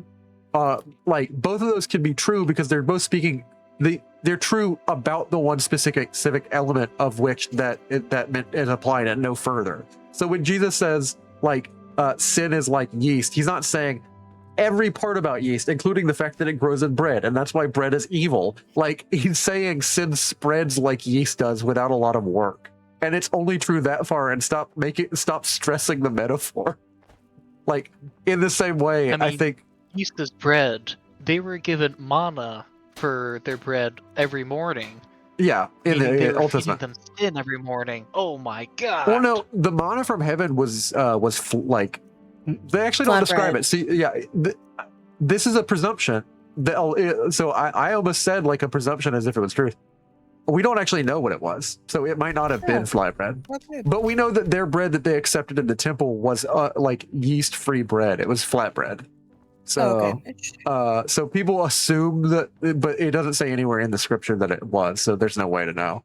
Because that's called But probably was yeast-free flatbread. Therefore, yeah, theologically speaking, when you have scripture and scripture is supposedly the word of God, you then have to be very careful how you read it. So there is another word that I don't know called that where you read something into the text that isn't there, and usually people do that because of like anachronisms that they don't know about, where like you presume the world in the past worked like it does now, and you have no way of knowing a thing you don't know. So you presume like people always had money, and like, you know, maybe it didn't work like that. People bartered. So like eisegesis is to read something out of the text that isn't there, to leave something out. Exegesis is to read exactly what is there and nothing else. So what we are told from the scripture is that it was simply bread from heaven, nothing more. Not what kind of shape it was, not what it was flatbread, simply that it was white, and they called it manna, which, because in Hebrew that is manna, like MAN-UH, which means what is it? Literally, they called it what is it? they called it question mark. Yeah, they were like, what the fuck is this? like, I mean, it's edible. It doesn't taste good, but it's edible. But like, all that to the point, like, I think the truth is usually a finer point thing. And so I think I really respect people who, like, it's going to take some work to get there. And like, it usually takes some wordiness to get there. And you got to bear with the guy who like has the long rambling thing, but he really is trying to get the whole truth.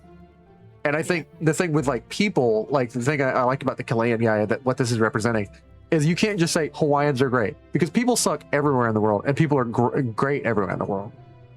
It's just like generally what you're saying is a specific vibe you got from their people. It's like Japanese people are great about like remembering that like we exist in a communal society, and society requires everybody to do their part. But Japanese society sucks in one place. If you were born to a certain family doing a certain thing, or to a society that it has a social issue but they don't want to deal with it, they do not like people who rock the boat. They have a phrase there that we have an opposite phrase here in America. We say the squeaky wheel gets the grease, which means, hey, make a noise, make a big motion. You get what you need if you make motion in life about it. They say the nail that sticks out gets hammered down. So basically, do not cause trouble for society. Society will put you back in your place for doing it. That's why it's so much harder to be like a rebel in Japan. And it's such a bigger social statement for them. That's why I think it's dumb to be like, you know, Hawaiians are awesome. It's like the Hawaiian I met was awesome. Hawaiians are awesome because I think they, yeah, and I think that's a better take that like it's also a thing I've talked with Emily about like a thing I think is a reactionary thing in like trans dialogue, which so like a lot of people want to talk about how like every trans person is such a noble, beautiful, like colorful, like wonderful, precious flower. And it's like, I think that's a reaction to all of the awful shit people say about it. And they don't, it's like a protective sort of like, we would rather you just say nice things, because if you don't say nice things, saying mean things is just a very normal thing we don't want to normalize. And like, you're an asshole for doing it. And I vibe with that. But like, the result of that societally doing that long enough is basically acting like if you're gay or trans, you're automatically a good person. And like, we have some cool, colorful characters that you can watch like documentaries about. Like, I think Trump's like guy who taught him how to blackmail people. You can watch it in the movie that like is like Trump's biopic. That was a very critical lens on like Trump's life. He was a gay guy. He was the guy who taught Trump to always have blackmail material on a person you want leverage on. So like, I didn't even know he had a movie. Yeah, I didn't know he had a movie either. I went and watched it with Bakan. Like, okay. So like, yeah, it's which way am I going? In this way? It can't be this way. Oh, I guess it is this way. All right. But yeah, it's like, it can't be that you are just good because you belong to a group, even if that group is like a persecuted group. Like, it's that you don't want people to be randomly persecuted for that status. So, like, I think it's a fairer thing to say, like this, there is nothing inherently evil about being in this group. I think we have a tendency to say that is true of all groups. And it's like, no, because some groups you belong to purely because that is the group we have the name for these are people who do the evil thing. Like torture is a group you belong to if you're a fucked up person. Yeah. Criminals is a group you belong to if you break the law. Yeah. But again, like, it's one of those things, like, I don't believe someone's evil if they're a criminal. Yeah. Like, all right, I gotta go. So bye. But it was fun, y'all. Take care. Good night. Good night. I don't think even the Bible says, like, the people will understand if a man who is hungry steals bread for him and his family. Like, it's totally more understandable if you're a criminal because you have to be. But yeah, like, I don't know. I think the truth is usually way more complex, and people don't want to have the long talk because we only have 24 hours in the day. And you only spend, what, 16 of them awake? Yeah. And also, usually people don't want to hear a guy yap forever, especially if he's wrong somewhere in his yapping. But the truth usually is somewhere in the middle. The thing that annoys me is people who are like, I know people who love the debate, not actually arriving at truth. And I'm like, brother, I don't open my mouth just to yap. I want to actually arrive at a point. Oh, I did not dodge that hit. Ooh! Oh, they arrow hit me in the head. Hit in the brain. Yeah. And you saved right before the aggro, you fool. Yeah, I'm locked in a loop now. I'm dead. You're getting both barrels. Behold. The Marauders were here before, though. My because hobo. It was a quest. I keep trying to dodge and I'm missing.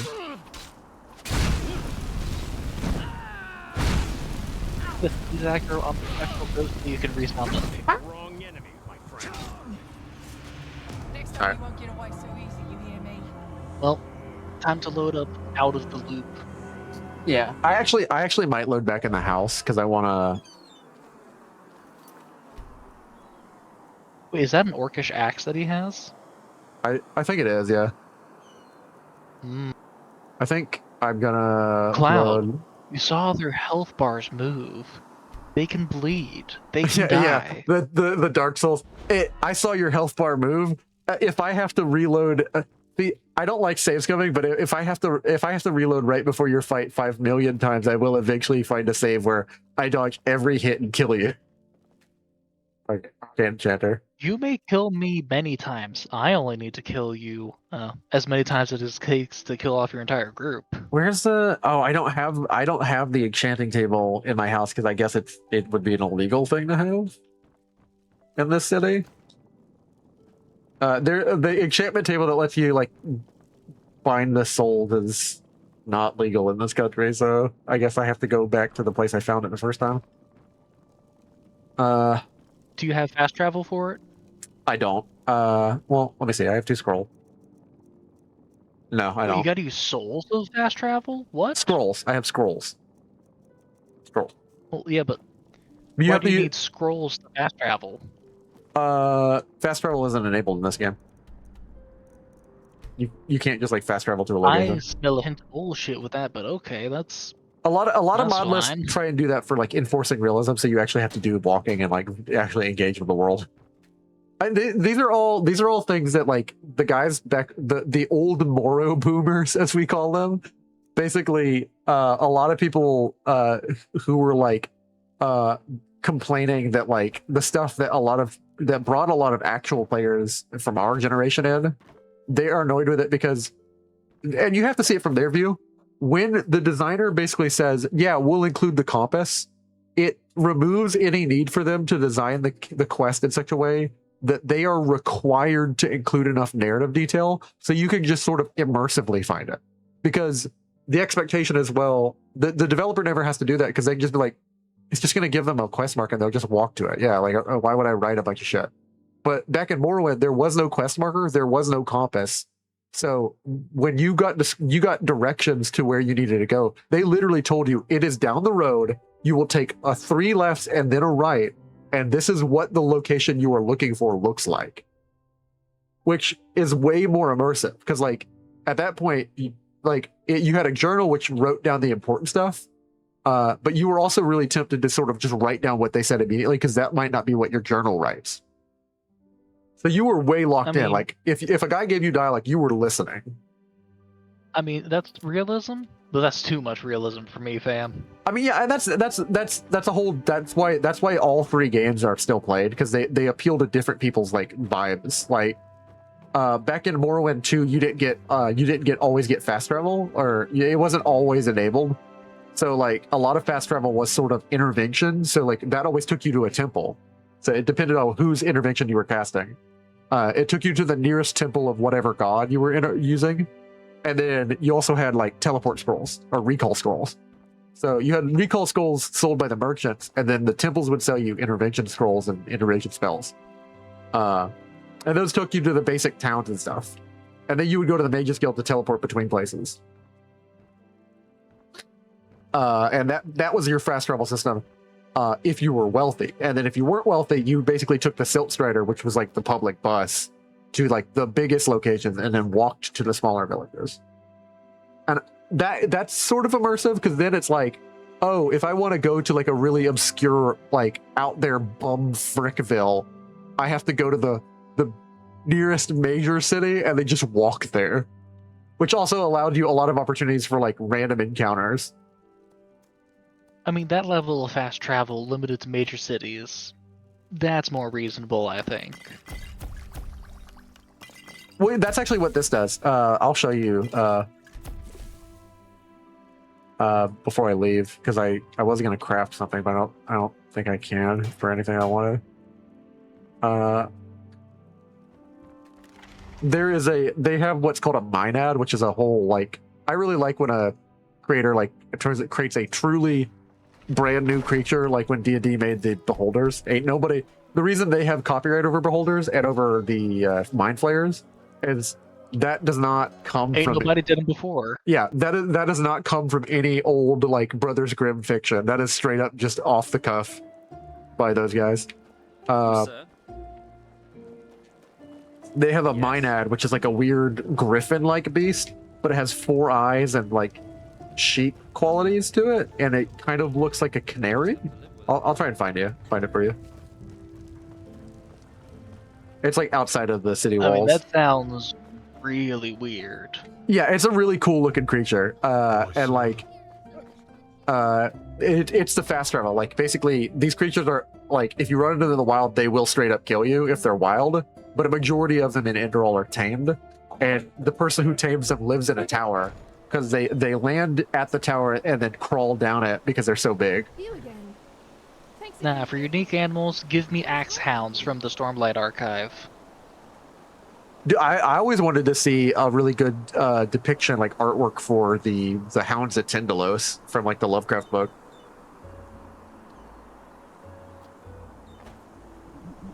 The weird like blink dogs. I mean, Google Images might get you something. It might be AI though. Yeah, here we are. What the fuck is this? I told you it looks like a mix between a canary and like a sheep thing. Why does it have no feathers? It has feathers.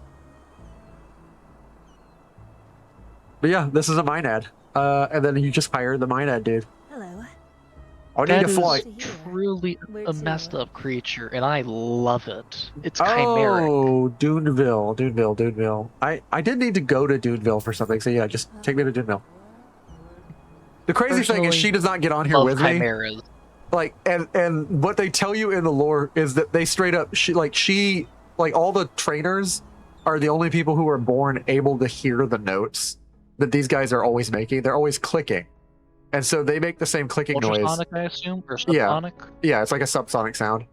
And they make this like clicking noise. And so the people who train them, and then they just make a clicking noise and the creature knows where to go. And then that way they don't have to hop on with you. It just goes where it is told and nowhere else. That's pretty sweet. Yeah. But still, fucking love chimeras. Yeah. Search for a beautiful concept all around. Just smash some creatures together, make them smoothly transition between each. Where from? Amazing. Pardon? Where are you from? Who sent you? What do you want? Blah, blah, blah. The usual. I can't just let everyone walk into Duneville. I imagine it. This, my sir, is what you call an entrance. The actual Duneville is below our feet, in a cavern. Who the heck are you? Huh. Wait a second. You're an outlander, aren't you? That Correct, I'm an explains Inwa. The city is in the cave, then? Town, not city. And it's in a cave. A Sweetwater cavern, to be precise. A lot more comfortable Sweetwater? and cooler than up here. You have moon You'll sugar? see for yourself soon enough. Well, why would anyone settle here? That may be so, but it's very resourceful. Go ahead.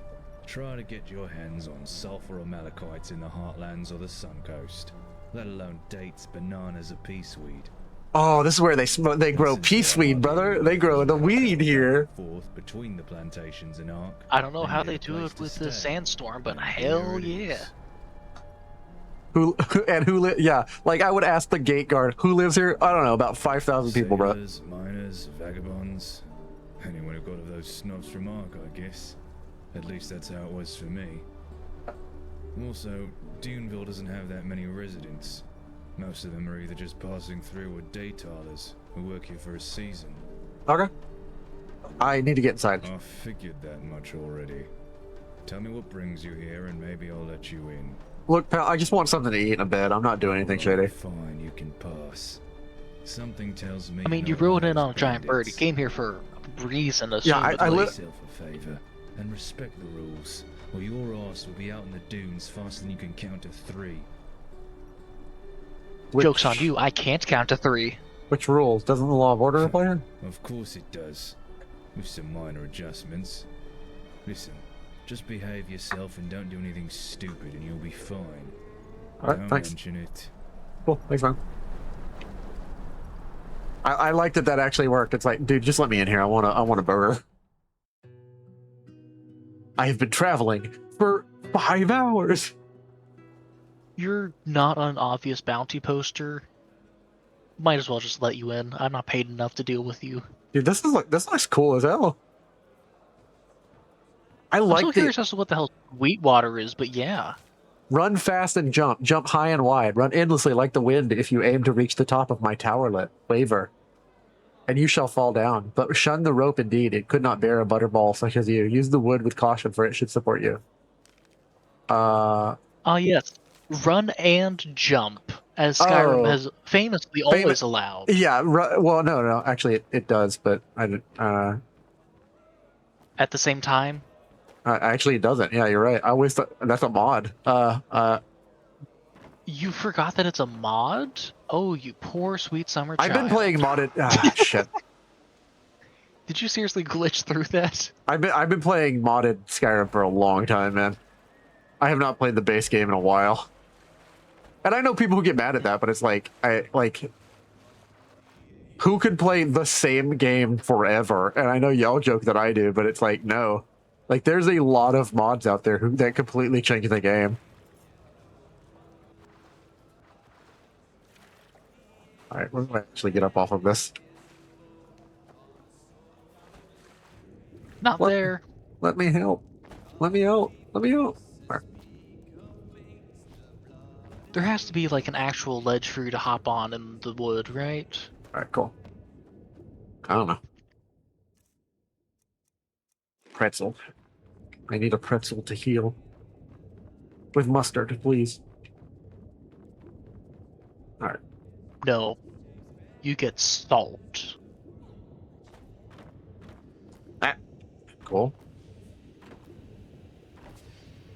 Hey, I made it. This must be the guy. Oh, this is what I needed. This is a Phasmalist workbench. So I can create a talisman of Yira Shadow Song. And I have another soul. So I've only found 3, but the game tells you there are 20 in the game. 20 souls all in total. And each soul gets stronger. You can make 2 different Yura Shadow songs? Yeah, so one is just like the recipe to make it for her. You have to just find different recipes? All right. Yeah. You have to find like, different things to make the person's like talisman. The first one I found is literally it says random vagabond, which means it's just a hobo's soul who didn't want to move on. And then this is Rugar One Eye, he's a deceased brigand leader. And there's the deceased ranger. And honestly, the two of them, I don't really want a ranger as my summon. I want a dude who's like gonna like buck somebody up. So, all right, I need a skull, 2 ingot, 3 bone meal, ectoplasm, and a petty soldier. Good to know. By Hello. righteous path, you Access must be tobaccos. joking. What? Sam, bollocks, didn't your parents teach you any manners? Just back from some old forgotten ruin. And of course, what better place to dust off your boots than on old Tobacchus's already ruined? You assume that I live here. What do you want anyway? Are you here because of the poster? Chilean carpet. Are you talking about this moldy piece of cloth? Moldy? Now watch your mouth, boy.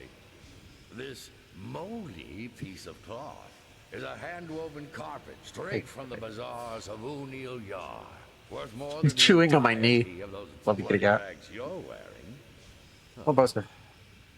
I'm looking for a mercenary or an adventurer. Please, I'd settle for a talking Lyran, as long as he was able to help me. Let's make this short. I'm looking for something. My diploma. And I want you. Aren't we all? Aren't we all? Yeah.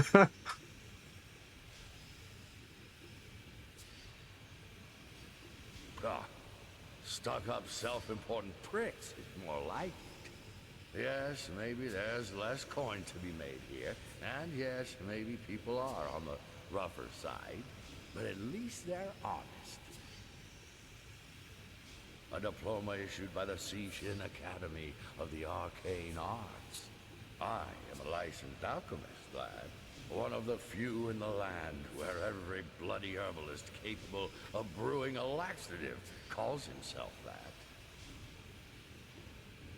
Well observed. The most renowned university in the Golden Empire, Hey, baby if kitty. I may say so. Aside from the Simtosa, that is. But they are pathless heathens. Kind of. But that's irrelevant. Are you interested in the job or not? Fair enough. And if I take it, you don't know where the diploma is. Teal or Oranthiel's underpants, of course. No, I don't know where it might be. Otherwise, I wouldn't need you, would I? That's weird. I'm afraid Why wouldn't you know where your own diploma is? Is a bit more complicated. Come, let's talk in the end, shall we? Drinks are on me.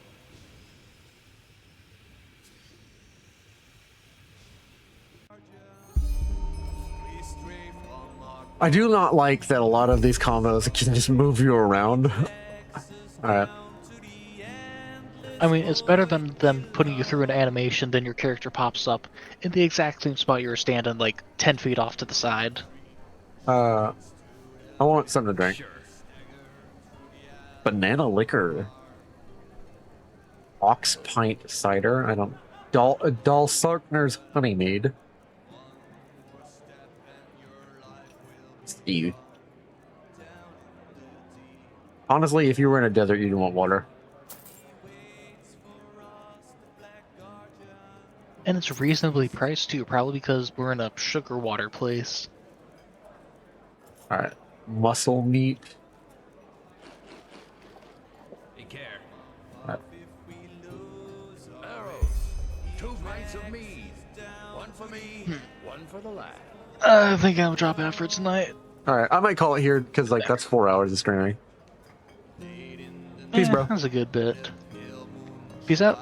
See you Wednesday. See you, man. Alright. Everybody, I'm gonna go ahead and call it there, and I will end the stream. Good night.